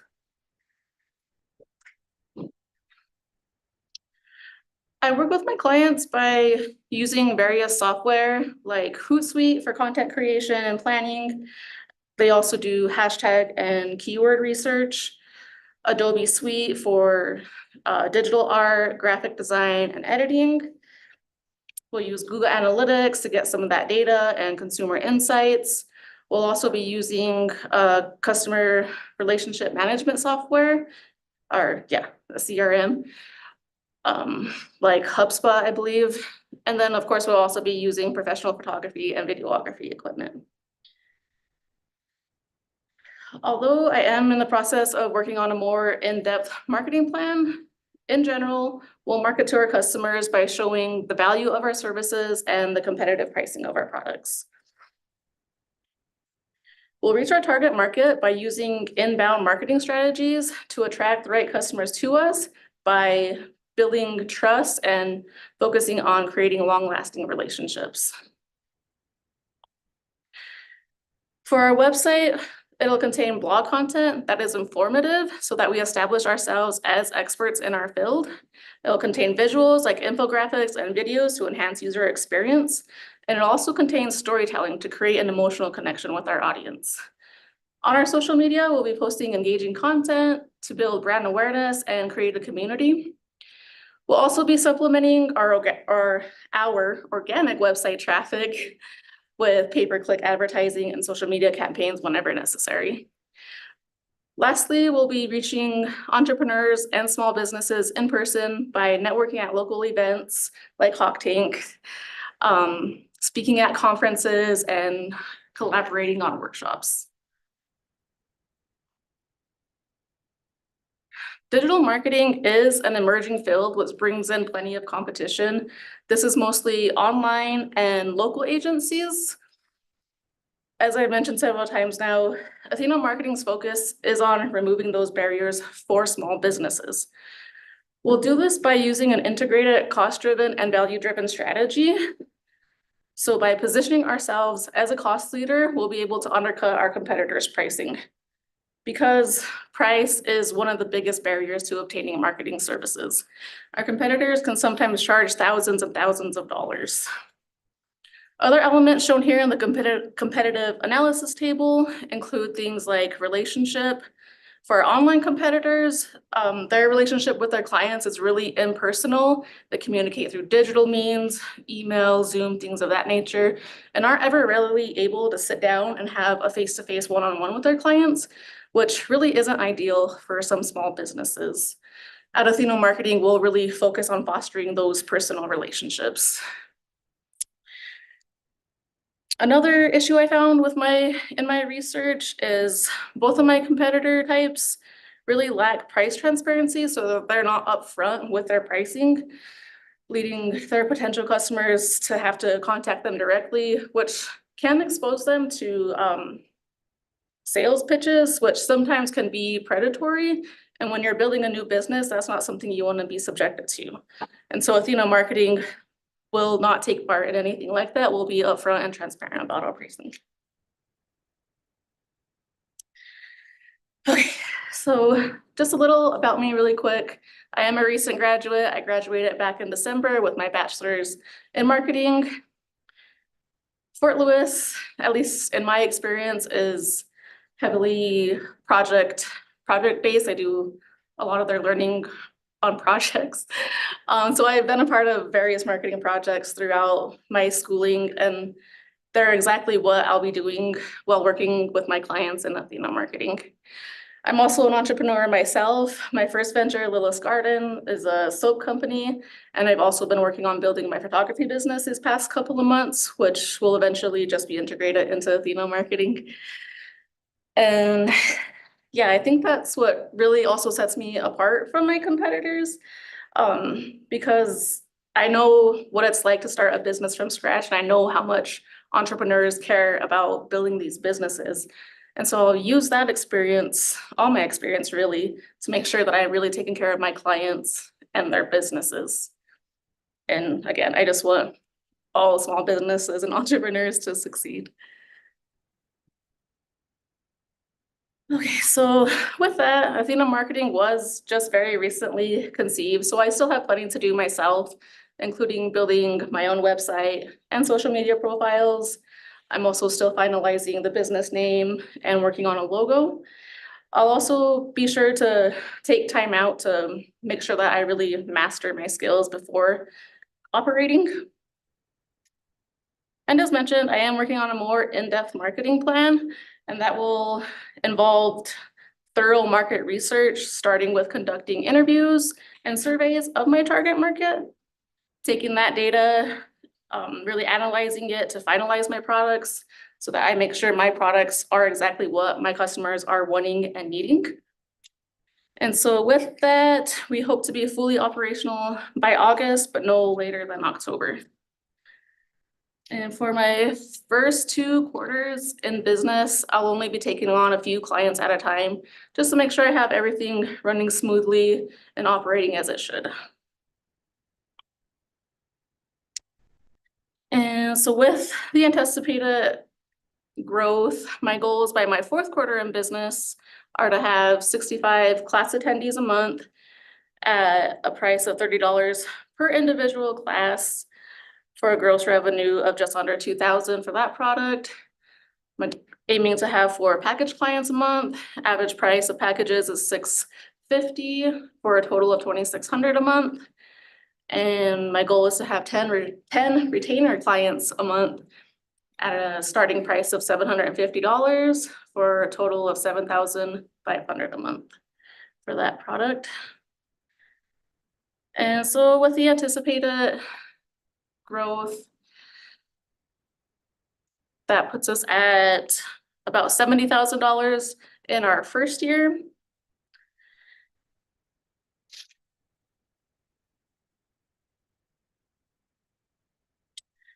And so because we are positioning ourselves as a cost leader, we'll really need to focus on keeping our expenses and our overhead low so that we can offer lower prices. I'll do this by not operating out of a physical location for the first year or two, which puts my gross margins really high at 70%. But even after factoring in office rent, owner withdrawals, and hiring on an employee or two, just playing with the models, my margins don't ever drop below 50%. And so with those expenses and the projected growth, we're set to do over 100,000 in years 2 and 3.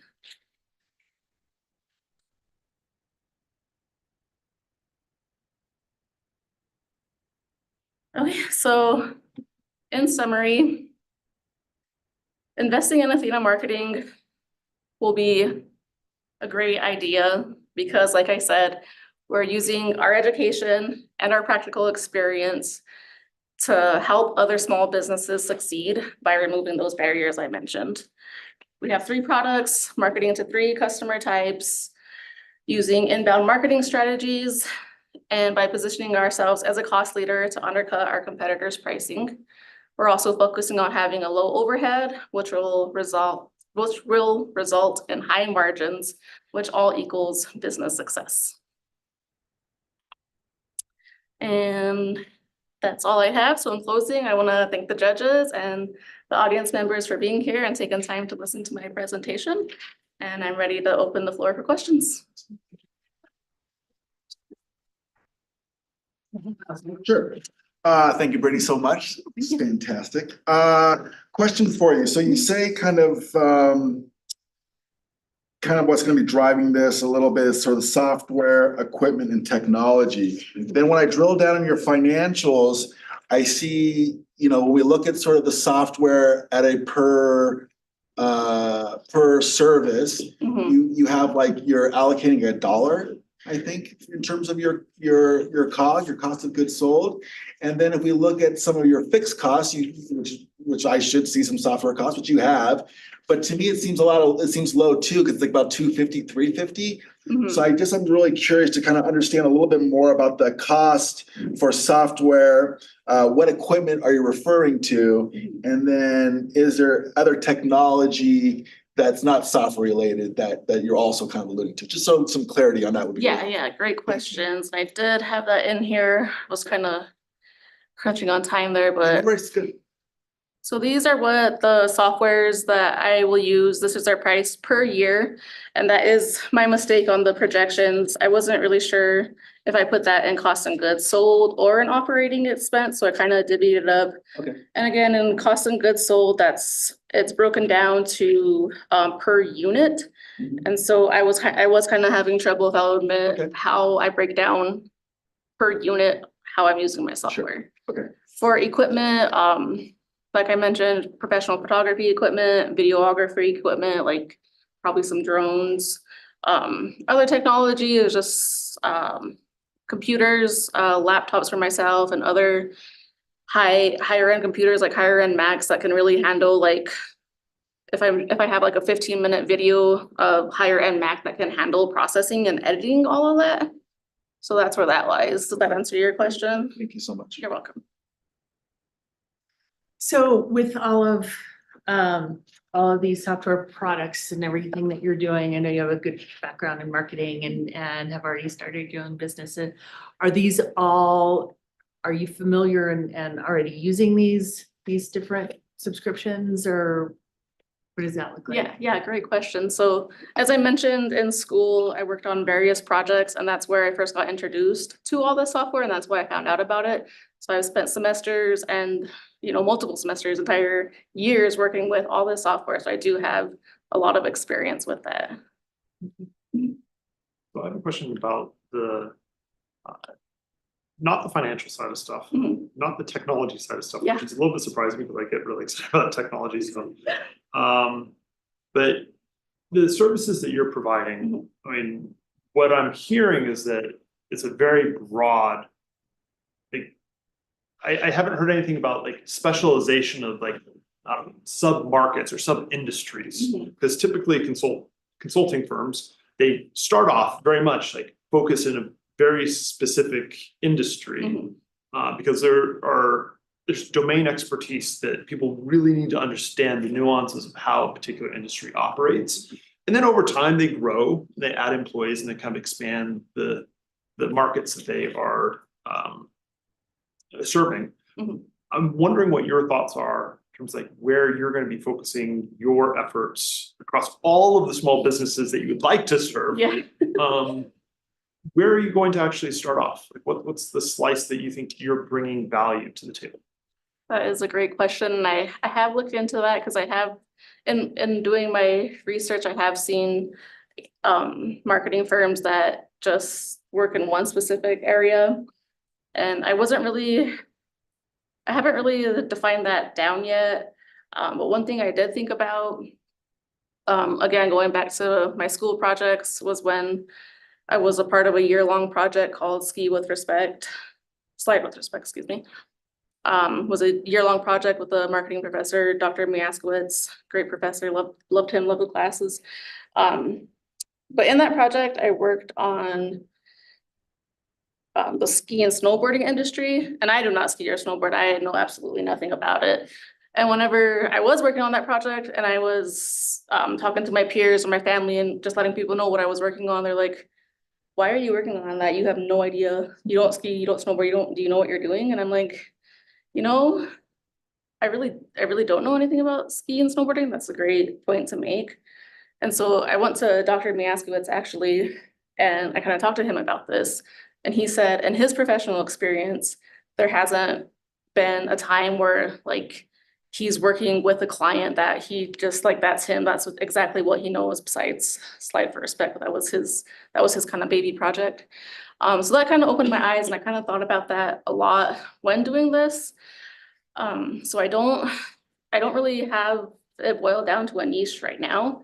Like I said in the beginning, just watching all the presentations today and kind of thinking about that and kind of thinking like, that's my target market, that's my niche, but again, it's still not really a niche. But that is something that I'll be thinking further about. Of course, Brittany, I know you. I know your history. So, how I think, when I think about you and I think about sort of, what makes you so special and what you bring to the table is, you just go back to your original business, right? I think one of the first places where I think that would be really attractive would be, we have a lot of craft sort of soap makers in town. Yeah. You want to get out there, your creams and your lotions, right? Like I have personally purchased that stuff for gifts for my family members, and it's awesome stuff, right? So I think really, if you're really thinking about that next step, that is your expertise, because you understand their pains, you understand how hard it is to scale, you understand the production challenges, you understand how they actually have to go out and sell these products, which is really just grunt work, right? Where you're putting your tables out, you're using your connections. So just, this is not really about your business plan, this is kind of more of a response, it's more of a response to sort of what Dr. Clay is asking you. So I actually have a follow-up question is you say, okay, where you start your talk today, you say we're an online marketing agency, right? But then you say your sort of sweet spot and your niches is your personalization and your personal touch. So it's kind of a misconnect, right? Yeah. And so then a follow-up question is how do we scale this? Because there's only one Brittany. So let me backtrack a little bit. I guess I need to clarify something. Being a digital marketing agency doesn't mean I'm going to operate solely online. I do intend to operate out of my home state, South Dakota, and kind of, I guess, and that will kind of boil down my niche to kind of working with entrepreneurs there. And so I am able to set up in-person meetings, excuse me, because like I said, I don't want to just be emailing back and forth and Zooming without having a face-to-face with my clients. So that's where I will be operating out of. To answer your question about scaling, and I didn't mention this in the presentation, but I believe it is in my marketing plan. I do intend to outsource and hire, or not hire, but I'm at a loss for words here. Contract work. And so if I do have too much on my plate and I discuss with my client that I can't meet their needs, I know this person that does contract work and I can contract them out. This is their price. It'll build into their budget. That can be a photographer. I know some really great graphic designers.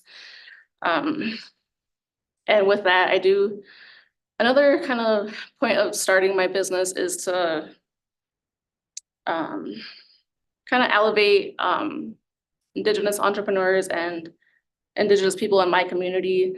Like I said, a lot of people don't have access to higher education, and that is, you know, a factor in building our reservation economies. But I know so much Indigenous artists that are great graphic designers, great photographers, things of that nature. So to answer your question, I'll contract that out. And I'm hoping by year 3 to at least hire on an assistant, and then in the marketing plan, by year 5, I hope to have a team of 5 marketing specialists, and they will all bring in different specialties. Thank you. Thank you.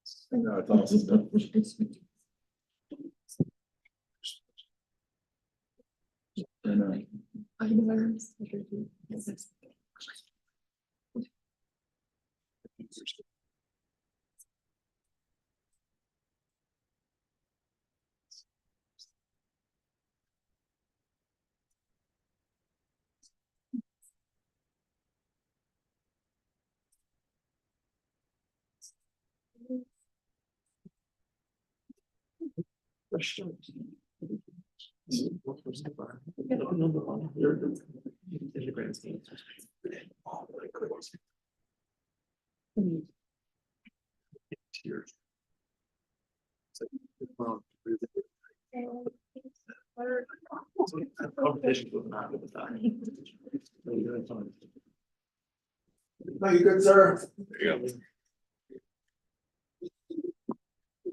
All right.